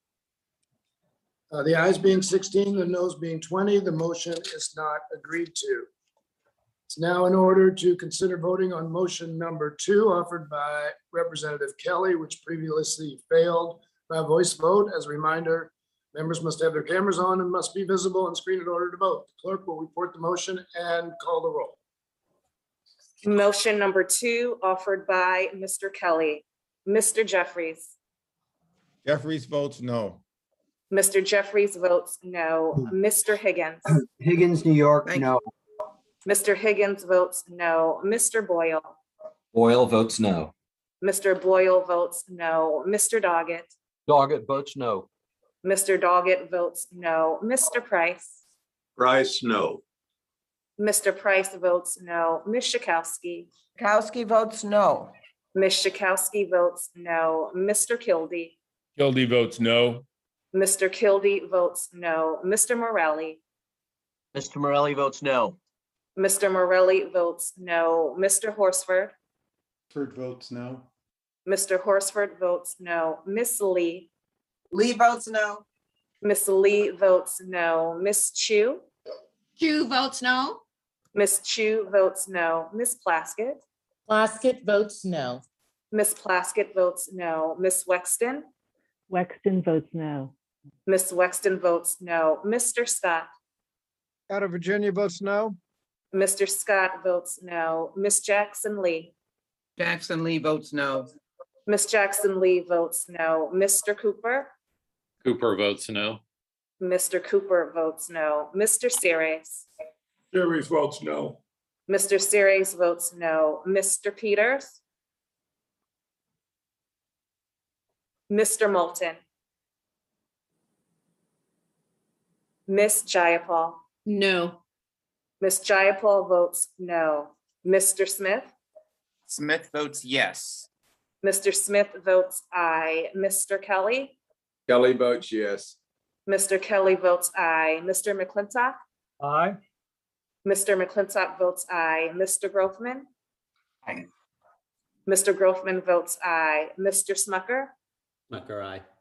Mr. Smucker votes aye. Mr. Jacobs. Jacobs, aye. Mr. Jacobs votes aye. Dr. Burgess. Burgess votes aye. Dr. Burgess votes aye. Mr. Carter. Carter from Georgia votes votes aye. Excuse me. Mr. Carter votes aye. Mr. Klein. Aye. Mr. Klein votes aye. Mrs. Boebert. Boebert votes aye. Mrs. Boebert votes aye. Mr. Donalds. Donald's from Florida votes aye. Mr. Donalds votes aye. Mr. Feenstra. Easter votes aye. Mr. Feenstra votes aye. Mr. Good. Good vote, yes. Mr. Good votes aye. Mrs. Henson. Henson of Iowa votes yes. Mrs. Henson votes aye. Mr. Obernolte. Obernolte, aye. Mr. Obernolte votes aye. Mrs. Miller. Miller from West Virginia votes aye. Mrs. Miller votes aye. Mr. Peters. Peters votes no. Mr. Peters votes no. Mr. Moulton. Mr. Chairman.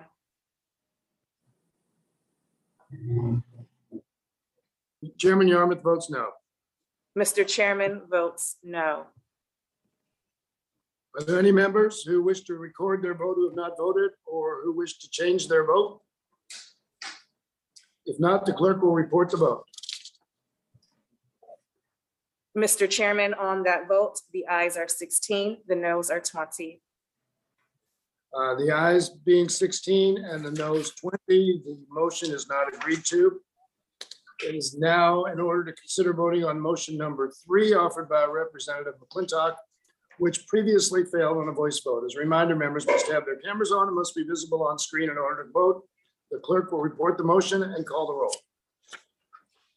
Motion number 3 offered by Mr. McClintock. Mr. Jeffries. Jeffries votes no. Mr. Jeffries votes no. Mr. Higgins. Higgins, New York, no. Mr. Higgins votes no. Mr. Boyle. Boyle votes no. Mr. Boyle votes no. Mr. Doggett. Doggett votes no. Mr. Doggett votes no. Mr. Price. Price, no. Mr. Price votes no. Ms. Schakowsky. Kowski votes no. Ms. Schakowsky votes no. Mr. Kildee. Kildee votes no. Mr. Kildee votes no. Mr. Morelli. Morelli votes no. Mr. Morelli votes no. Mr. Horsford. Horsford votes no.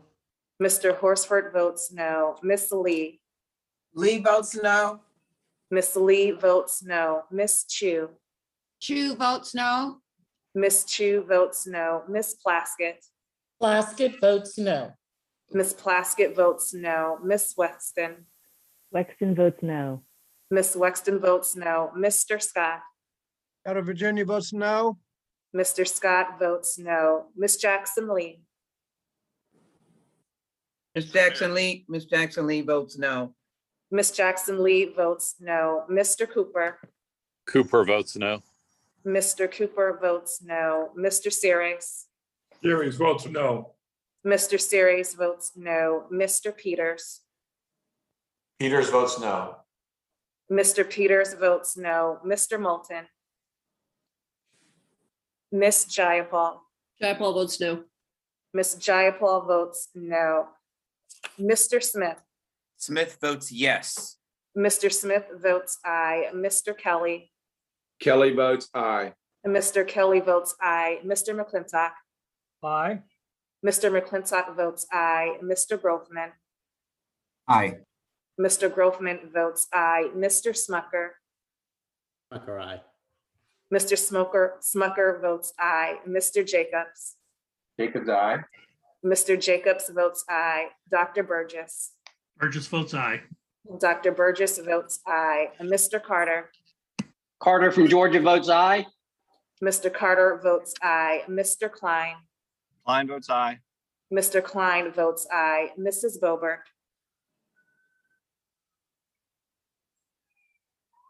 Boebert votes aye. Mrs. Boebert votes aye. Mr. Donalds. Donalds votes aye. Mr. Donalds votes aye. Mr. Feenstra. Inkster votes aye. Mr. Feenstra votes aye. Mr. Good. Good votes yes. Mr. Good votes aye. Mrs. Henson. Henson votes aye. Mrs. Henson votes aye. Mr. Obernolte. Obernolte, aye. Mr. Obernolte votes aye. Mrs. Miller. Miller from West Virginia votes aye.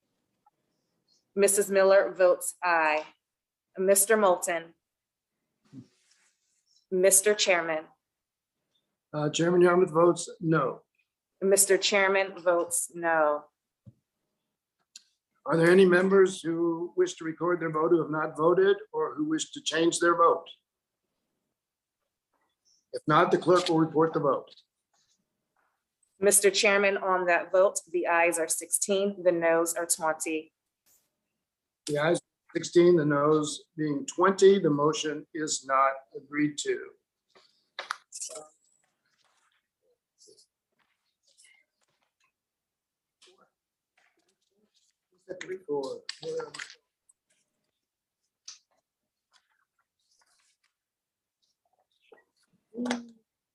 It's now in order to consider voting on motion number 4 offered by Representative Grothman, which previously failed on a voice vote. As a reminder, members must have their cameras on and must be visible on screen in order to vote. The clerk will report the motion and call the roll.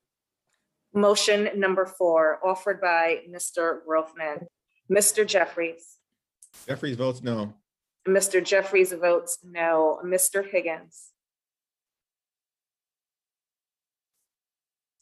Mr. Boyle. Votes no. Mr. Higgins votes no. Mr. Boyle. Boyle votes no. Mr. Boyle votes no. Mr. Doggett. Doggett votes no. Mr. Doggett votes no. Mr. Price. Price, no. Mr. Price votes no. Ms. Schakowsky. Schakowsky votes no. Ms. Schakowsky votes no. Mr. Kildee. Kildee votes no. Mr. Kildee votes no. Mr. Morelli. Mr. Morelli is no. Mr. Morelli votes no. Mr. Horsford.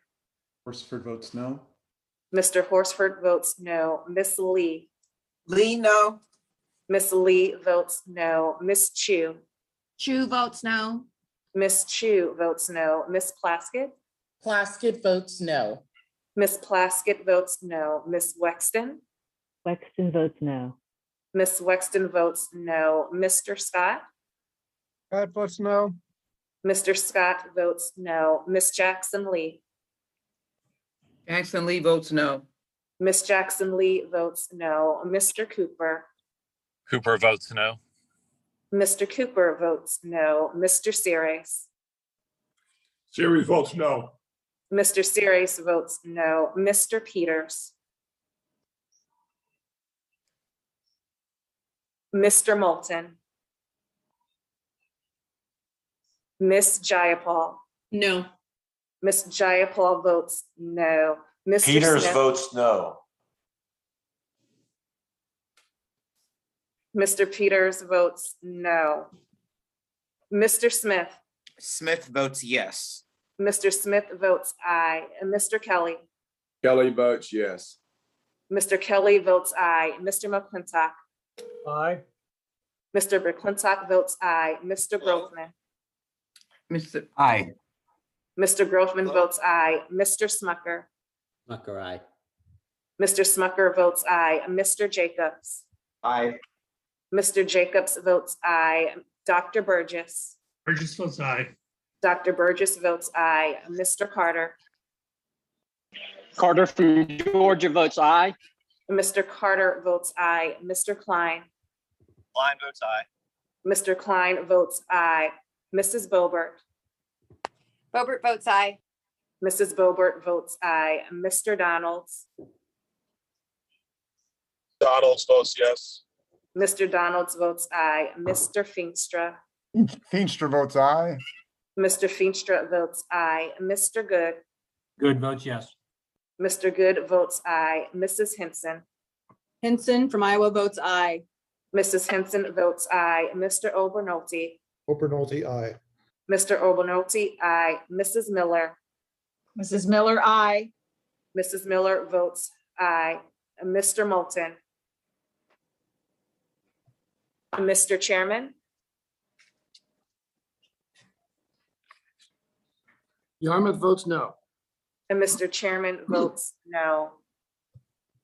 Are there any members who wish to record their vote who have not voted or want to change their vote? If not, the clerk will report the vote.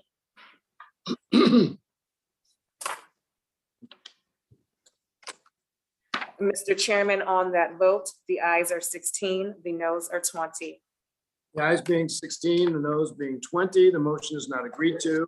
Santa Maria. It is now in order to consider voting on motion number 5 offered by Representative Smucker, which previously failed on a voice vote. As a reminder, members must have their cameras on and must be visible on screen in order to vote. The clerk will report the motion and call the roll. Motion number 5 offered by Mr. Smucker. Mr. Jeffries. Jeffries votes no. Mr. Jeffries votes no. Mr. Higgins. Higgins, no. Mr. Higgins votes no. Mr. Boyle. Boyle votes no. Mr. Boyle votes no. Mr. Doggett.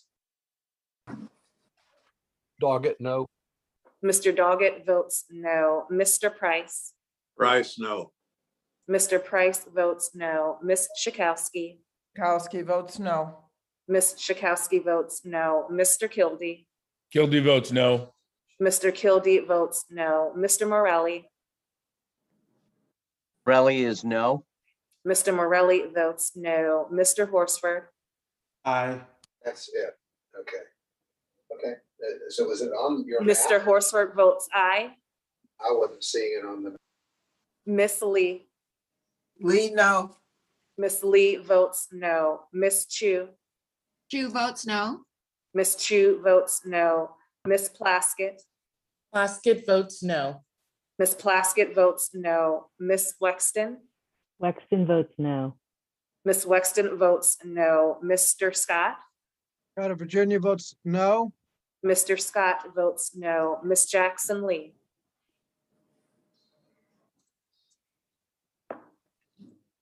Mr. Cooper. Cooper votes no.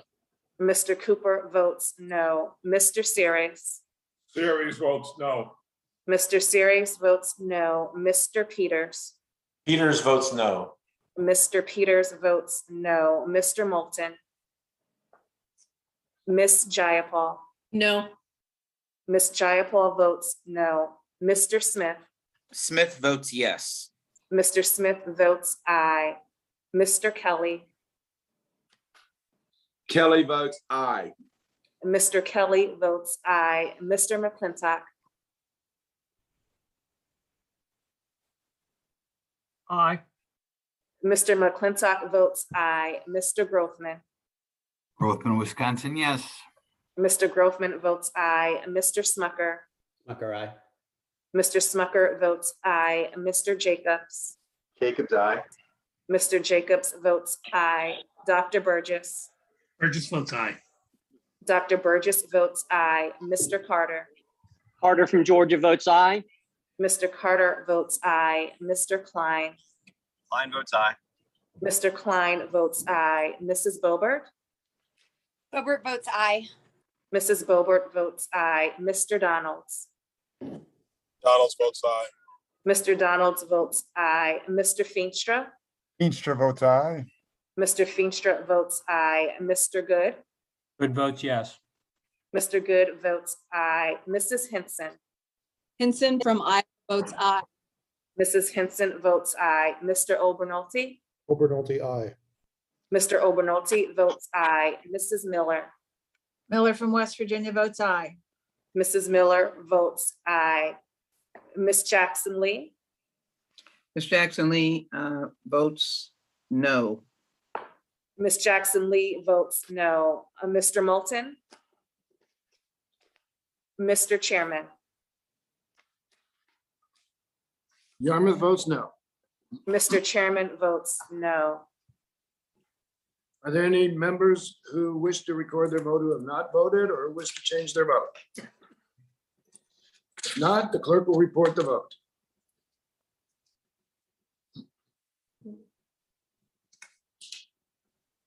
Mr. Chairman, on that vote, the ayes are 17, the noes are 19. The ayes being 17, the noes being 19, the motion is not agreed to.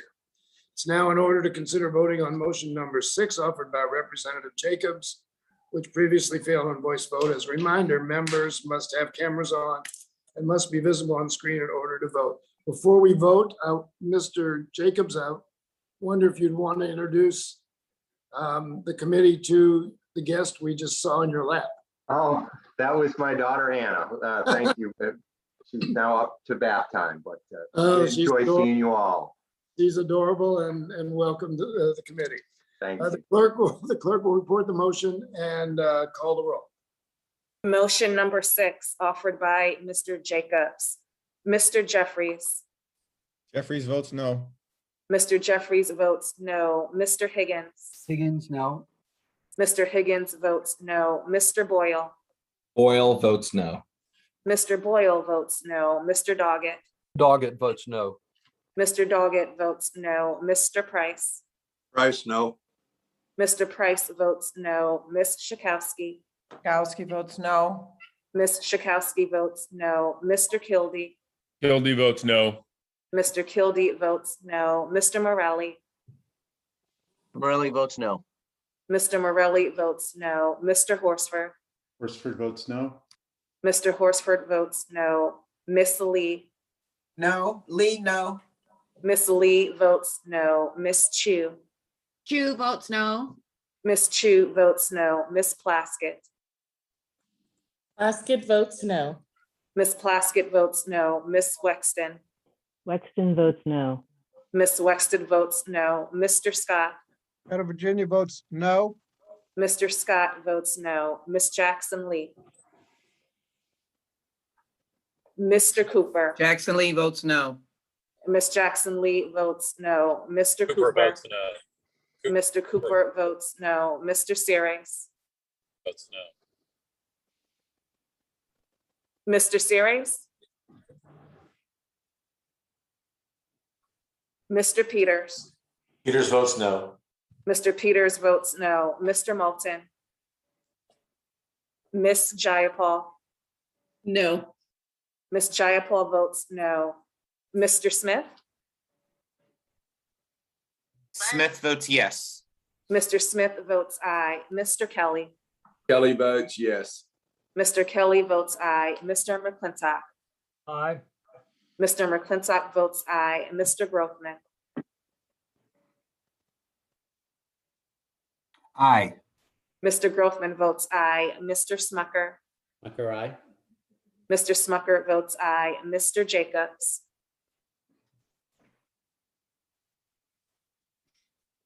Mr. Jacobs? Jacobs, aye. Mr. Jacobs votes aye. Dr. Burgess? Burgess votes aye. Dr. Burgess votes aye. Mr. Carter? Carter from Georgia votes aye.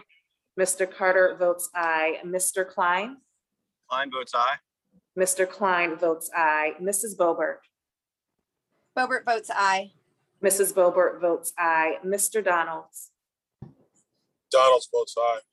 Mr. Donalds votes aye. Mr. Feenstra? Feenstra votes aye. Mr. Feenstra votes aye. Mr. Good? Good votes yes. Mr. Good votes aye. Mrs. Henson? Henson of Iowa votes aye. Mrs. Henson votes aye. Mr. Obernolte? Obernolte, aye. Mr. Obernolte votes aye. Mrs. Miller? Miller from West Virginia votes aye. Mrs. Miller votes aye. Mr. Series? Mr. Series votes no. Mr. Series votes no. Mr. Moulton? Mr. Chairman? Yarmouth votes no. Mr. Chairman votes no. Are there any members who wish to record their vote who have not voted or would wish to change their vote? If not, the clerk will report the vote.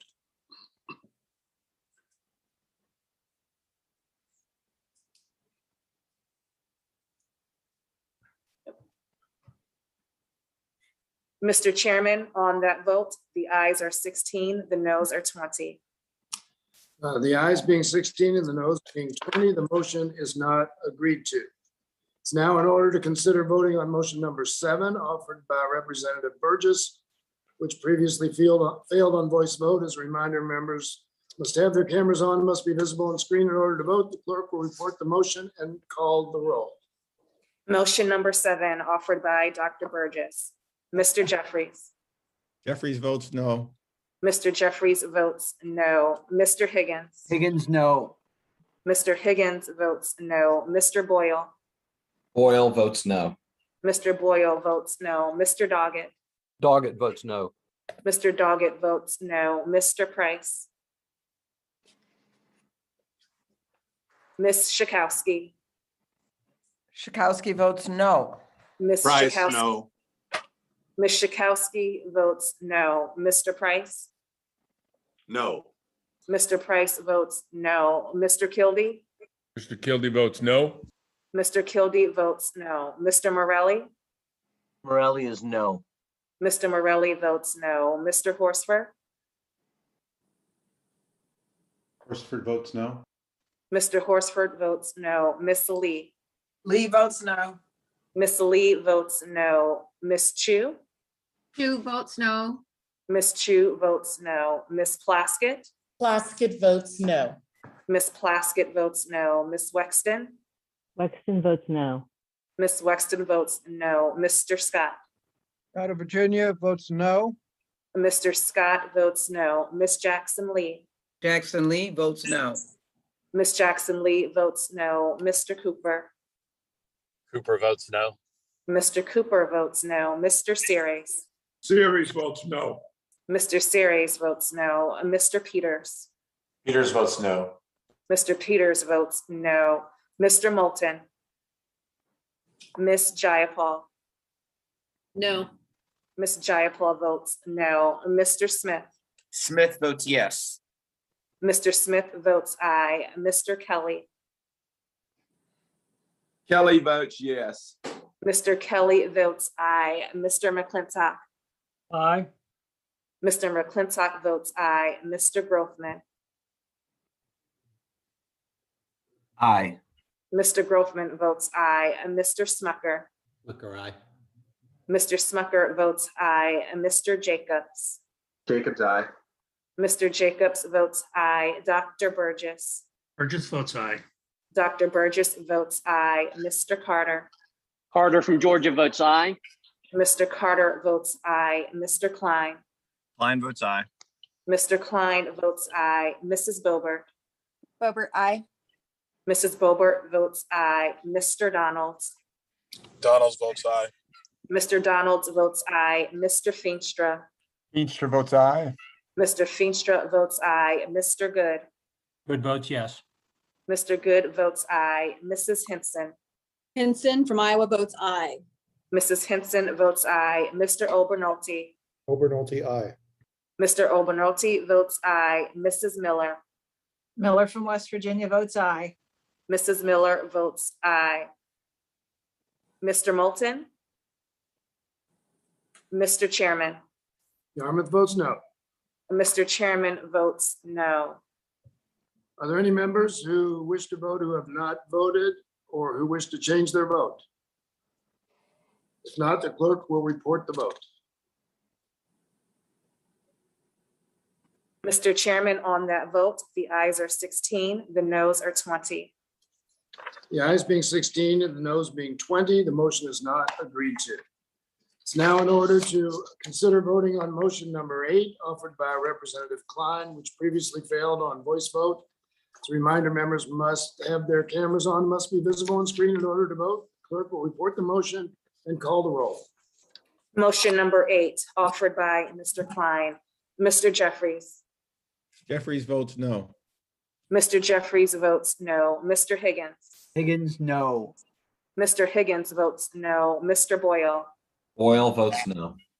Mr. Boyle votes no. Mr. Doggett. Doggett votes no. Mr. Doggett votes no. Mr. Price. Price, no.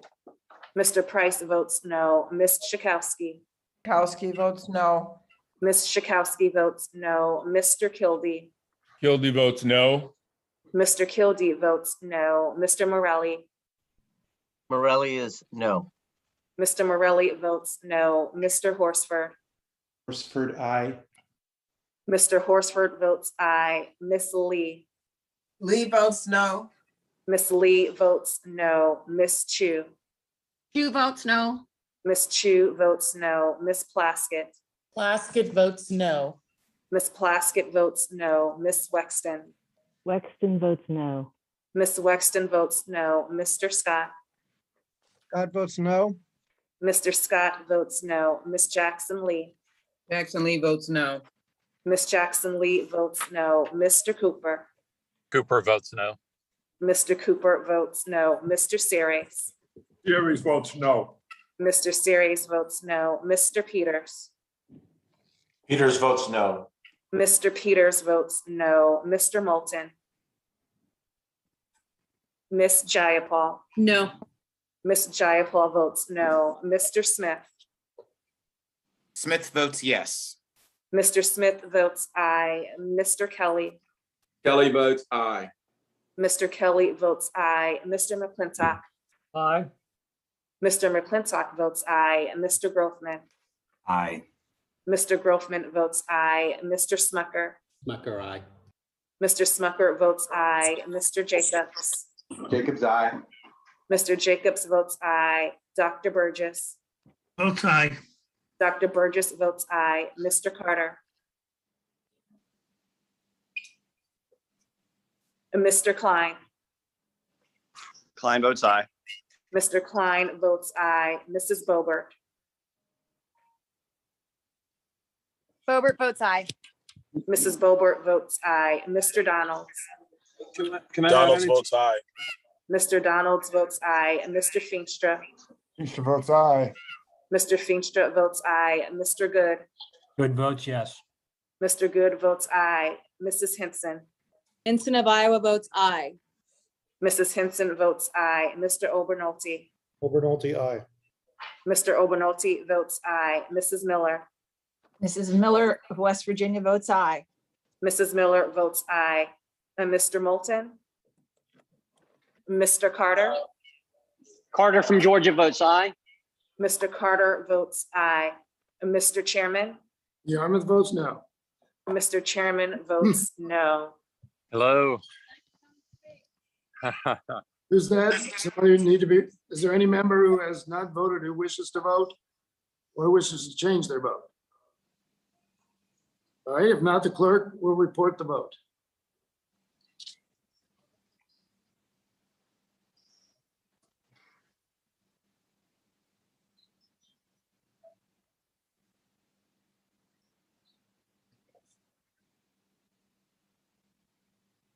Mr. Chairman, on that vote, the ayes are 17, the noes are 19. The ayes being 17, the noes being 19, motion is not agreed to. We will now be voting on motion number 9. And I just wanted, this will be the last vote in this series. And there will be I will call a short recess after this vote, 10 minutes or so, subject to the call of the chair. And then we will resume with the last 9 motions and the votes. But this is motion number 9 offered by Representative Carter, which previously failed on a voice vote. As a reminder, members must have their cameras on and must be visible on screen in order to vote. Clerk will report the motion and call the roll. After this vote. Motion number 9 offered by Mr. Carter. Mr. Jeffries. Jeffries votes no. Mr. Jeffries votes no. Mr. Higgins. Higgins, no. Mr. Higgins votes no. Mr. Boyle. Boyle votes no. Mr. Boyle votes no. Mr. Doggett. Doggett votes no. Mr. Doggett votes no. Mr. Price. Price, no. Mr. Price votes no. Ms. Schakowsky. Kowski votes no. Ms. Schakowsky votes no. Mr. Kildee. Kildee votes no. Mr. Kildee votes no. Mr. Morelli. Mr. Morelli votes no. Mr. Morelli votes no. Mr. Horsford. Horsford votes no. Mr. Horsford votes no. Miss Lee. Lee votes no. Miss Lee votes no. Miss Chu. Chu votes no. Miss Chu votes no. Miss Plaskett.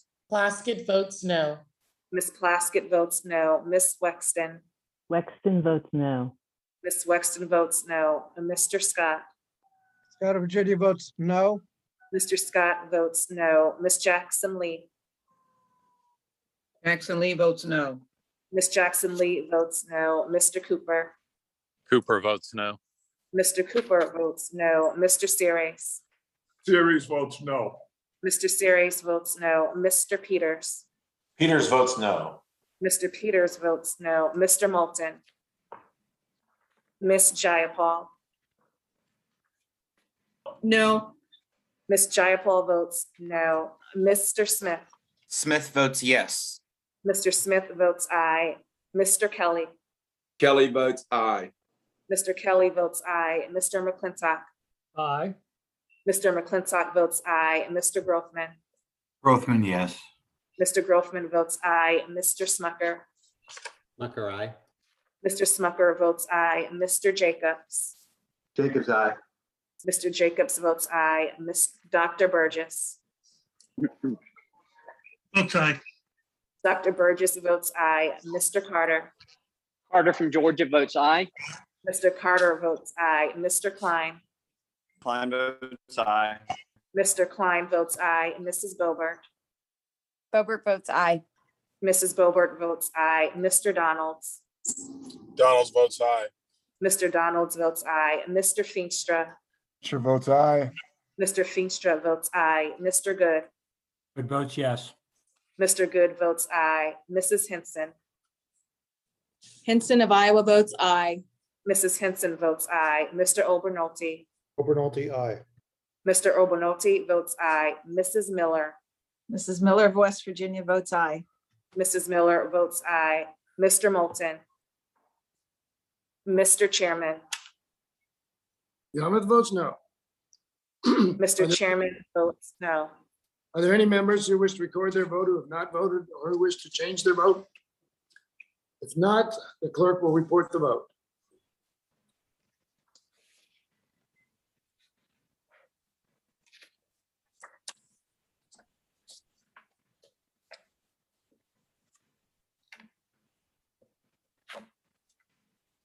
Mr. Chairman, on that vote, the ayes are 16, the noes are 20. The ayes being 16, the noes being 20, the motion is not agreed to. We will now stand in recess subject to the call of the chair. We will reconvene at 7:15 Eastern Time.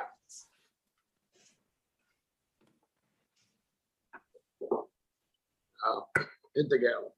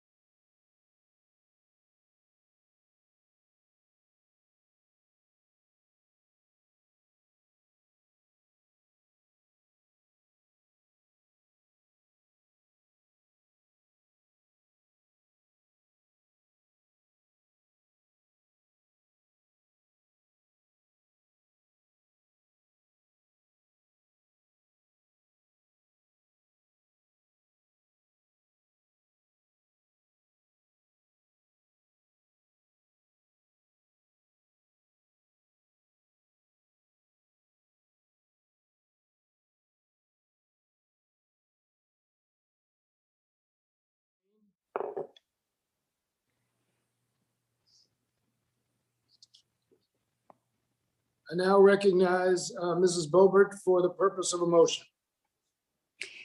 Thank you, Mr. Chairman. I have a motion at the desk. The staff has distributed copies of the motion. The clerk will report the motion. Mr. Chairman, we have at the desk a motion offered by Mrs. Boebert. The clerk may dispense with reading. The member from Colorado is recognized for 4 minutes, and she will have 1 minute to close. Thank you, Mr. Chairman. My motion would make an order and amendment to strike funding for the following line items. $200 million earmark for the Swanky Presidio Trust in San Francisco, $25 million for plants in Hawaii, $25 million for butterflies, $25 million for freshwater mussels, $25 million for desert fish, and a $10 million earmark for the District of Columbia for electric vehicles and other so-called infrastructure priorities of Mayor Bowser that I'm sure will include paying for tacky, expensive art. The amendment would instead direct this wasteful use of taxpayer money to things America actually needs, including resources to combat catastrophic wildfires and to provide much needed relief for communities that were devastated by Hurricane Ida and related funding.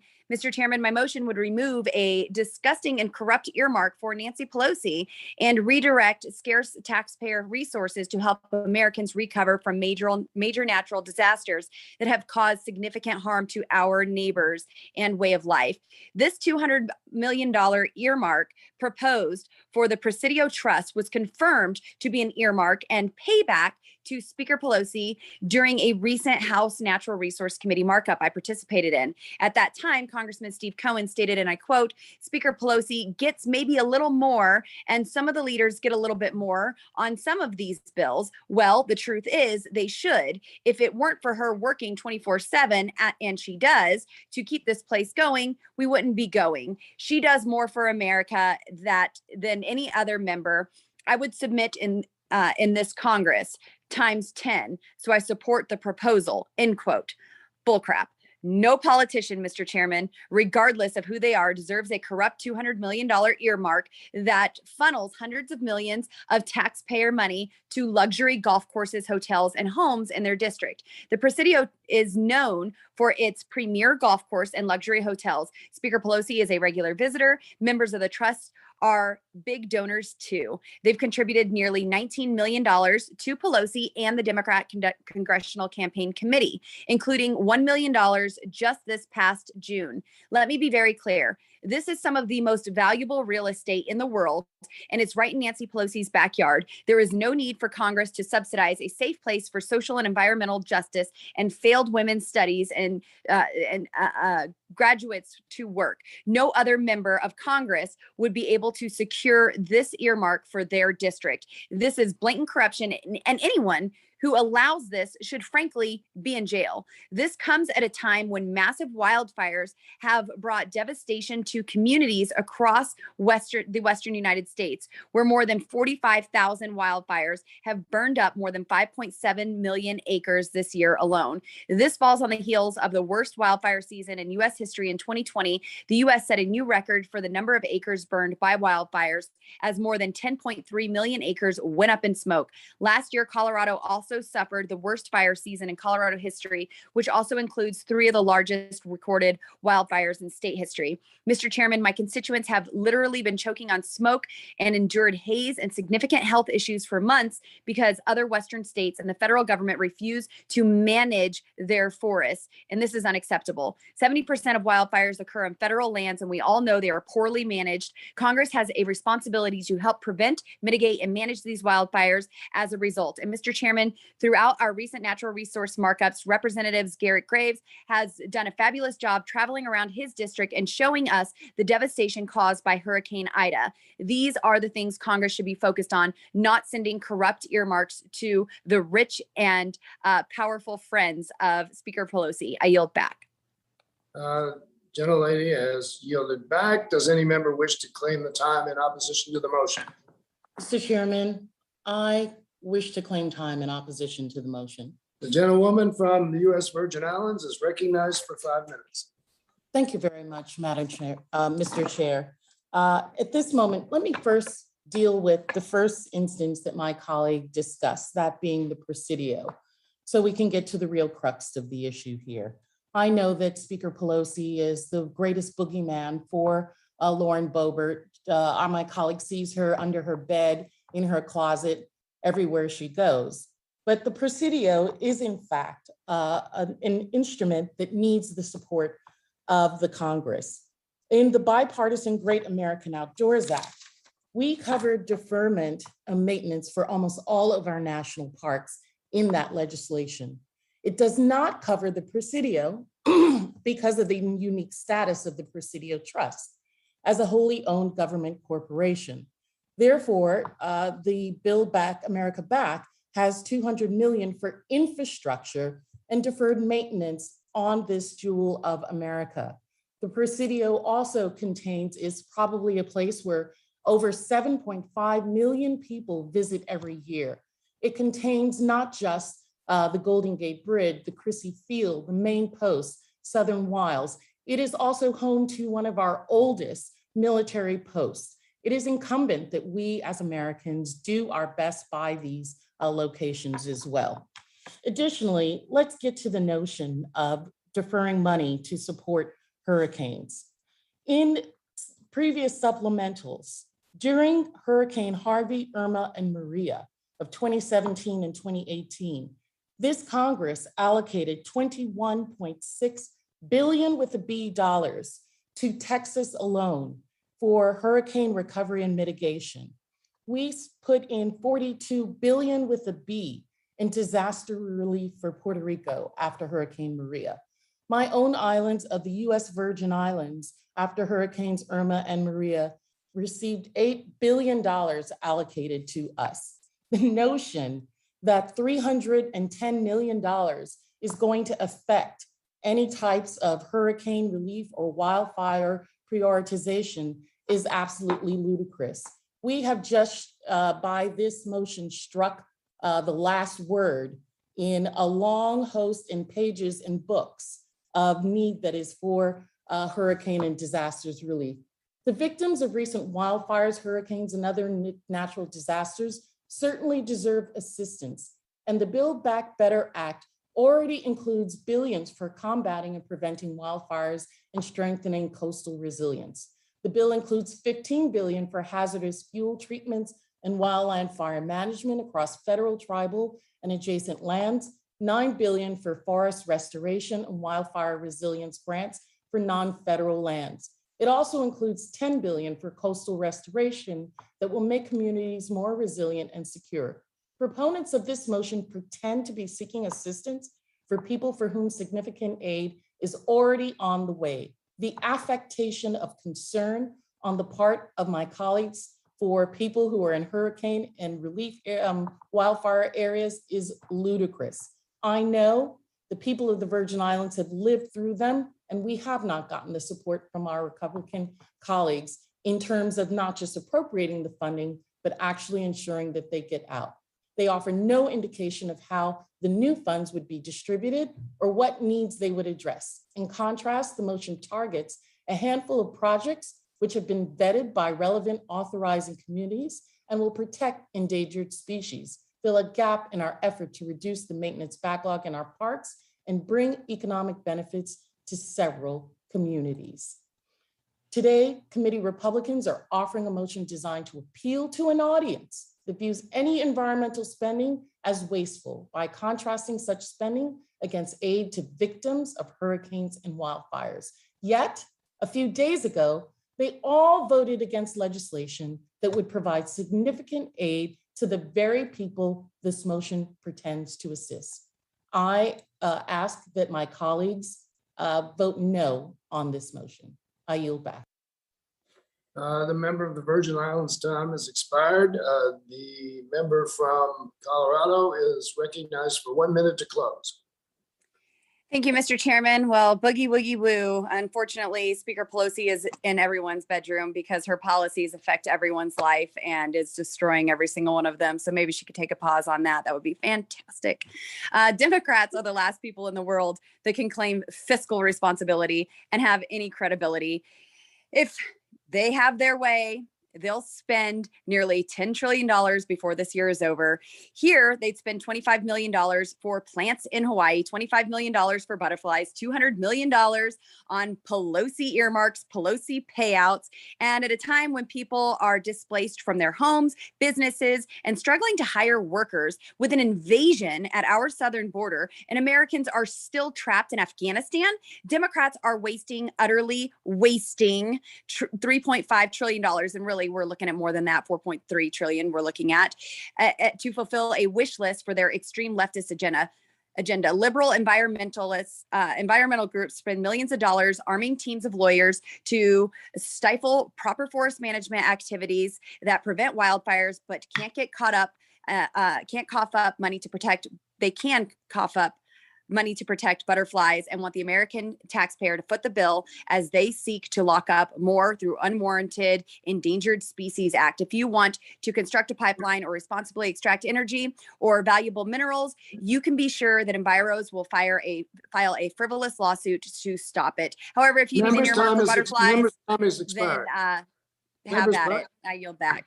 Members' time has expired. All time for debate on the motion has expired. The question is on the motion by the member from Colorado. All members should unmute at this time.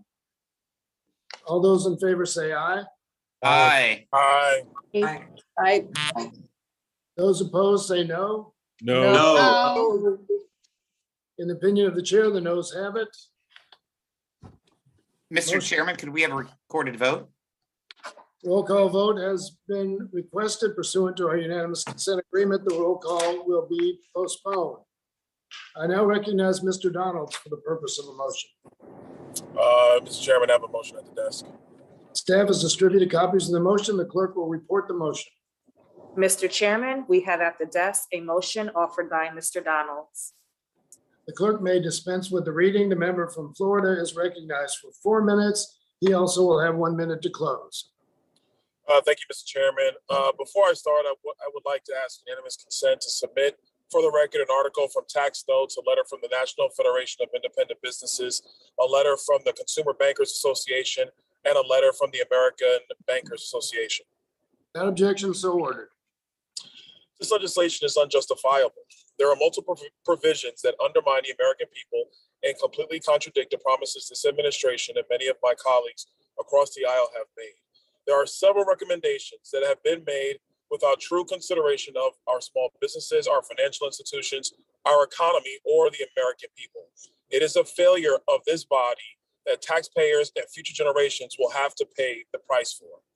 My motion to instruct simply requests that Congress not weaponize the IRS and invade Americans' privacy by mandating financial institutions to report to the IRS on how much money has gone into and out of accounts holding more than $600, which is a far jump from the current $10,000 threshold. I was a community banker for several years. So when I speak on these issues, it isn't as an elected official.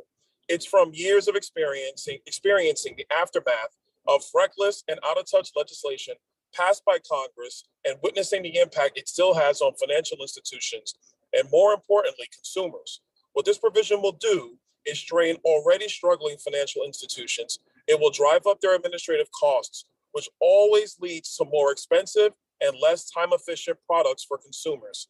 Time and time again, community banks, credit unions, fintech, and consumers are just asking for a reprieve from Congress on these misguided and underdeveloped pieces of legislation. This provision is a gross overreach of government and a true intrusion onto consumer privacy. I urge my colleagues to consider deeply how this provision disproportionately impacts so many Americans and amplifies a long-standing mistrust that many Americans have with the federal government, frankly. And it would amplify some of the mistrust they also have with financial institutions. I would also like to add that this legislation, as it is written, would impose a tax on micro businesses whose employees are not enrolled in retirement savings plans.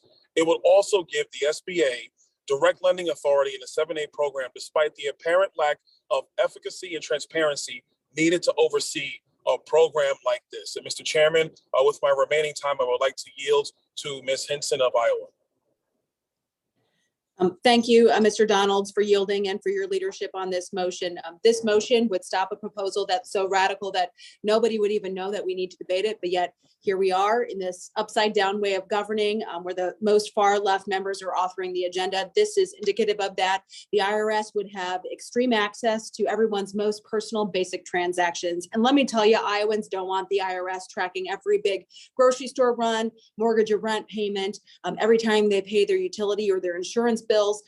We know the IRS is already a mess. The agency can barely deal with the work it already has. Congress literally created TAS to help taxpayers who have problems with the IRS. Every day, caseworkers on my staff are battling the IRS on behalf of taxpayers. We've returned hundreds of thousands of dollars so far to taxpayers, but there's a constant backlog of IRS mismanagement and bureaucracy. My team has helped over 200 Iowans in just 9 months with thousands of dollars in refunds. So telling the IRS to start monitoring $600 transactions makes no sense. It's an invasion of privacy. Heck, I could spend $600 on diapers and food at Costco, and the government doesn't need to know that. Not only will it increase the IRS's enormous backlog exponentially, but it risks compromising the account security of Americans and destroying our community financial institutions, as my colleague already mentioned. So let's not forget also, the IRS has a history of targeting conservatives. And why do they need data on these transactions unless it's to be more invasive and more heavy hand of government in our lives? So let's stop this madness. I urge adoption of Mr. Donald's motion and thank him for the time. And Mr. Chairman, I yield back. Time of the proponent has expired. Does anyone claim time in opposition to the motion? Mr. Chair, I seek to claim the time in opposition. The gentlewoman from California is recognized for 5 minutes. I rise in strong opposition to this amendment. First, let me point out that the bank reporting provision that seems to be a centerpiece of this amendment is not even in this bill. There's not a threshold of $600, not $1,000, not $1 million, actually. It's not in this bill. Well, let me say what I think is going on with regard to the IRS. I mean, there was a reference to Lois Lerner and the IRS and the targeting of conservatives, but this issue has been used by Republicans for years now as an excuse to render our entire tax collection system in the US inoperable and ineffectual. And the result is it allows their billionaire friends and corporations to evade taxes. But we know that if we're going to make everybody pay their fair share of taxes, we need a functioning tax collection system in America. And in fact, the IRS has been systematically defunded by Republicans over the last decade, forcing out thousands of experienced and skilled IRS enforcement personnel. What's more, high income and corporate tax dodgers have benefited to the tune of billions of dollars per year in unpaid taxes, a cost shouldered by honest families and businesses. By undercutting the IRS, Republicans have enabled a situation where last year, 55 of the nation's largest corporations paid no federal taxes despite making over $40 billion in profits. No wonder the audit rates for millionaires plummeted by more than 60%, and the audit rate for the largest corporations plummeted by nearly 50% from 2010 to 2018, while decreasing much less for middle income taxpayers. Without the staff needed to examine the complex returns of wealthy individuals and large corporations, the IRS has been forced to focus their audits on low-wage workers who claim the earned income tax credit, who are disproportionately African-American and Hispanic because their returns are less complex. When sophisticated, high-income and corporate taxpayers are able to evade or aggressively dodge taxes due to non-enforcement, it undermines the fairness and integrity of the tax system. It also worsens inequality along class and racial lines and drains enormous amounts of revenue from the Treasury. Now, most Americans play by the rules. They work hard, they pay their taxes, but we know that the wealthiest among us skirt those rules, using high-paid attorneys to hide their income and avoid paying their fair share. But the Build Back Better bill before us today will put a stop to this. We have a historic opportunity to lay the groundwork for stronger and more inclusive prosperity for decades to come. And that includes giving the IRS the tools and resources it needs to better target the enforcement of would-be tax cheats. This amendment would be counterproductive to those enforcement efforts. I urge my colleagues to vote against this motion, and I yield back. The member from California's time has expired. The member from Florida is recognized for 1 minute to close. Thank you, Mr. Chairman. Like I said, ladies and gentlemen, this provision, what it would do was put a massive unnecessary burden on financial institutions all across the country. With all due respect to my colleague, there is a reason why community bankers have been calling my office about this very provision, because frankly, they're scared to death of it. We've seen time and time again, as somebody who came out of the space and knows the implications of federal legislation, what it actually ends up doing is putting more compliance pressure people in their community. This type of legislating has actually led to the decrease in community banks across our country. We've already seen the effects of this. We need to stop this in its tracks. I'm asking the members for their favorable support, and I yield back. Time for debate on this motion has expired. The question is on the motion offered by the member from Florida. All members should unmute at this time. All those in favor of the motion say aye. Aye. Those opposed say no. No. No. In the opinion of the chair, the noes have it. No. Mr. Chairman, I request a recorded vote. Roll call vote has been requested pursuant to our unanimous consent agreement. The roll call will be postponed. I now recognize Mr. Feenstra for the purpose of a motion. Thank you, Mr. Chairman. I have a motion at the desk. Staff has distributed copies of the motion. The clerk will report the motion. Mr. Chairman, we have at the desk a motion offered by Mr. Feenstra. The clerk may dispense with the reading. The member from Iowa is recognized for 4 minutes. The member will also have 1 minute to close. Thank you, Mr. Chairman. My motion would stop this Congress from rushing through trillions of dollars in spending without knowing its full cost. This bill is being sold to the American people as $3.5 trillion. If that were true, it would be more than the GDP of Canada and Mexico combined. However, the real truth is that members of Congress on both sides work together to cut parts of this bill. And rather than adapt, the Democratic leadership created more debt, ignoring the president's promise to pay every part of this bill.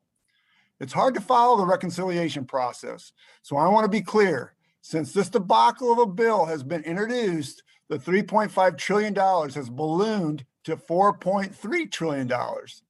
The inflation caused by the Democrats' first multi-trillion partisan reconciliation bill earlier this year is hitting everyone. Gas is up 64%, meat is up 13%, clothes is up 8%, and now this bill is up to 4.3 trillion. It's funny. I joined my colleagues on a bipartisan basis calling foul on the Agriculture Committee, hiding 28 billion until it got snuck into this bill at rules. I didn't realize this shady behavior would make our committee look like we were fiscal hawks, because I've since learned that 6 out of every 13 markups have busted the caps and overspent their already sky-high budget limits. This is why we need the CBO to score this bill. So far, the CBO has only scored 4 portions of this bill, equaling only 1% of its total. And it's already confirmed that 2 committees have overspent. Mr. Chairman, the majority leader agreed that a CBO score would be important for this bill as recently as yesterday. He alluded that you were seeking a CBO score soon as it would be attained. I'm glad to hear that valued placement on an independent analysis of this bill. It needs it. And we need to wait until we get it. How else can you do our due diligence as members on the Budget Committee to ensure that this bill is compliant with our committee's instructions? How else can we ensure that this bill is paid for without raising taxes on those making less than 400,000? I offered an amendment in Agricultural Committee that would freeze spending until we can confirm no taxes would be raised on farmers. The committee struck it down. However, it took hours to find the votes to get it done. This is only a poison pill if the intent of the majority is to speed past all the stop signs and rush through this.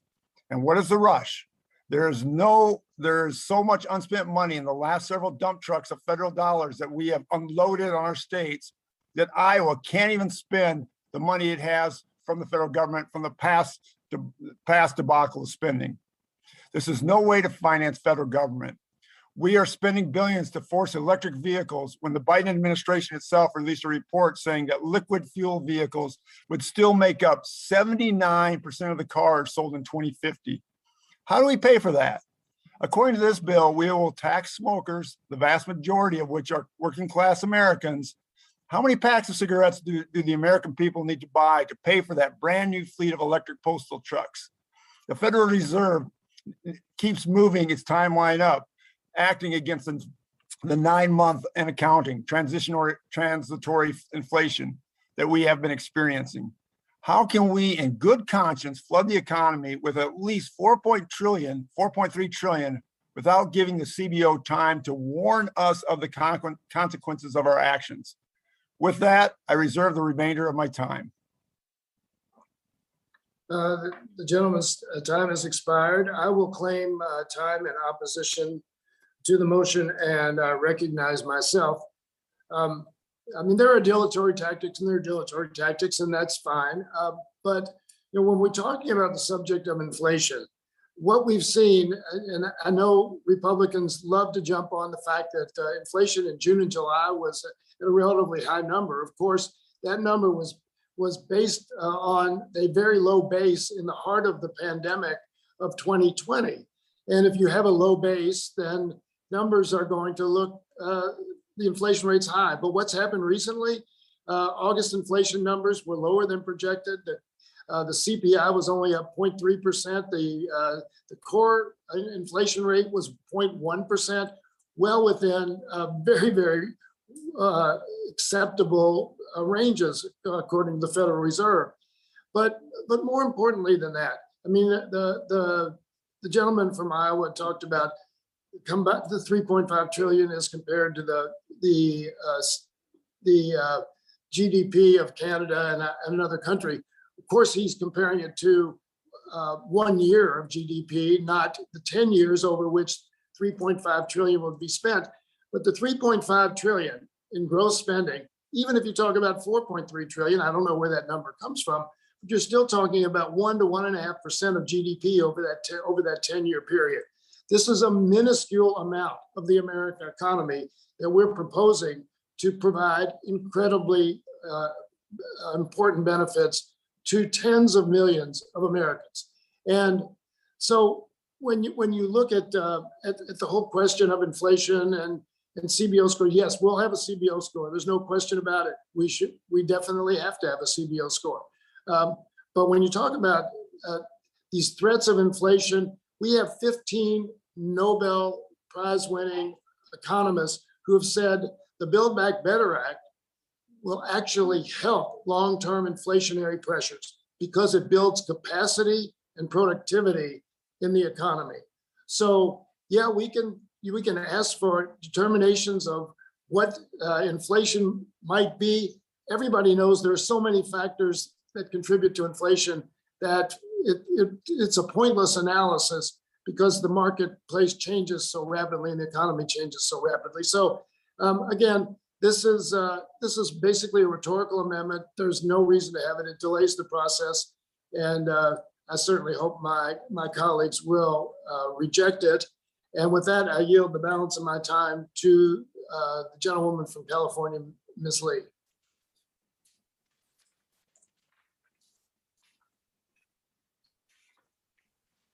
Thank you very much, Mr. Chairman. I rise in strong opposition to this amendment, which again would be another stalling tactic by pausing implementation of the bill to analyze impact on inflation. The amendment, it really is an attempt to waste time, quite frankly, instead of proposing actual solutions to meet the unprecedented situation we have been in. Spoon, right? We are not going to let Republicans' fear-mongering stop us from supporting our constituents and communities and investing in struggling families in this country. A few weeks ago, 17 Nobel Peace Prize winners in Nobel Prize winners in economics, including a professor in my district, wrote a letter saying that they believe the Build Back Better plan will ease inflation. Their letter states, and I quote, "Because this agenda invests in long-term economic capacity and will enhance the ability of more Americans to participate productively in the economy, it will ease, mind you, ease longer-term inflationary practices and pressures. The Build Back Better agenda includes pro-growth investments that will lessen the financial burdens American families are facing. If Republicans are truly concerned about inflation, they should be in favor of supporting this bill because it will ultimately reduce the cost for American working families." So I urge my colleagues to oppose this motion, and I yield back. We yield back the balance of our time, and I now recognize the gentleman from Iowa for 1 minute for his close.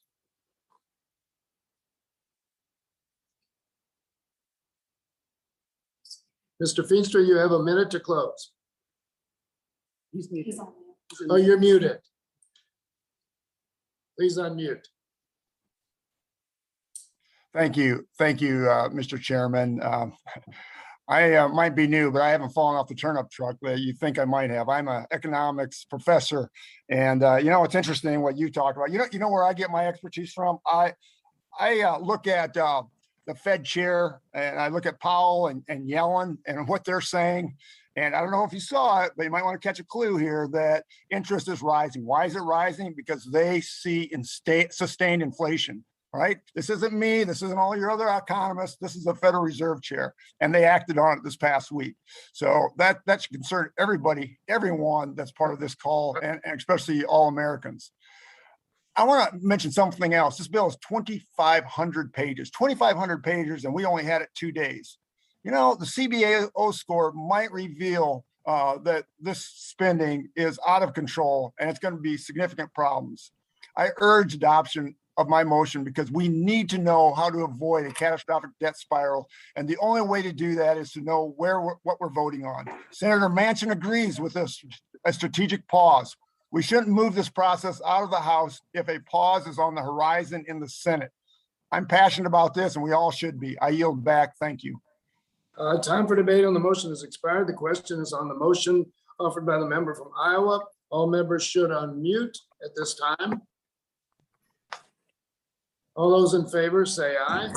Aye. Aye. All those opposed, no. No. In the opinion of the chair, the noes have it. The motion is not agreed to. Call for a recorded vote. Roll call vote has been requested pursuant to our unanimous consent agreement. That vote will be postponed. I now recognize Mr. Good for the purpose of a motion. Thank you, Mr. Chairman. I have a motion at the desk. Staff has distributed copies of the motion. The clerk will report the motion.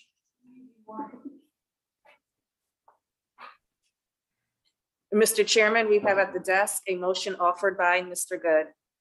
Clerk may dispense with the reading. The member from Virginia is recognized for 4 minutes. He also will have 1 minute to close. Thank you, sir. I'm offering a motion to instruct to include protections from taxpayer-funded abortions in this reconciliation package. No American should have their hard-earned tax dollars fund the taking of an innocent human life. History is on the side of life because since 1976, Congress has supported the Hyde Amendment to ensure that taxpayer dollars are not used to fund abortions. This pro-life protection has been a bipartisan priority for the last 45 years. But sadly, House Democrats have shattered this long-standing precedent and want to require that all taxpayers start funding abortions. Just yesterday, this House majority passed the most radical pro-abortion bill in history with only one Democrat dissenting. Tragically, this was no surprise as the Democrat Party has become the party of death in the womb. Yesterday's bill requires that every state allow unlimited on-demand abortion with no restrictions, no parental consent for minors, and not even any protections for a baby born alive during a failed abortion procedure. Now, House Democrats want to require all Americans to pay for their unlimited, anti-life, pro-abortion policies. This despite data such as the 2020 Marist poll that found that 60% of Americans, including 37% of those who identify as pro-choice, oppose taxpayer funding of abortion. President Joe Biden used to be one of those Americans. During his long tenure in the Senate, he supported the Hyde Amendment. And in a 1994 letter to a constituent, he bragged about his consistent voting record of opposing federally funded abortion more than 50 times. He wrote, quote, "Those of us who are opposed to abortion should not be compelled to pay for them," end quote. However, he reversed that position during his presidential campaign. What does it say about a person who's willing to trade his conviction on life for political gain? We all know that the science shows that life begins at conception, and the right to life is fundamental to America, distinguishing us from other nations around the world. There is no greater responsibility of government than the protection of precious, innocent life. While the Democrat Party may not agree that life deserves unrestricted protection, it's a clear statement of how extreme they have become when they want every taxpayer to fund their abortion on demand. So I welcome the opportunity for my colleagues on the other side of the aisle to explain why they oppose including this historically bipartisan protection in their massive spending bill. And I yield my time, reserve the balance of my time. Gentlemen, this time has expired. Does any member wish to claim time in opposition to the motion? Yes, Mr. Chairman, I claim time in opposition. The gentlewoman from California is recognized for 5 minutes. Thank you, Mr. Chairman. I rise in strong opposition to this motion deceptively named Protect Life for All. This motion attempts to add the discriminatory Hyde Amendment into this bill. Once again, Republicans are trying to control our bodies and our freedom. It's simply disgraceful. The decision to have an abortion should be left up to the person and those who they want to consult with. Access to the full range of reproductive health care includes abortion, and politicians should not be making these decisions. Also, it should not depend on how much money you have or your zip code to exercise your constitutional right. I've been fighting against this discriminatory amendment for years, first as a congressional staffer and now as co-chair of the Pro-Choice Caucus and the lead author of the EACH Act. I'm proud that we removed the Hyde Amendment in the House 22 Labor HHS Appropriations Bill and across all subcommittees. The constitutional right to an abortion is not real if people are not able to access it. Republicans and anti-choice state legislatures are desperately trying to restrict abortion access in any way that they can. The harm of abortion coverage bans fall hardest, mind you, hardest on people of color and people working to make ends meet. Now, I remember the days of unsafe and back alley abortions. People died, especially Black women, women of color, and low-income people. Don't forget what Henry Hyde said. He said when he offered this amendment, "I certainly would like to prevent, if I could, legally, anybody having an abortion, a rich woman, a middle-class woman, or a poor woman. Unfortunately, the only vehicle available is the Medicaid bill." Now, the Hyde Amendment from its inception was aimed at people with low incomes and people of color. The majority of voters in America do believe Medicaid insurance should cover abortion care just as it covers other related pregnancy care. Now the other side will try to mislead us and give us misleading data, but we have the latest polling data that shows what Americans truly believe and want. Regardless of one's personal views about abortion, the American people want everyone to have access to the comprehensive reproductive health care in an equitable and fair manner. They want all people to have access to safe, legal, and accessible abortion care if that is their decision. So it is unconscionable for politicians to force someone to carry unexpected pregnancies, and yet that's what the Hyde Amendment does for too many people working to make ends meet. Finally, this amendment is not necessary. It's unfortunate, but still the Hyde Amendment also is in law, and there are the prohibitions still against the use of federal funds for abortion. So this is a message amendment, and it's a shame and disgrace we're talking about this in this bill. Now I yield 2.5 minutes to my colleague, Congresswoman Jan Schakowsky.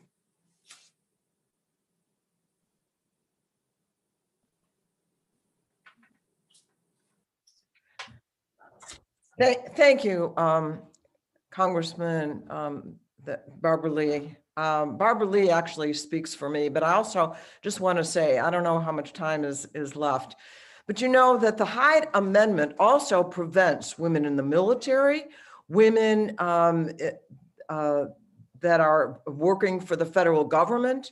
All of those women are denied this basic health care. And it is outrageous that we continue to do it. And I think that there's been a sea change in America right now. Women are standing up and saying, we can make decisions for ourselves. And you can choose not to have an abortion. Of course, that is still on the, your privilege. But for women who don't want this unexpected pregnancy, and by the way, a safe and legal abortion in the early months is safer than a colonoscopy, and having to carry a baby to term actually physically is more demanding. Healthcare is part of abortion rights, and women should be able to have the choice, not stopped because the Hyde Amendment says if you can't afford it, you are doomed to do things that you don't choose to do. Unfair. And I yield back. The gentlewoman from California's time has expired. The gentleman from Virginia is recognized for 1 minute to close. Where are we today when the Democrat Party is so concerned that everybody has the resources they need to kill their child in the womb? I can tell you abortion is not safe when half the people that go into for abortion procedure, half of them die. You know, I visited this past week with a colleague who works in a blue collar capacity in our House office complex. He happens to be an African American, and he shared with me how his mother gave birth to him at age 14 and how grateful he was that she chose life and how he arose above these very difficult circumstances. I've never met anyone whose mother chose life who wish that they had had their abortion paid for by taxpayer dollars. Congress has operated for decades with a mutual understanding that taxpayer dollars should not be used to fund abortion. And I call for a return to this minimal standard of human decency. And I urge the Rules Committee to amend this bill to prohibit taxpayer-funded abortions. And I yield my time. Thank you. Time for debate on the motion has expired. The question is on the motion offered by the member from Virginia. All members should unmute at this time. All those in favor say aye. Aye. All those opposed say no. No. In the opinion of the chair, the noes have it. We call for a recorded vote, sir. Roll call vote has been requested pursuant to our unanimous consent agreement. That vote will be postponed. I now recognize Mrs. Hinson for the purpose of a motion. Yes. Thank you, Mr. Chairman. I have a motion at the desk. Staff has distributed copies of the motion. The clerk will report the motion. Mr. Chairman, we have at the desk a motion offered by Mrs. Hinson. The clerk may dispense with the reading. The member from Iowa is recognized for 4 minutes. The member will also have 1 minute to close. Thank you, Mr. Chairman. My motion would instruct the chairman to revamp the electric vehicle tax credit to ensure that taxpayers aren't funding luxury cars for high income earners specifically. The underlying provision is disrespectful to taxpayers. It fails to help Americans most in need. It ignores the readily available solution of biofuels available from states like Iowa, and it hands taxpayer money to the Chinese Communist Party. So let's talk about the differences between effective green energy provisions and what we have in front of us in this bill. My colleagues are claiming this bill will make low emission vehicles more accessible to working Americans. But if you take a look at the fine print, this bill pointlessly extends and nearly doubles existing tax credits for the ultra rich and barely helps those in need of them the most. According to the Congressional Research Service, 78% of these credits were claimed by people making over $100,000 a year. This tax credit is available for households making a combined income of up to $800,000 per year. And yeah, you heard that right, 800,000. People making nearly $1 million a year are eligible for and actually cashing in on bloated tax credits when they're out buying a new fancy Tesla. The obsession with electric vehicles is a publicity stunt that has gone too far. And I think we should all be in agreement here that a working family in Iowa shouldn't have to be sending their tax dollars to DC to subsidize some wealthy Californian's Tesla. And to do so when you're already recklessly spending taxpayer money is offensive. The point of these credits should be to help working families across the country. To regular Americans, buying a car is a real investment and a major financial decision. Instead, this credit just paves the way for the rich to go get an electric vehicle on a shopping spree on the taxpayer's dime. The worst part is the Silicon Valley C-suite executive who's getting a fat rebate check on his new $70,000 electric truck isn't even the main beneficiary of this tax credit. No, that win goes to communist China. Where do electric vehicle parts come from?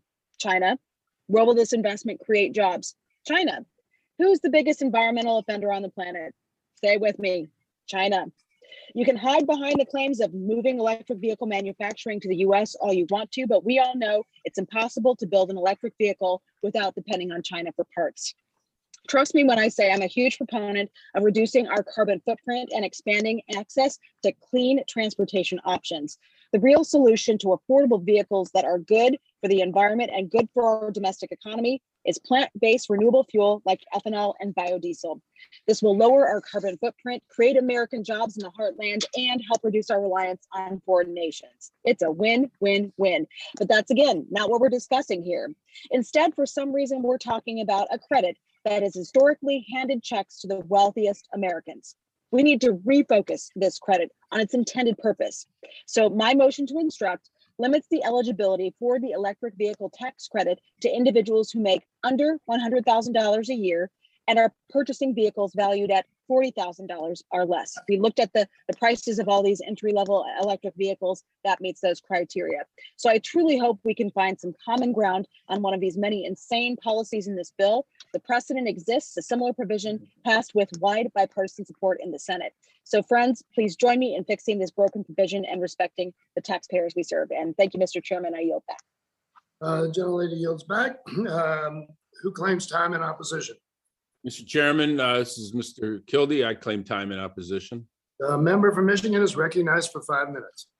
Thank you, Mr. Chairman. I'm opposed to this motion to instruct. I support extending the electric vehicle tax credit because the future of the auto industry is electric. We can't put our heads in the sand and repeat the same mistakes of the 1970s when we failed to recognize the future of the auto industry, and foreign companies ate our lunch.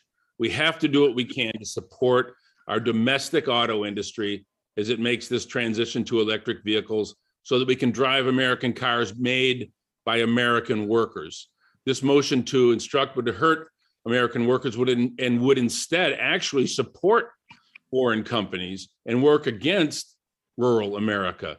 Creating the MSRP limit of $40,000 per vehicle hurts people who live in rural areas where smaller cars aren't enough to meet their needs. Pickup trucks like the Dodge Ram, the Chevy Silverado, the Ford F-150, made by American workers, are more expensive than sedans, whether gas or electric powered. And let's keep in mind, when Republicans were in charge in 2017, they went through the tax code with a fine-tooth comb and rewarded the top 1% with 83% of the benefit.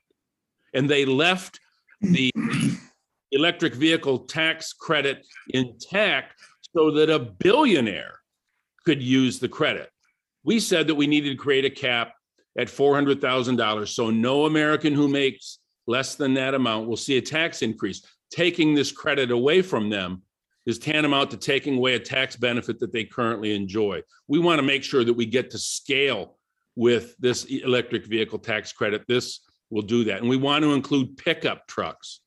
And if we're going to do that, these thresholds make sense. The motion to instruct would only allow small vehicles for urban environments made by foreign companies to be eligible for the credit.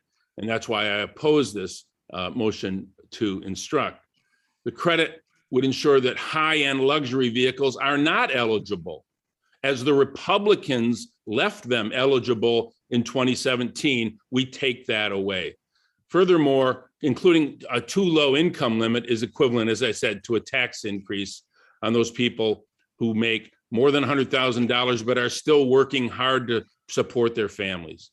This means 98% of Americans would be eligible for the credit. The motion to instruct would prevent 20% of Americans who lived in high-cost areas from being eligible to accept this credit. I ask my colleagues to oppose this motion. And let me keep in mind, if you read the actual fine print of the credit, of the legislation, you'll see that it's in the year 5, domestic only vehicles will be eligible. And I know it's very fashionable now to talk about the Chinese Communist Party, whether we're talking about electric vehicles or toothbrushes or whatever it is.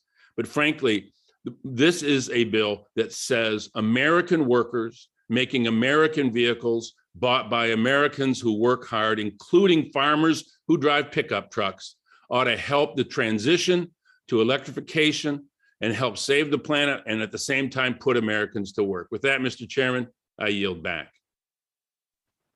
Gentleman yields back. The gentleman from Iowa, I'm sorry, the gentlewoman from Iowa is recognized for 1 minute to close. Thank you, Mr. Chairman, and I appreciate my colleagues' comments, but this plan is clearly designed to benefit the wealthy with these tax credits. CRS reported 78% of the EV credits are claimed by those making $100,000 or more per year. It would amount to a 560% increase in annual EV credits, and a tax subsidy for a family making $800,000 would amount to $12,500 for their purchase of a new EV, including a tax break if the vehicle is assembled in the U.S. with union labor. So again, I think we need to be respecting taxpayers in this process. It's common sense. Let's make sure it's actual use to help working Americans make these decisions to buy these vehicles. We can all agree a dual income household making hundreds of thousands does not need extra money from hardworking taxpayers to buy a luxury car or a luxury truck. So with that, I'd ask for your support and adoption of this motion to instruct. And Mr. Chairman, I yield back. Time for And I'd debate. ask for a recorded vote. All right, time for the debate on the motion has expired. The question is on the motion offered by the member from Iowa. All members should unmute at this time. All those in favor say aye. Aye. Aye. All opposed say no. No. In the opinion of the chair, the noes have it. The sponsor has requested a recorded vote. Pursuant to our unanimous consent agreement, that vote will be postponed. I now recognize Mr. Obernolte for the purpose of a motion. Mr. Chairman, I have a motion at the desk. Staff has distributed copies of the motion. The clerk will report the motion. Mr. Chairman, we have at the desk a motion offered by Mr. Obernolte. Clerk may dispense with the reading. The member from California is recognized for 4 minutes. He will also have 1 minute to close. Thank you, Mr. Chairman. Our federal budget deficit this year is estimated to be about $2.3 trillion. And I don't think anyone on this committee would argue that the bill that we're marking up today will not make that worse. It will be certainly worse in the short term, but even more so in the long term, because many of the programs that are anticipated under the legislation that we're considering don't phase in until later years. And the reason that that matters is that our federal debt for the first time last year exceeded the entire size of our national economy. We're approaching territory that almost every economist would agree is truly alarming and is going to have long-term implications for the economic health of our country. The last time this occurred was at the end of World War II. And Congress at that time came up with a really innovative solution. They appointed a select committee to identify federal programs that were underperforming or were not meeting their goals, and to make recommendations to Congress on how those programs could be made more efficient. This motion to instruct would accomplish something very similar. It would create a select committee called the Committee to Find Federal Savings. And we tried to craft it in a very thoughtful way. This committee would be broadly bipartisan. It would be consisted of 4 members from this committee, the Committee on the Budget, 2 from each party. 4 members of the Committee on Appropriations, 2 from each party, 4 members on the Committee of Ways and Means, 2 from each party, and 4 from the Committee on Oversight, 2 from each party. The Speaker would appoint the chair and the vice chair with the understanding that they would have to be from opposite political parties. So this committee would meet to identify underperforming federal programs and to make recommendations on how to make those programs more efficient, how to make them more effective, or as a last resort, how to spin them down so that they were not wasting federal money anymore. Once a year at a minimum, they'd be required to report to Congress, and they would also be empowered to introduce legislation into Congress that is highly privileged. In other words, it would be expedited in its passage and would also minimize the opportunity for outside forces and special interests to interfere with that process. So I would hope that everyone on this committee, regardless of how you feel about the bill that we're marking up, could be able to agree that a committee like this to make federal programs more efficient is a good thing. It certainly would be a bipartisan attempt to address the budget deficit and by extension, the national debt. And I would urge support for the motion. I yield back. Gentleman yields back. Does any member wish to claim time in opposition to the motion? Mr. Chairman, I rise to claim time in opposition. The gentlewoman from Virginia is recognized for 5 minutes. I want to thank the chairman for his leadership and commend him on his patience, remaining calm and serene while our colleagues across the aisle display selective amnesia and spew misinformation disguised as self-righteous indignation. Let me go out on a limb here and say something that every single Democrat agrees, that is that waste is bad. And that's why the Build Back Better Act empowers inspectors general to investigate and root out fraud within the programs that they're administering. It also protects whistleblowers. Let's not forget what the past president did with these folks. Outed and doxed whistleblowers and fired IGs who came up with who discovered fraud and abuse in the departments that they were working in. Now, the Build Back Better plan is an investment in the American people and in the future. Things like universal pre-K. Until 2nd grade, kids learn to read. After that, they read to learn. And now in America, too many kids are not kindergarten ready when they enter kindergarten. Now, this is an area where I absolutely disagree with my colleague from Wisconsin because the studies have shown that pre-K is very beneficial for kids. When a young child enters kindergarten ready for school, there's an 82% chance that child will master basic skills by age 11, compared with a 45% chance for children who are not school ready. And preschool reduced the percentage of children repeating a grade, any grade, by 15%. The Build Back Better plan also includes funding for childcare and elder care to get women back into the workforce. We all know that that COVID has caused what we're calling a she-cession, because women have been pushed out of the market, out of the workplace, having to take care of their elderly family members and their children. So we're never going to have a full recovery unless we get women back in the workplace as well. The Build Back Better plan also includes free community college, which will absolutely grow the economy. It'll train Americans for the good paying jobs of the present and the future, and they will graduate debt free. We all have kids in our districts who've graduated college, some with 6 figures of debt. This will allow them not to do that. Now, I'm surprised that our colleagues across the aisle are so hostile to these community college scholarships, because these are true public-private partnerships. These are the curricula in our community colleges are developed in conjunction with local businesses, at least in the good ones they are. In my area, in Northern Virginia, that's with the local hospital centers working on healthcare jobs. This is the fastest growing area for employment in the nation. There's at least 20 different kinds of healthcare jobs that people can go to community college and be trained for. Coding and cybersecurity are also big areas for us. And these people don't just go to work at Amazon. They go to work in manufacturing jobs.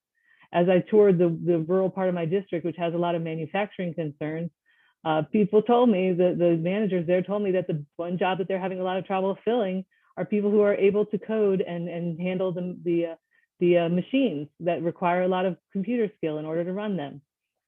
And how about the skilled trades, building trades, plumbing, electrical, HVAC? Those folks will never want for a job, and they will always make a good living.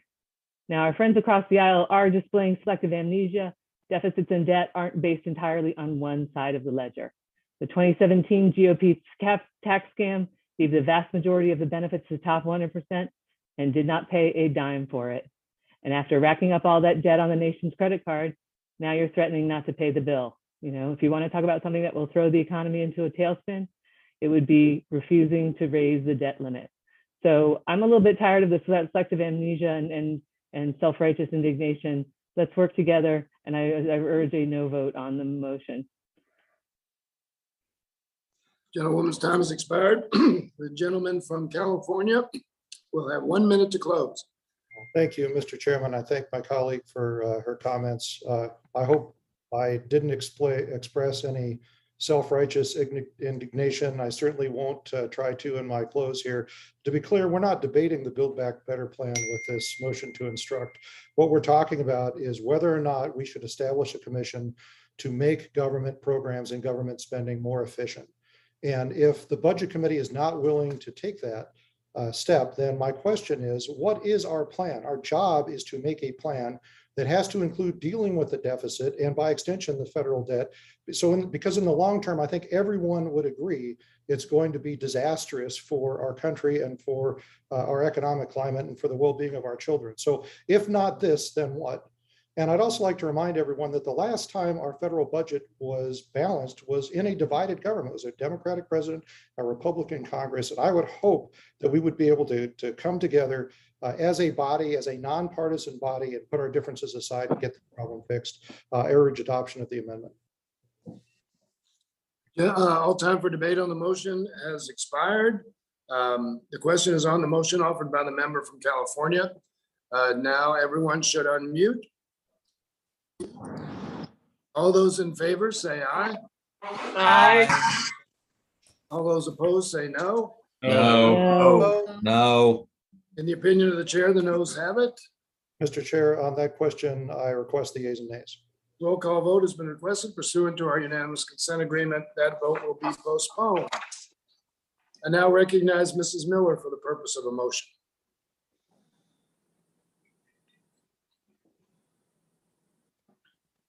Hold on, I'm messing up here.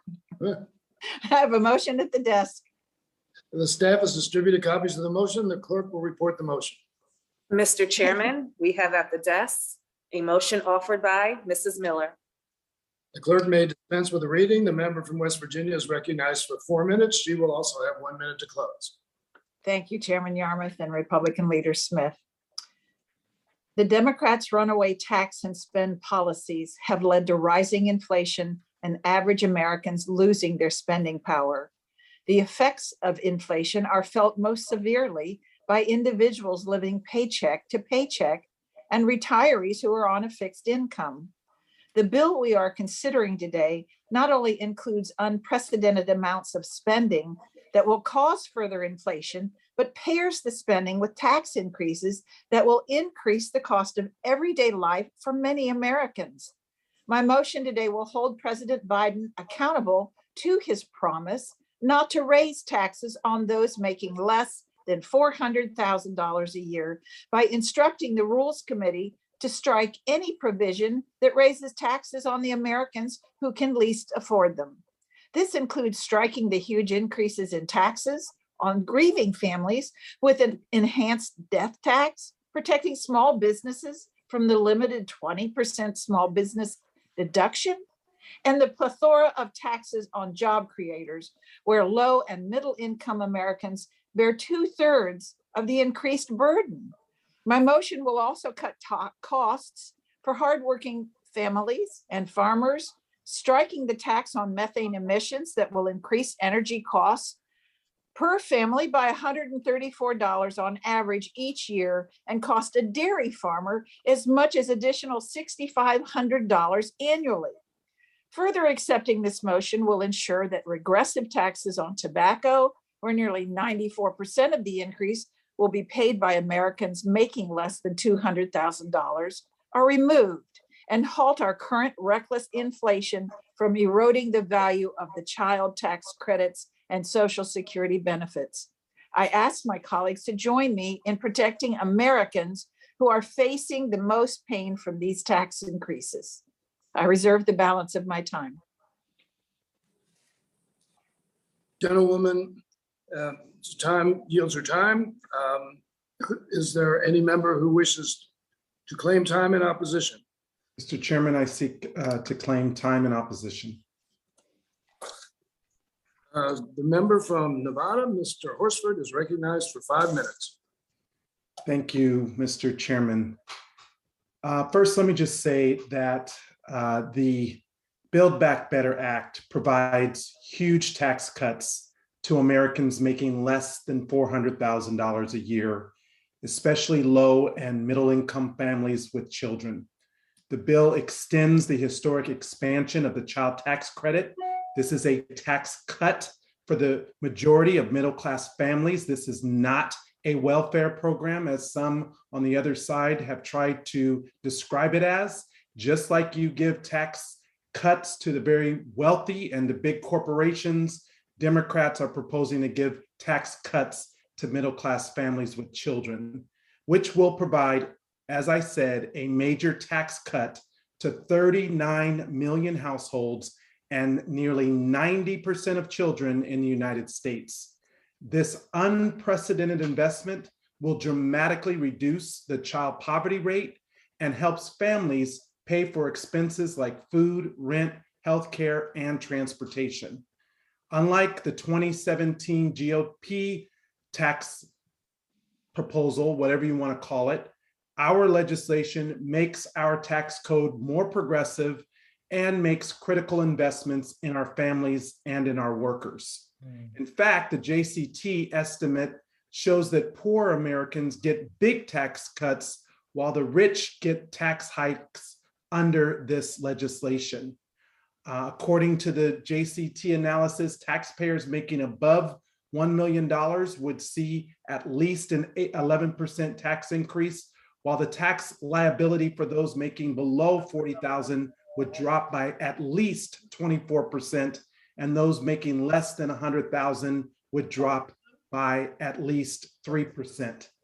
However, we know from our previous experience with the 2017 GOP tax law that there are no strong links between corporate tax rates and worker wages. I want to point out, Mr. Chairman, that under the Build Back Better Act, we actually cut the tax rate for corporations with income below 400,000 to 18%, and we do not increase the rate for corporations with income between 400,000 and $5 million. Now, a lot of talk is made about the job creators, but I also want to talk about the American worker, because it's the American worker who actually helps build the middle class in this country and who help make these corporations profitable. It's the American worker, the American people who create the ingenuity that allow America to be as great as it is. So a lot of focus is placed on the corporations and their tax rates, but this legislation actually focuses on the American people and the American worker. So I hope that my colleagues fully understand that.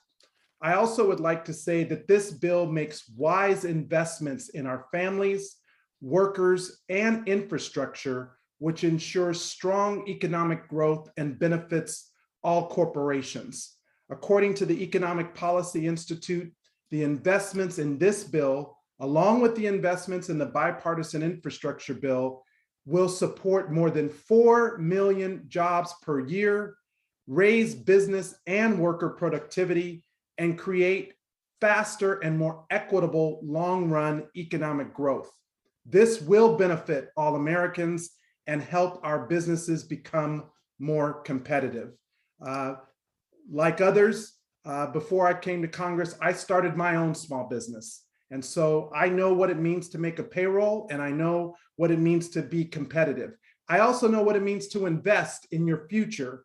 And the investments in the Build Back Better Act will make America and the American family and the American worker and the American small business stronger and more competitive.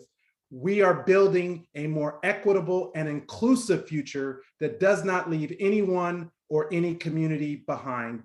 That's why I would ask my colleagues to oppose this motion to instruct on the amendment as proposed. Thank you, and I yield back. The gentleman yields back. The member from West Virginia is recognized for 1 minute to close. Thank you again, Chairman Yarmouth. I want to reiterate that my call that this motion will protect working class Americans from the harmful tax increases proposed by the Biden administration. And you or any of us as small business owners and job creators understand how we value the workers, because you can't have a small business or a large business without good workers, and you appreciate those good workers. And from small business owners on Main Street to our farmers across the nation and everyday Americans, these taxes will strangle those from all walks of life. This motion will ensure that the most unable to pay will be protected. I urge adoption of my motion, and I do request a recorded vote. I yield back. Thank you. All time for debate on the motion has expired. The question is on the motion from the member from West Virginia. All members should unmute at this time. All those in favor say aye. Okay. Aye. Aye. Those opposed say no. No. No. In the opinion of the chair, the noes have it. On the south side, there's some high points. They have Motion spots. is not agreed to. We request a recorded vote. Okay, a roll call vote has been requested pursuant to our unanimous consent agreement. That vote will be postponed. That concludes the minority motions to instruct. We have two motions to instruct from majority member, and I now recognize Ms. Jackson Lee for the purpose of a motion.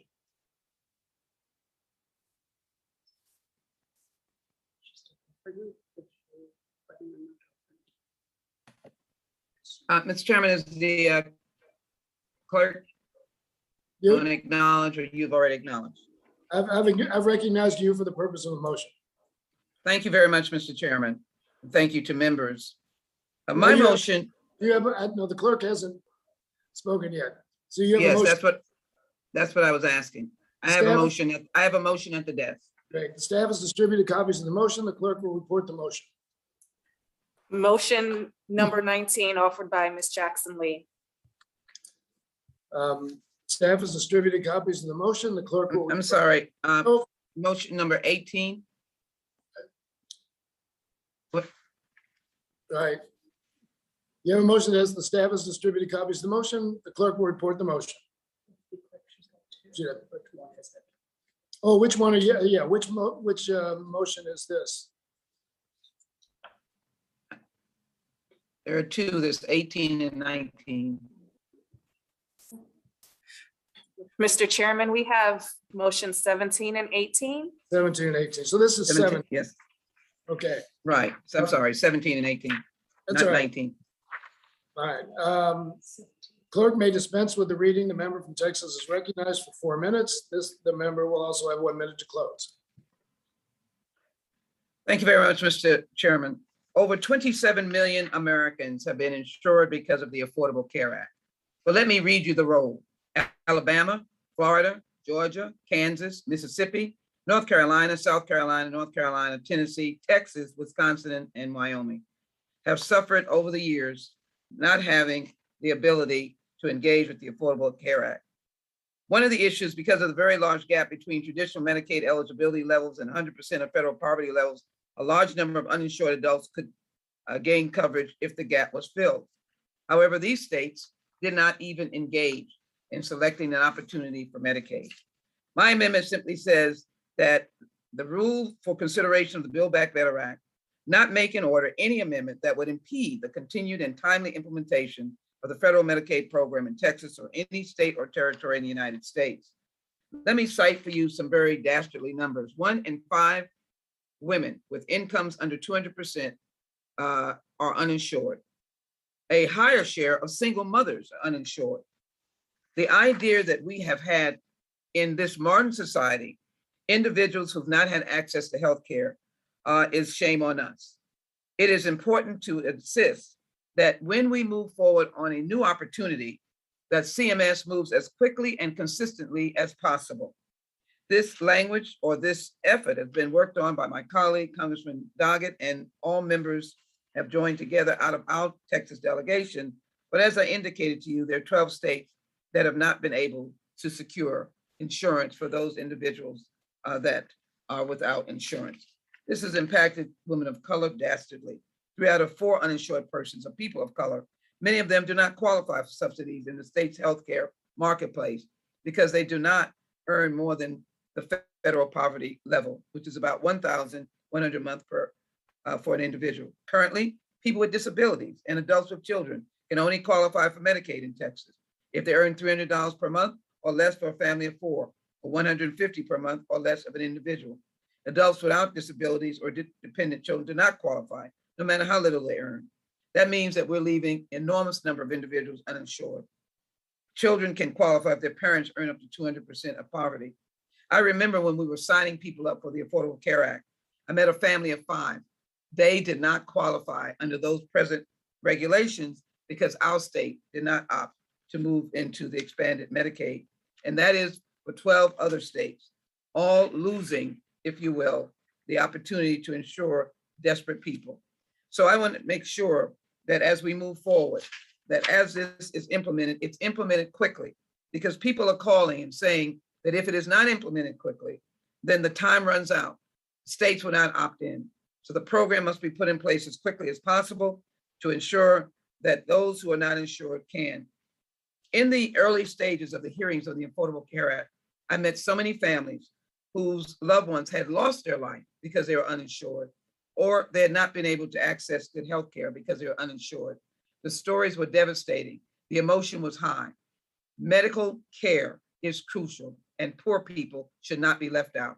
The expanded Medicaid is crucial, but we must move it as quickly as possible and continue it until it is in complete operation to save lives and to enhance the numbers of Americans that can have the opportunity to access the expanded Medicaid program. Women of color, families of color are prime in the loss of health care or not being able to access it. And so I ask my colleagues to support this motion to instruct to ensure that protection. I yield back. Gentlewoman, time has expired. Does anyone claim time in opposition to the motion? Mr. Chairman, this is Burgess. I'll claim time in opposition. Dr. Burgess claims time for opposition. He is recognized for 5 minutes. Thank you, Mr. Chairman. And I will say, I mean, we got this information pretty late. In fact, we got it today about the motion to instruct that was going to be offered by the gentlelady from Texas. And I'm not quite sure what we're trying to accomplish here. Of course, the bill that was marked up, the portion, the energy and commerce portion of the budget bill that of the reconciliation bill that was marked up last week, actually creates a new federal Medicaid position in those states that chose not to expand Medicaid. This is going to be a massive undertaking.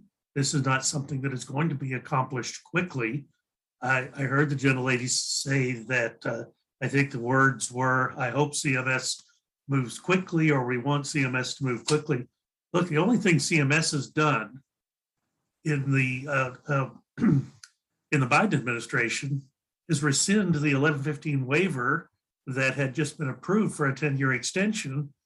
And 4 months into the Biden administration, they rescinded that 10-year extension. So what in the world are you thinking? CMS is not capable of doing anything quickly, and anything they do quickly, they're likely going to get wrong. But you're talking about setting up a massive new federal program. This is not going to be available for people by the end of this calendar year, or the next calendar year, or the next calendar year. Remember how long after you enacted the Affordable Care Act, remember how long it took for those programs to come online and be enacted? This is not, CMS is not an agile agency. it moves slowly, it moves deliberately. And as we found out this year in Texas, it can sometimes move harmfully. Look, I've had multiple discussions with people at the agency. I'm not sure that I'm getting anywhere with them, but I don't know that what you're talking about here would actually change things one bit. In fact, I've talked to constituents in your district who are worried about losing benefits they have currently under the Medicaid waiver, the 1115 waiver that is operating in the state of Texas. You're not going to get this new program up and running in time to save those people. So it just begs the question, would you rather have an ideological win, or would you rather take care of people? Look, I don't know. I was there when you all did the Affordable Care Act. I did not understand why you excluded some of the poorest people from coverage in the exchanges. The way the language in the Affordable Care Act is written is there is no option. They must be covered under Medicaid. I never understood why you would approach it like that, but that's what you did. That is the law that you wrote and was signed into law by the President Obama at the time. And although there have been some changes brought by the courts, it's not been substantially withdrawn. The change that was brought by the court was the states can't be forced, as a condition of continuing their traditional Medicaid programs, the states cannot be forced to expand under what was then the Affordable Care Act. And I actually think that was a wise decision by the Supreme Court, because if you get into the business of the federal government coercing the states, suddenly we've lost all measure of state sovereignty. Again, Mr. Chairman, Chairman Yarmouth, I will admit to some, I'm not sure I quite understand what is attempting to be accomplished with this, other than perhaps poke again at the state of Texas, which some people just love to do. But there are plenty of problems that we all should be working on. And when we go at things at an adversarial nature, it accomplishes nothing. We got a big problem in Texas right now with the lack of monoclonal and polyclonal antibodies.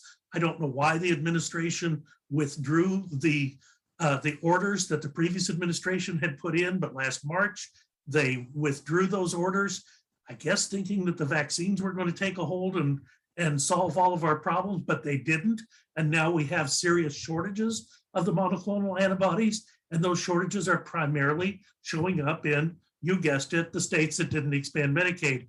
I don't know whether that's part of coercion or not, but I know that the people who are being hurt are the people that you say you're trying to help, and that's not right. So don't do this motion to instruct. It is not necessary. It accomplishes nothing. Instead, work with us to get the reinstitution of the 10-year extension on the 1115 waiver for the state of Texas. That would be doing something useful for your constituents. And I'll yield back. Gentleman's time has expired. The gentlewoman from Texas has 1 minute to close.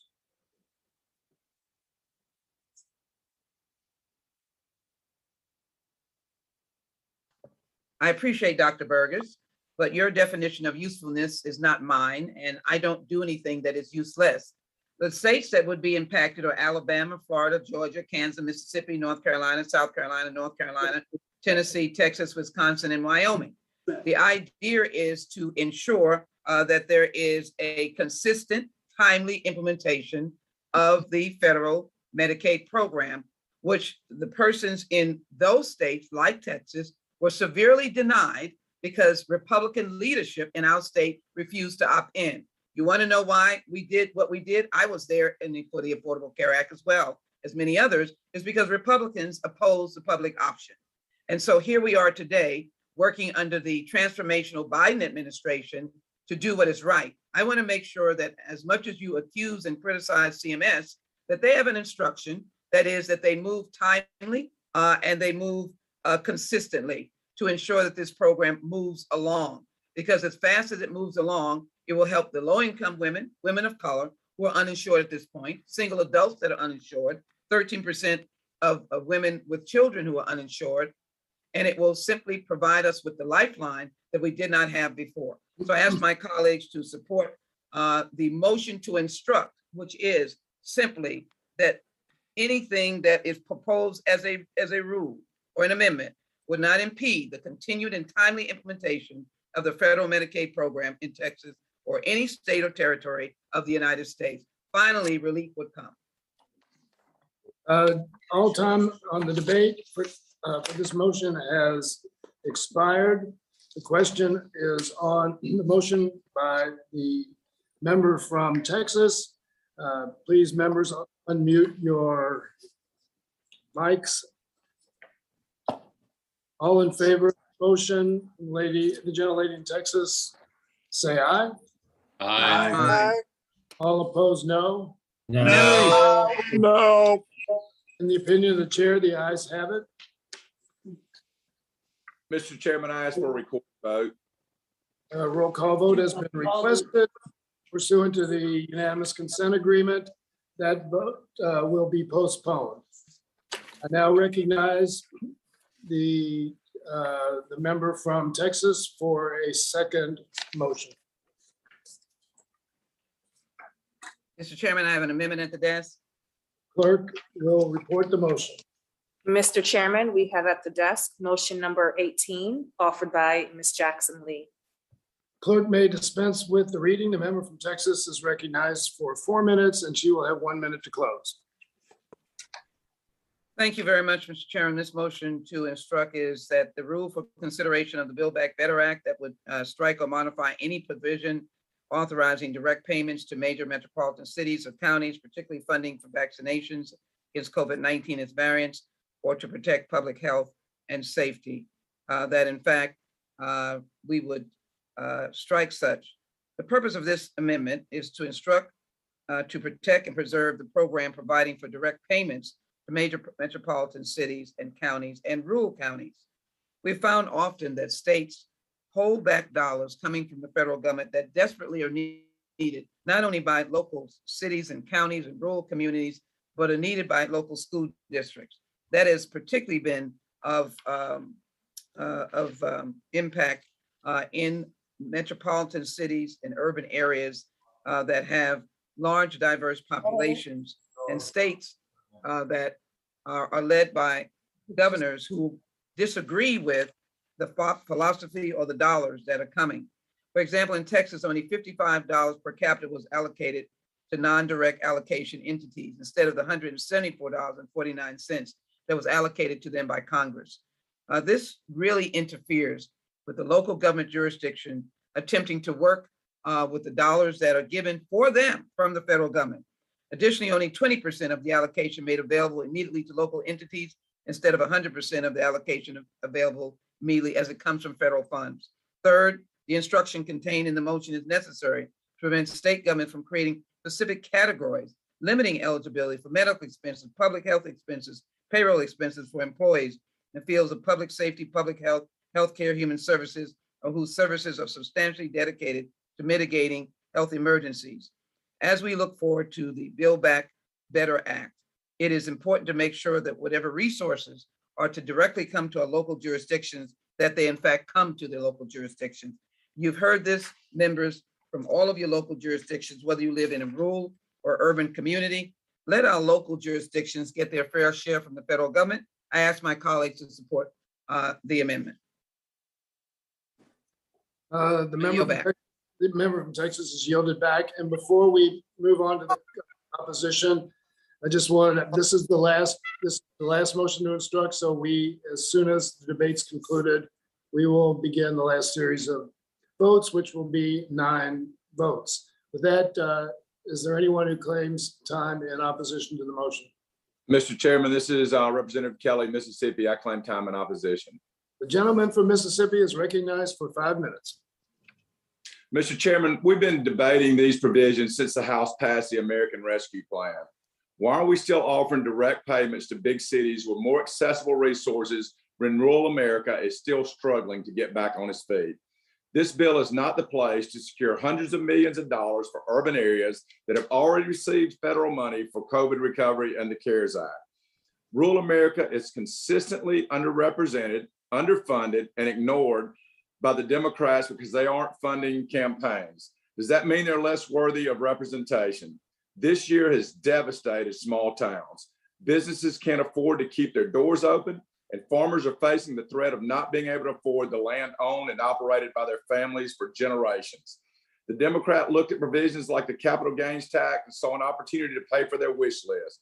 You're trying to tax the reason for American food independence to the point that they can no longer operate our farms. Of the nation's 4.1 million miles of public access roads, 2.9 million miles, or 71%, are in rural areas. Yet here we are again, with urban areas getting the brunt of the attention. This is another prime example of rural America getting left behind. While we are making a concerted effort to protect cities, when we're looking at agriculture provisions that give $0 to production agriculture, $94 billion, 28 of that conservation efforts that were not addressed by the committee, and none of it goes to the actual protections for American farmers. While we continue to spend dollars on our urban centers, rural America is suffering. No dollars for rural broadband or cell service, which is a mandatory lifeline in this COVID environment for farmers, rural school children without internet access for school remotely, for virtual health care for our rural seniors who cannot get there to be treated and must do it virtually, but they don't have broadband or cell service. This bill already overly compensates urban areas. Please don't vote to take more away from our rural areas where it is needed most. Mr. Chairman, I ask that everyone not support this amendment and vote no. And with that, I yield back the balance of my time. Gentleman yields back. I now recognize once again the gentlewoman from Texas for 1 minute to close.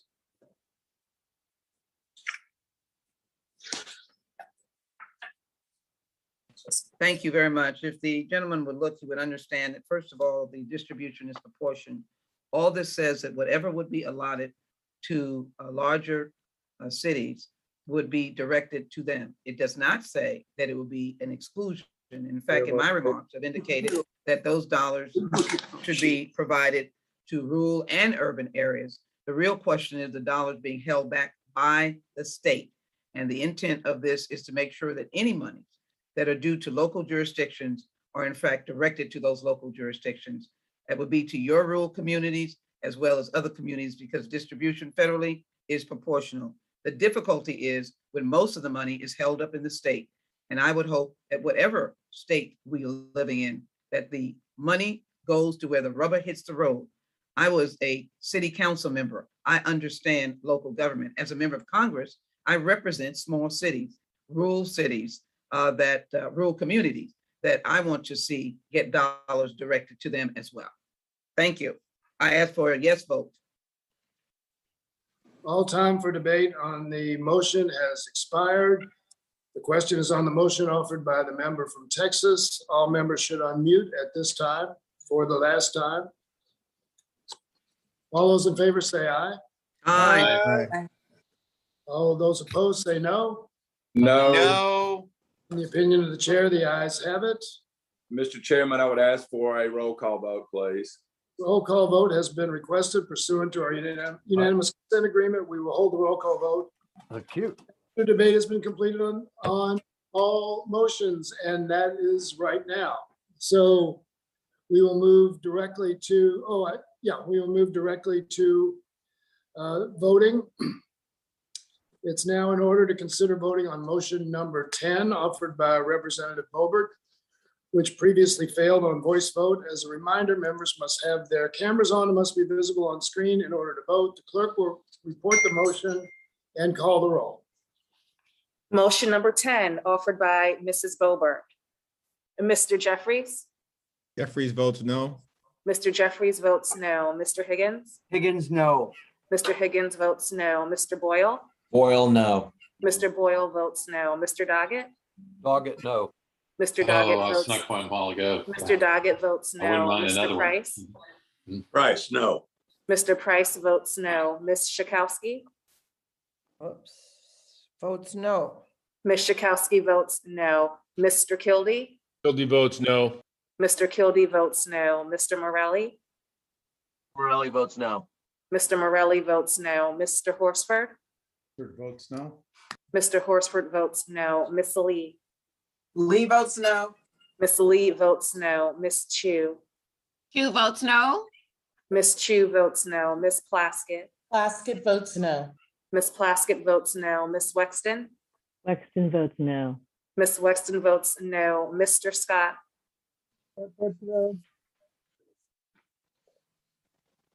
Mr. Scott. No. Mr. Scott votes no. Miss Jackson Lee. Jackson Lee votes no. Miss Jackson Lee votes no. Mr. Cooper. Cooper votes no. Mr. Cooper votes no. Mr. Series. Series votes no. Mr. Series votes no. Mr. Peters.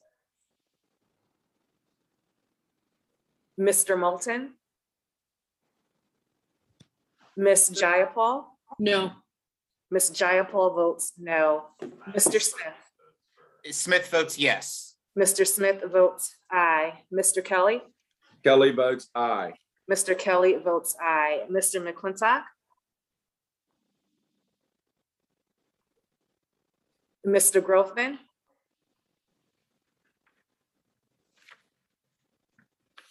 Yes. Mr. Grothman votes aye. Mr. Smucker. Smucker, aye. Mr. Smucker votes aye. Mr. Jacobs. Jacobs, aye. Mr. Jacobs votes aye. Dr. Burgess. Burgess votes aye. Dr. Burgess votes aye. Mr. Carter.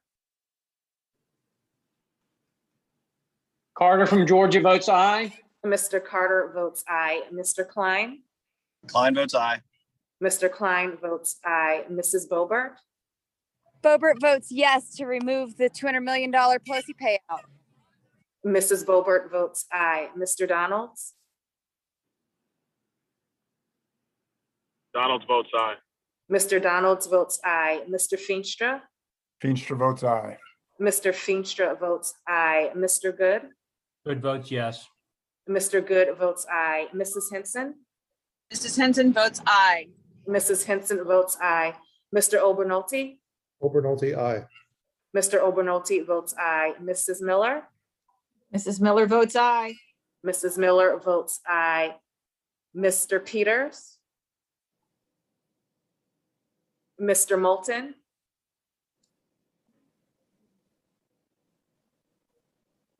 Mr. Yarmouth.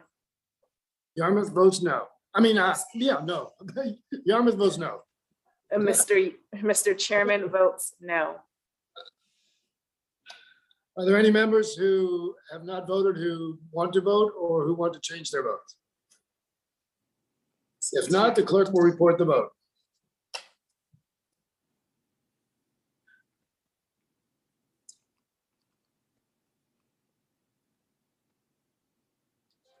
Now, they're building a new underground protected blood center for the people of Israel to save even more lives.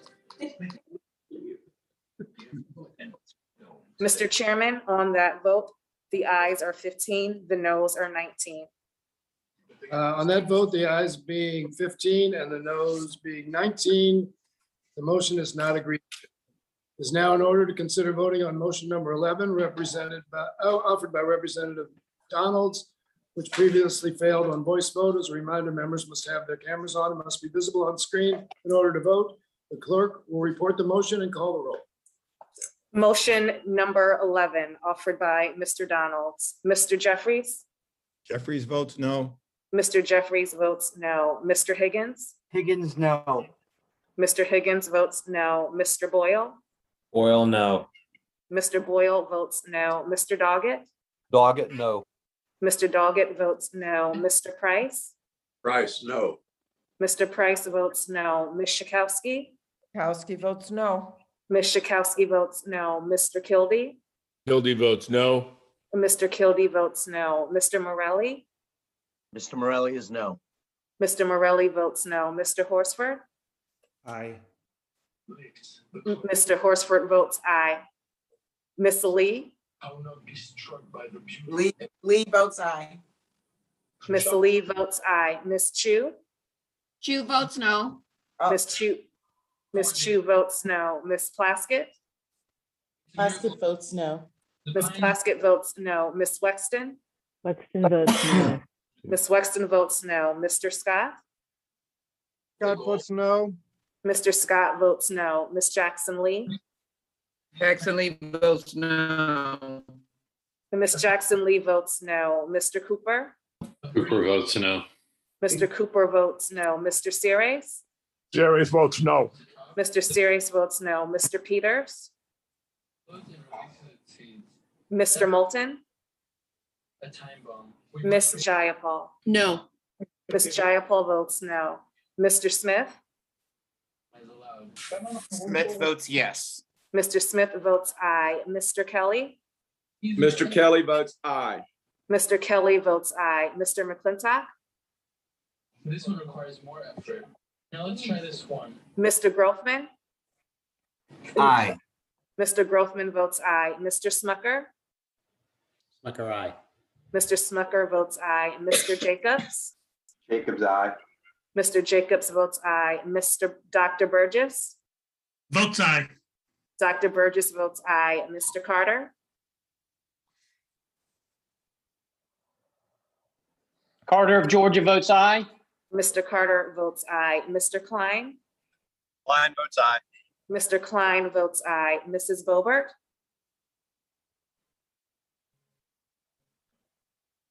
Mr. Donalds?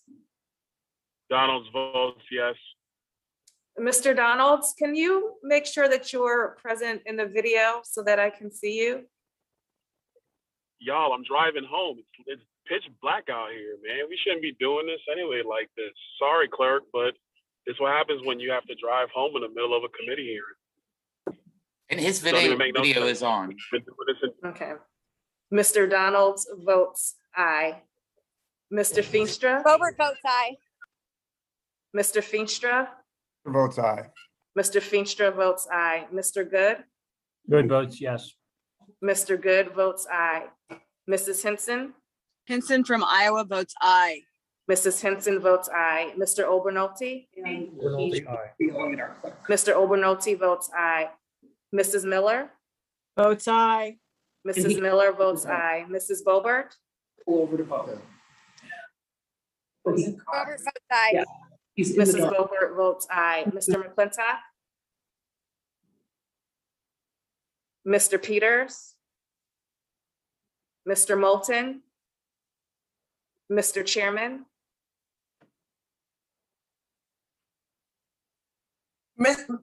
Mr. Chairman, how am I recorded? Ms. Lee, you are recorded as aye. Lee voted, no, I'm sorry. Ms. Lee votes no. Mr. Chairman?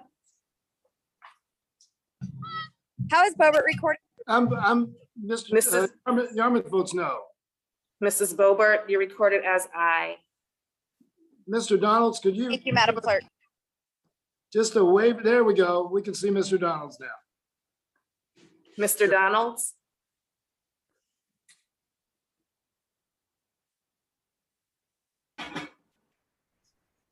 Mr. Donalds, can you cast your vote again? We can see you now.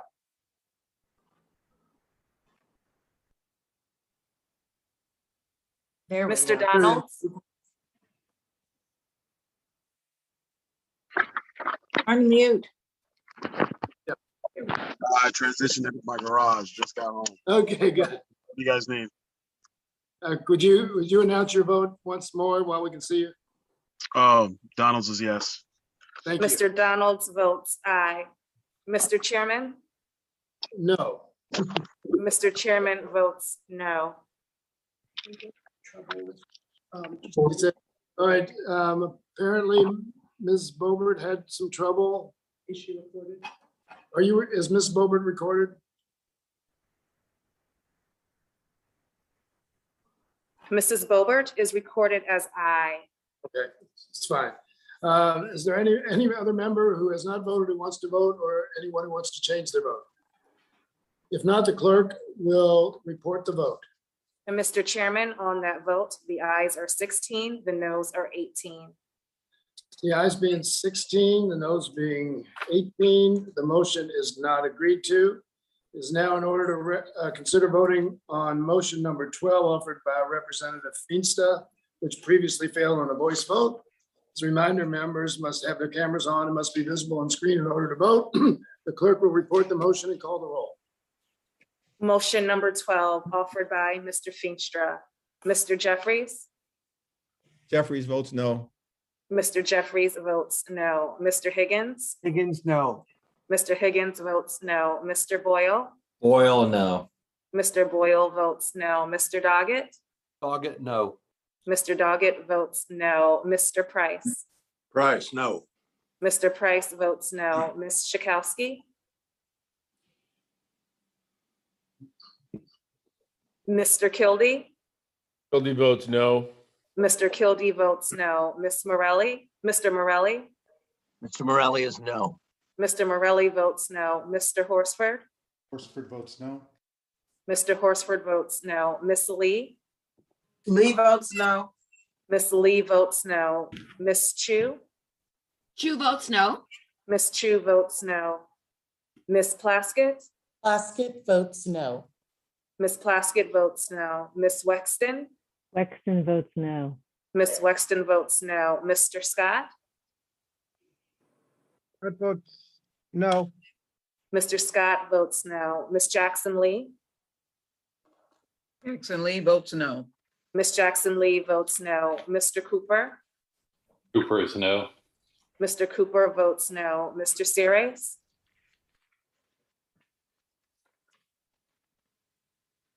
Mr. Peters? Mr. Moulton? Serious is no. Mr. Seres votes no. Ms. Jayapal?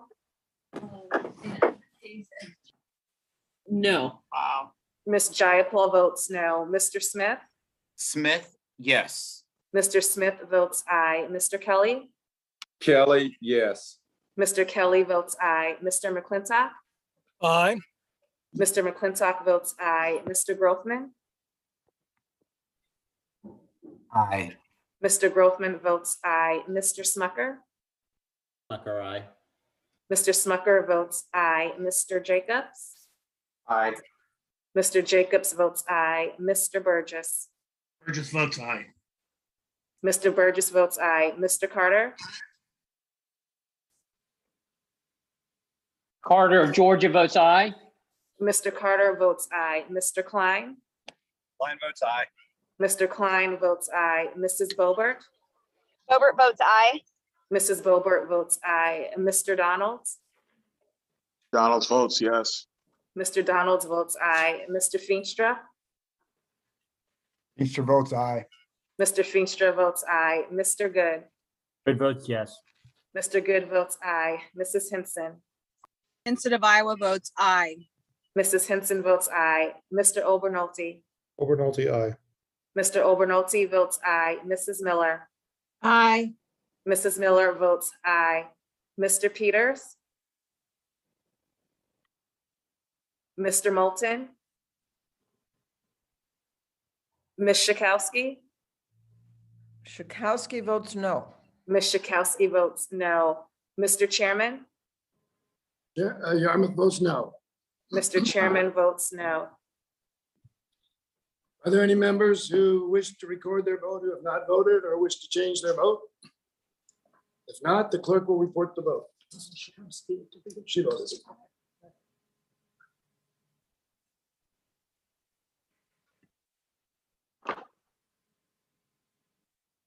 Mr. Chairman, on that vote, the ayes are 16, the noes are 19. The ayes being 16, the noes being 19, the motion is not adopted.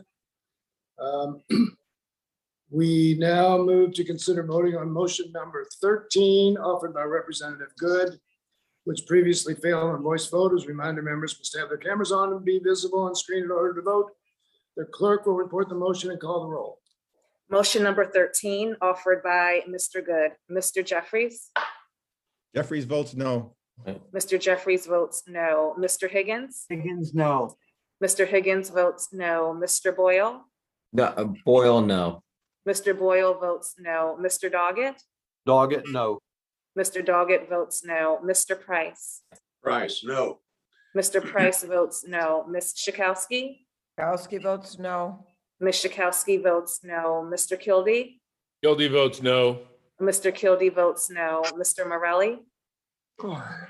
Morelli is no. Mr. Morelli votes no. Mr. Horsford? I know. Horsford votes no. Mr. Horsford votes no. Ms. Lee? Lee votes no. Ms. Lee votes no. Ms. Chu? Chu votes no. Ms. Chu votes no. Ms. Plaskett? Plaskett votes no. Ms. Plaskett votes no. Ms. Wexton? Wexton votes no. Ms. Wexton votes no. Mr. Scott? Virginia votes no. Mr. Scott votes no. Ms. Jackson Lee? Jackson Lee votes no. Ms. Jackson Lee votes no. Mr. Cooper? Cooper votes no. Mr. Cooper votes no. Mr. Series? Series votes no. Mr. Series votes no. Mr. Peters? Mr. Moulton? Ms. Jayapal? No. Ms. Jayapal votes no. Mr. Smith? Smith votes yes. Mr. Smith votes aye. Mr. Kelly? Kelly votes aye. Mr. Kelly votes aye. Mr. McClintock? Aye. Mr. McClintock votes aye. Mr. Grothman?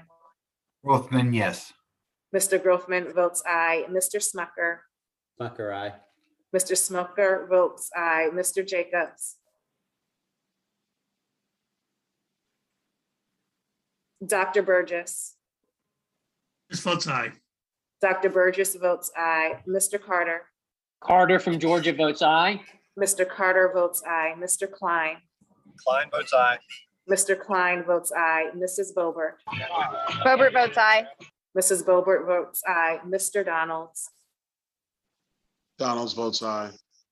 Mr. Donalds votes aye. Mr. Feenstra? Feenstra votes aye. Mr. Feenstra votes aye. Mr. Good? Good votes yes for life. Mr. Good votes aye. Mrs. Henson?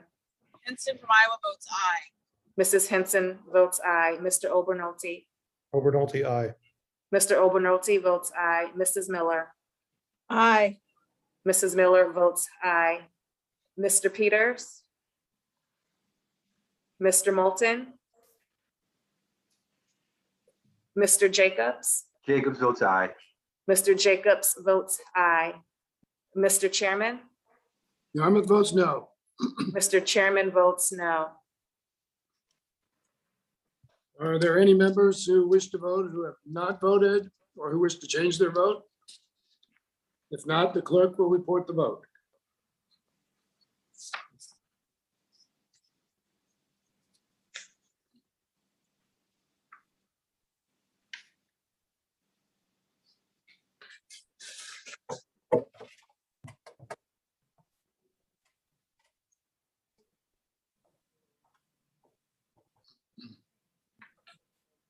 Mr. Chairman, on that vote, the ayes are 16, the noes are 19. The ayes being 16 and the noes being 19, the motion is not agreed to. Is now in order to consider voting on motion number 14 offered by Representative Hinson, which previously failed on voice vote. As a reminder, members must have their cameras on, must be visible on screen in order to vote. The clerk will report the motion and call the roll. Motion number 14 offered by Mrs. Hinson. Mr. Jeffries? Jeffries votes no. Mr. Jeffries votes no. Mr. Higgins? Higgins, no. Mr. Higgins votes no. Mr. Boyle? Boyle, no. Mr. Boyle votes no. Mr. Doggett? Doggett, no. Mr. Doggett votes no. Mr. Price? Price, no. Mr. Price votes no. Ms. Schakowsky? Schakowsky votes no. Ms. Schakowsky votes no. Mr. Kildee? Kildee votes no. Mr. Kildee votes no. Mr. Morelli? Mr. Morelli is no. Mr. Morelli votes no. Mr. Horsford? Horsford votes no. Mr. Horsford votes no. Miss Lee? Lee votes no. Miss Lee votes no. Miss Chu? Chu votes no. Miss Chu votes no. Miss Plaskett? Plaskett votes no. Miss Plaskett votes no. Miss Wexton? Wexton votes no. Miss Wexton votes no. Mr. Scott? Scott of Virginia votes no. Mr. Scott votes no. Miss Jackson Lee? Jackson Lee votes no. Miss Jackson Lee votes no. Mr. Cooper?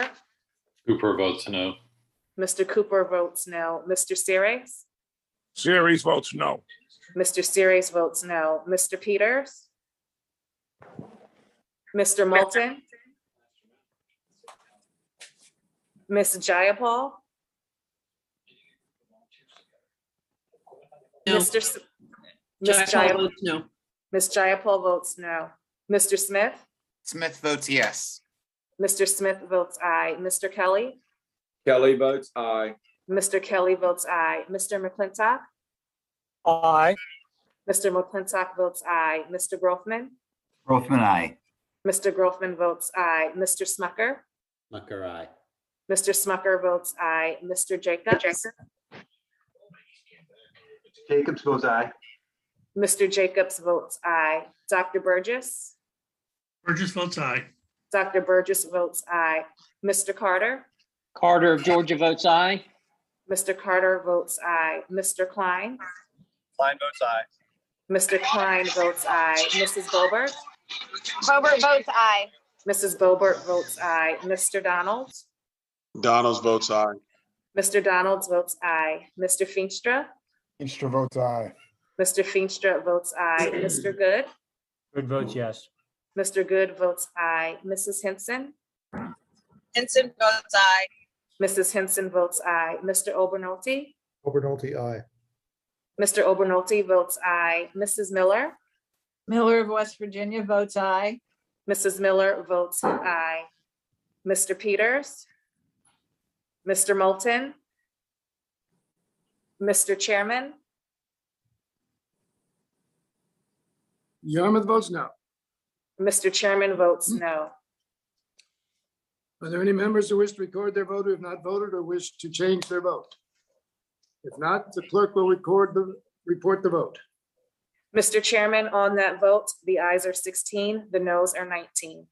The ayes being 16 and the noes being 19, the motion is not agreed to. 4 more to go, everybody. It is now in order to consider voting on motion number 15 offered by Representative Obernolte, which previously failed on voice vote. As a reminder, members must have their cameras on and must be visible on screen in order to vote. The clerk will report the motion and call the roll. Motion number 15 offered by Mr. Obernolte. Mr. Jeffries? Jeffries votes no. Mr. Jeffries votes no. Mr. Higgins? Higgins, no. Mr. Higgins votes no. Mr. Boyle? Boyle, no. Mr. Boyle votes no. Mr. Doggett? Doggett, no. Mr. Doggett votes no. Mr. Price? Price, no. Mr. Price votes no. Ms. Schakowsky? Votes no. Ms. Schakowsky votes no. Mr. Kildee? Kildee votes no. Mr. Kildee votes no. Mr. Morelli? Morelli is no. Mr. Morelli votes no. Mr. Horsford? Votes no. Mr. Horsford votes no. Miss Lee? Lee votes no. Miss Lee votes no. Miss Chu? Chu votes no. Miss Chu votes no. Miss Plaskett? Plaskett votes no. Miss Plaskett votes no. Miss Wexton? Wexton votes no. Miss Wexton votes no. Mr. Scott? Virginia votes no. Mr. Scott votes no. Miss Jackson Lee? Jackson Lee votes no. Miss Jackson Lee votes no. Mr. Cooper? Cooper votes no. Mr. Cooper votes no. Mr. Series? Mr. Series is a big no. Mr. Series votes no. Mr. Peters? Mr. Moulton? Miss Jayapal? No. Miss Jayapal votes no. Mr. Smith? Smith votes yes. Mr. Smith votes aye. Mr. Kelly? Kelly votes yes. Mr. Kelly votes aye. Mr. McClintock? Aye. Mr. McClintock votes aye. Mr. Groffman? Aye, sorry, aye. Mr. Groffman votes aye. Mr. Smucker? Smucker, aye. Mr. Smucker votes aye. Mr. Jacobs? Aye. Mr. Jacobs votes aye. Dr. Burgess? Burgess votes aye. Dr. Burgess votes aye. Mr. Carter? Carter from Georgia votes aye. Mr. Carter votes aye. Mr. Klein? Klein votes aye. Mr. Klein votes aye. Mrs. Boebert? Boebert votes aye. Unfortunately, I'm not in bed like Mr. Series. I'd like to be. Mrs. Boebert votes aye. Mr. Donalds? Donalds votes aye. Mr. Donalds votes aye. Mr. Feenstra? Feenstra votes aye. Mr. Feenstra votes aye. Mr. Good? I'm in bed because I'm not feeling well. That's all. Mr. Good votes aye. Mrs. Henson? Mrs. Henson votes aye. Mrs. Henson votes aye. Mr. Obernolte? Obernolte, aye. Mr. Obernolte votes aye. Mrs. Miller? Votes aye. Mrs. Miller votes aye. Mr. Peters? Mr. Moulton? Mr. Chairman? Yarmouth votes no. Mr. Chairman votes no. Are there any members who wish to record their vote who have not voted or who wish to change their vote? If not, the clerk will report the vote. Mr. Chairman, on that vote, the ayes are 16, the noes are 19. The ayes being 16 and the noes being 19, the motion is not agreed. It's now in order to consider voting on motion number 16 offered by Representative Miller, which previously failed by voice vote. As a reminder, members must have their cameras on and must be visible on screen in order to vote. The clerk will report the motion and call the roll. Motion number 16 offered by Mrs. Miller. Mr. Jeffries. Jeffries votes no. Mr. Jeffries votes no. Mr. Higgins. Higgins, no. Mr. Higgins votes no. Mr. Boyle. Boyle, no. Mr. Boyle votes no. Mr. Doggett. Doggett, no. Mr. Doggett votes no. Mr. Price. Price, no. Mr. Price votes no. Ms. Schakowsky. Kowski votes no. Ms. Schakowsky votes no. Mr. Kilby. Kilby votes no. Mr. Kilby votes no. Mr. Morelli. Mr. Morelli is no. Mr. Morelli votes no. Mr. Horsford. Horsford, no. Mr. Horsford votes no. Miss Lee. Lee votes no. Miss Lee votes no. Miss Chu. Chu votes no. Miss Chu votes no. Miss Plaskett. Plaskett votes no. Miss Plaskett votes no. Miss Wexton. Wexton votes no. Miss Wexton votes no. Mr. Scott. Scott of Virginia votes no. Mr. Scott votes no. Miss Jackson Lee. Mr. Cooper. Cooper votes no. Mr. Cooper votes no. Mr. Series. Series votes no. Mr. Series votes no. Mr. Peters. Mr. Moulton. Miss Jayapal. No. Miss Jayapal votes no. Mr. Smith. Smith votes yes. Mr. Smith votes aye. Mr. Kelly. Kelly votes yes. Mr. Kelly votes aye. Mr. McClintock. Aye. Mr. McClintock votes aye. Mr. Grothman. Aye.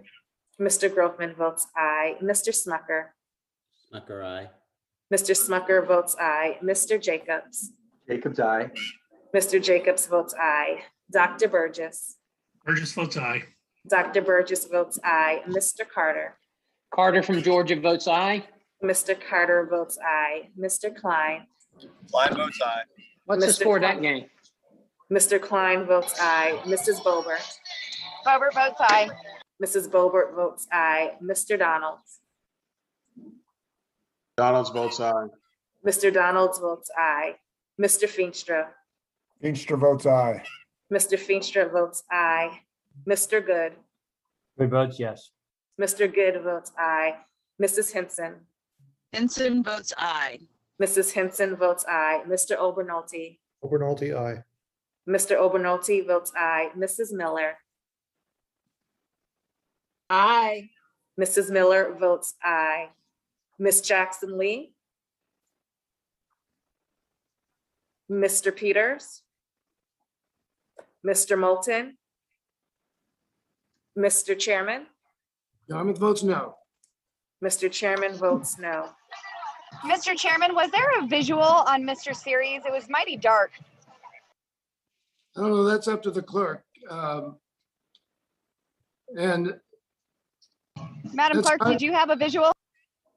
Oh, stop. Just stop. Classless.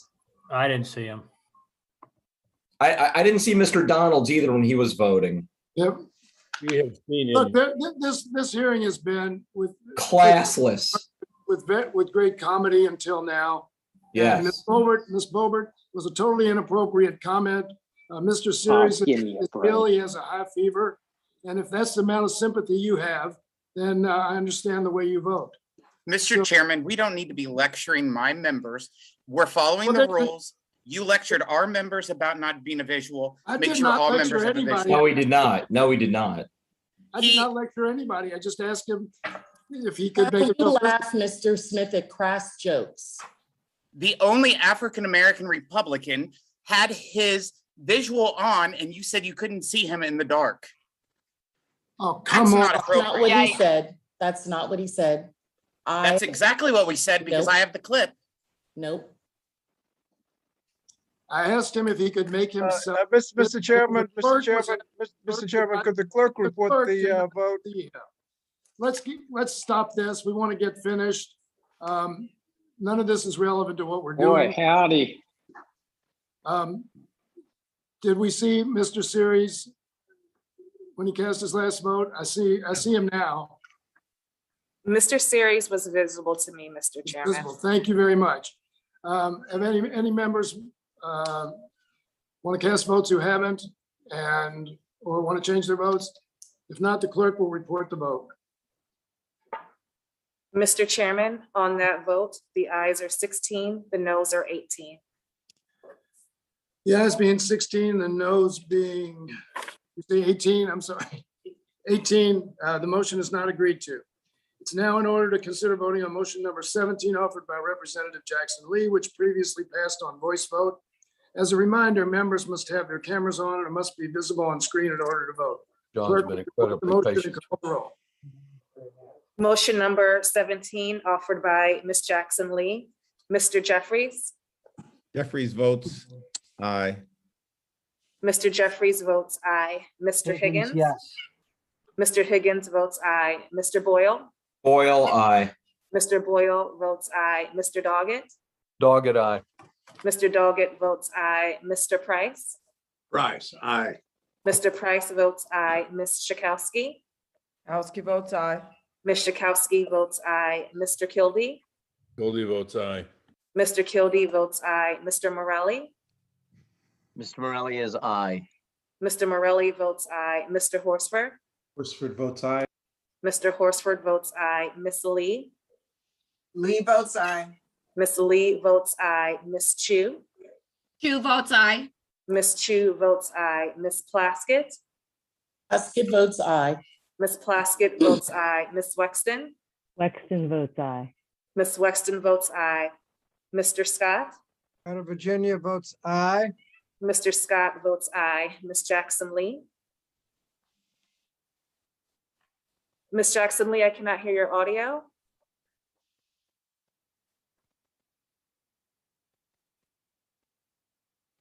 Hold us up some more.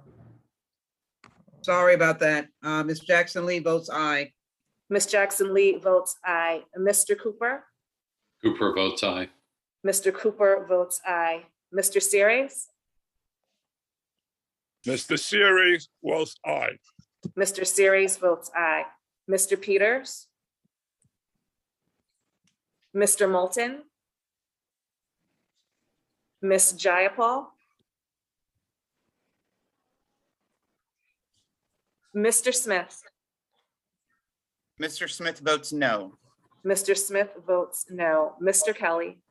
Kelly votes no. Mr. Kelly votes no. Mr. McClintock? No. Mr. McClintock votes no. Mr. Grothman?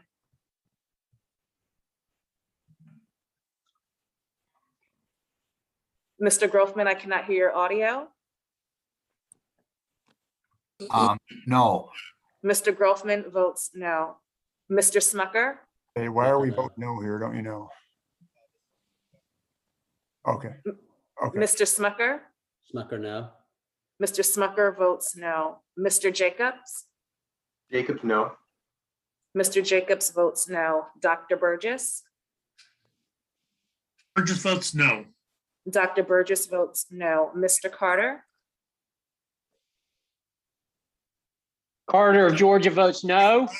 Mr. Carter votes no. Mr. Klein? Klein votes no.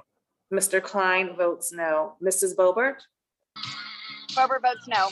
Mrs. Boebert votes no. Mr. Donalds? Donald votes no. Mr. Donalds votes no. Mr. Feenstra? Feenstra votes no. Mr. Feenstra votes no. Mr. Good? Good votes no. Mr. Good votes no. Mrs. Henson? Henson votes no. Mrs. Henson votes no. Mr. Obernolte? Obernolte, no. Mr. Obernolte votes no. Mrs. Miller? No. Mrs. Miller votes no. Mr. Peters? Mr. Moulton? Ms. Jayapal? Aye. Ms. Jayapal votes aye.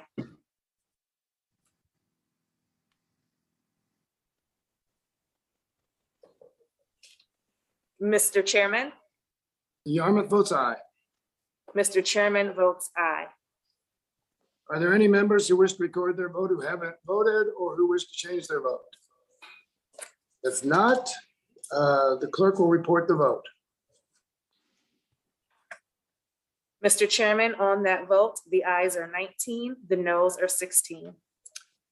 The ayes being 19, the noes being 16, the motion is agreed to. Is now in order to consider voting on motion number 18. This is the last motion offered by Representative Jackson Lee, which previously passed on voice vote. As a reminder, members must have their cameras on and must be visible on screen in order to vote. The clerk will report the motion and call the roll. Motion number 18 offered by Ms. Jackson Lee. Mr. Jeffries? Jeffries votes aye. Mr. Jeffries votes aye. Mr. Higgins? Higgins, yes. Mr. Higgins votes aye. Mr. Boyle? Boyle, aye. Mr. Boyle votes aye. Mr. Doggett? Doggett, aye. Mr. Doggett votes aye. Mr. Price? Price, yes. Mr. Price votes aye. Ms. Schakowsky? Kowski votes aye. Ms. Schakowsky votes aye. Mr. Kildee? Kildee votes aye. Mr. Kildee votes aye. Mr. Morelli?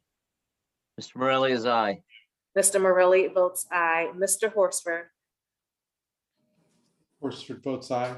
Mr. Horsford votes aye. Miss Lee? Lee votes aye. Miss Lee votes aye. Miss Chu? Chu votes aye.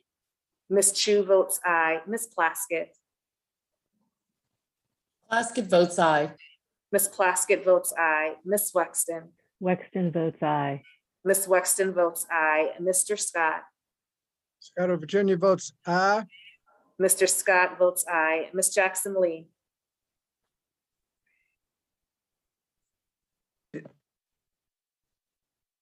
Jackson Miss Lee Jackson- votes. Jackson Lee votes aye. Miss Jackson Lee votes aye. Mr. Cooper? Cooper votes aye. Mr. Cooper votes aye. Mr. Series? Mr. Series votes aye. Mr. Series votes aye. Mr. Peters? Mr. Moulton? Miss Jayapal? Aye. Miss Jayapal votes aye. Mr. Smith? Mr. Smith votes no. Mr. Smith votes no. Mr. Kelly? Kelly votes no. Mr. Kelly votes no. Mr. McClintock? No. Mr. McClintock votes no. Mr. Grofman? No. Mr. Grofman votes no. Mr. Smucker? Smucker, no. Mr. Smucker votes no. Mr. Jacobs? Jacobs, no. Mr. Jacobs votes no. Dr. Burgess? Dr. Burgess, I cannot hear your audio. Could you unmute? Burgess votes no. Dr. Burgess votes no. Mr. Carter? Carter of Georgia votes no.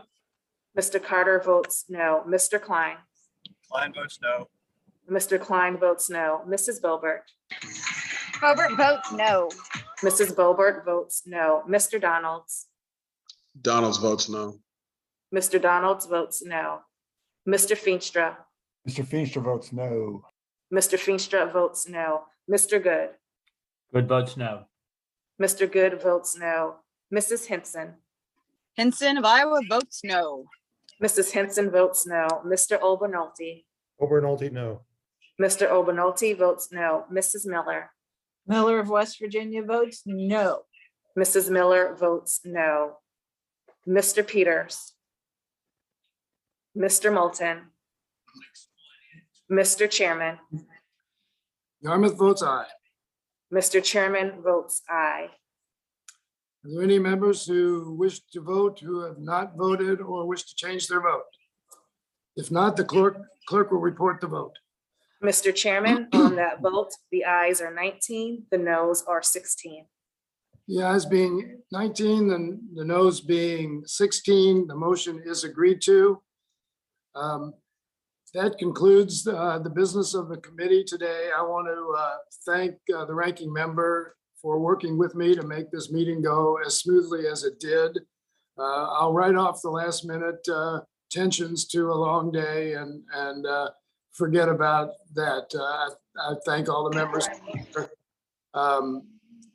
their contributions and their comedy during the markup. And I want to thank both the minority staff and the majority staff for the great work they've done in expediting this markup with very little notice. I know we only had 2 days of notice. I only had 2 days of notice also. So anyway, unless there is any further business, if there is none, this markup and the committee business is adjourned.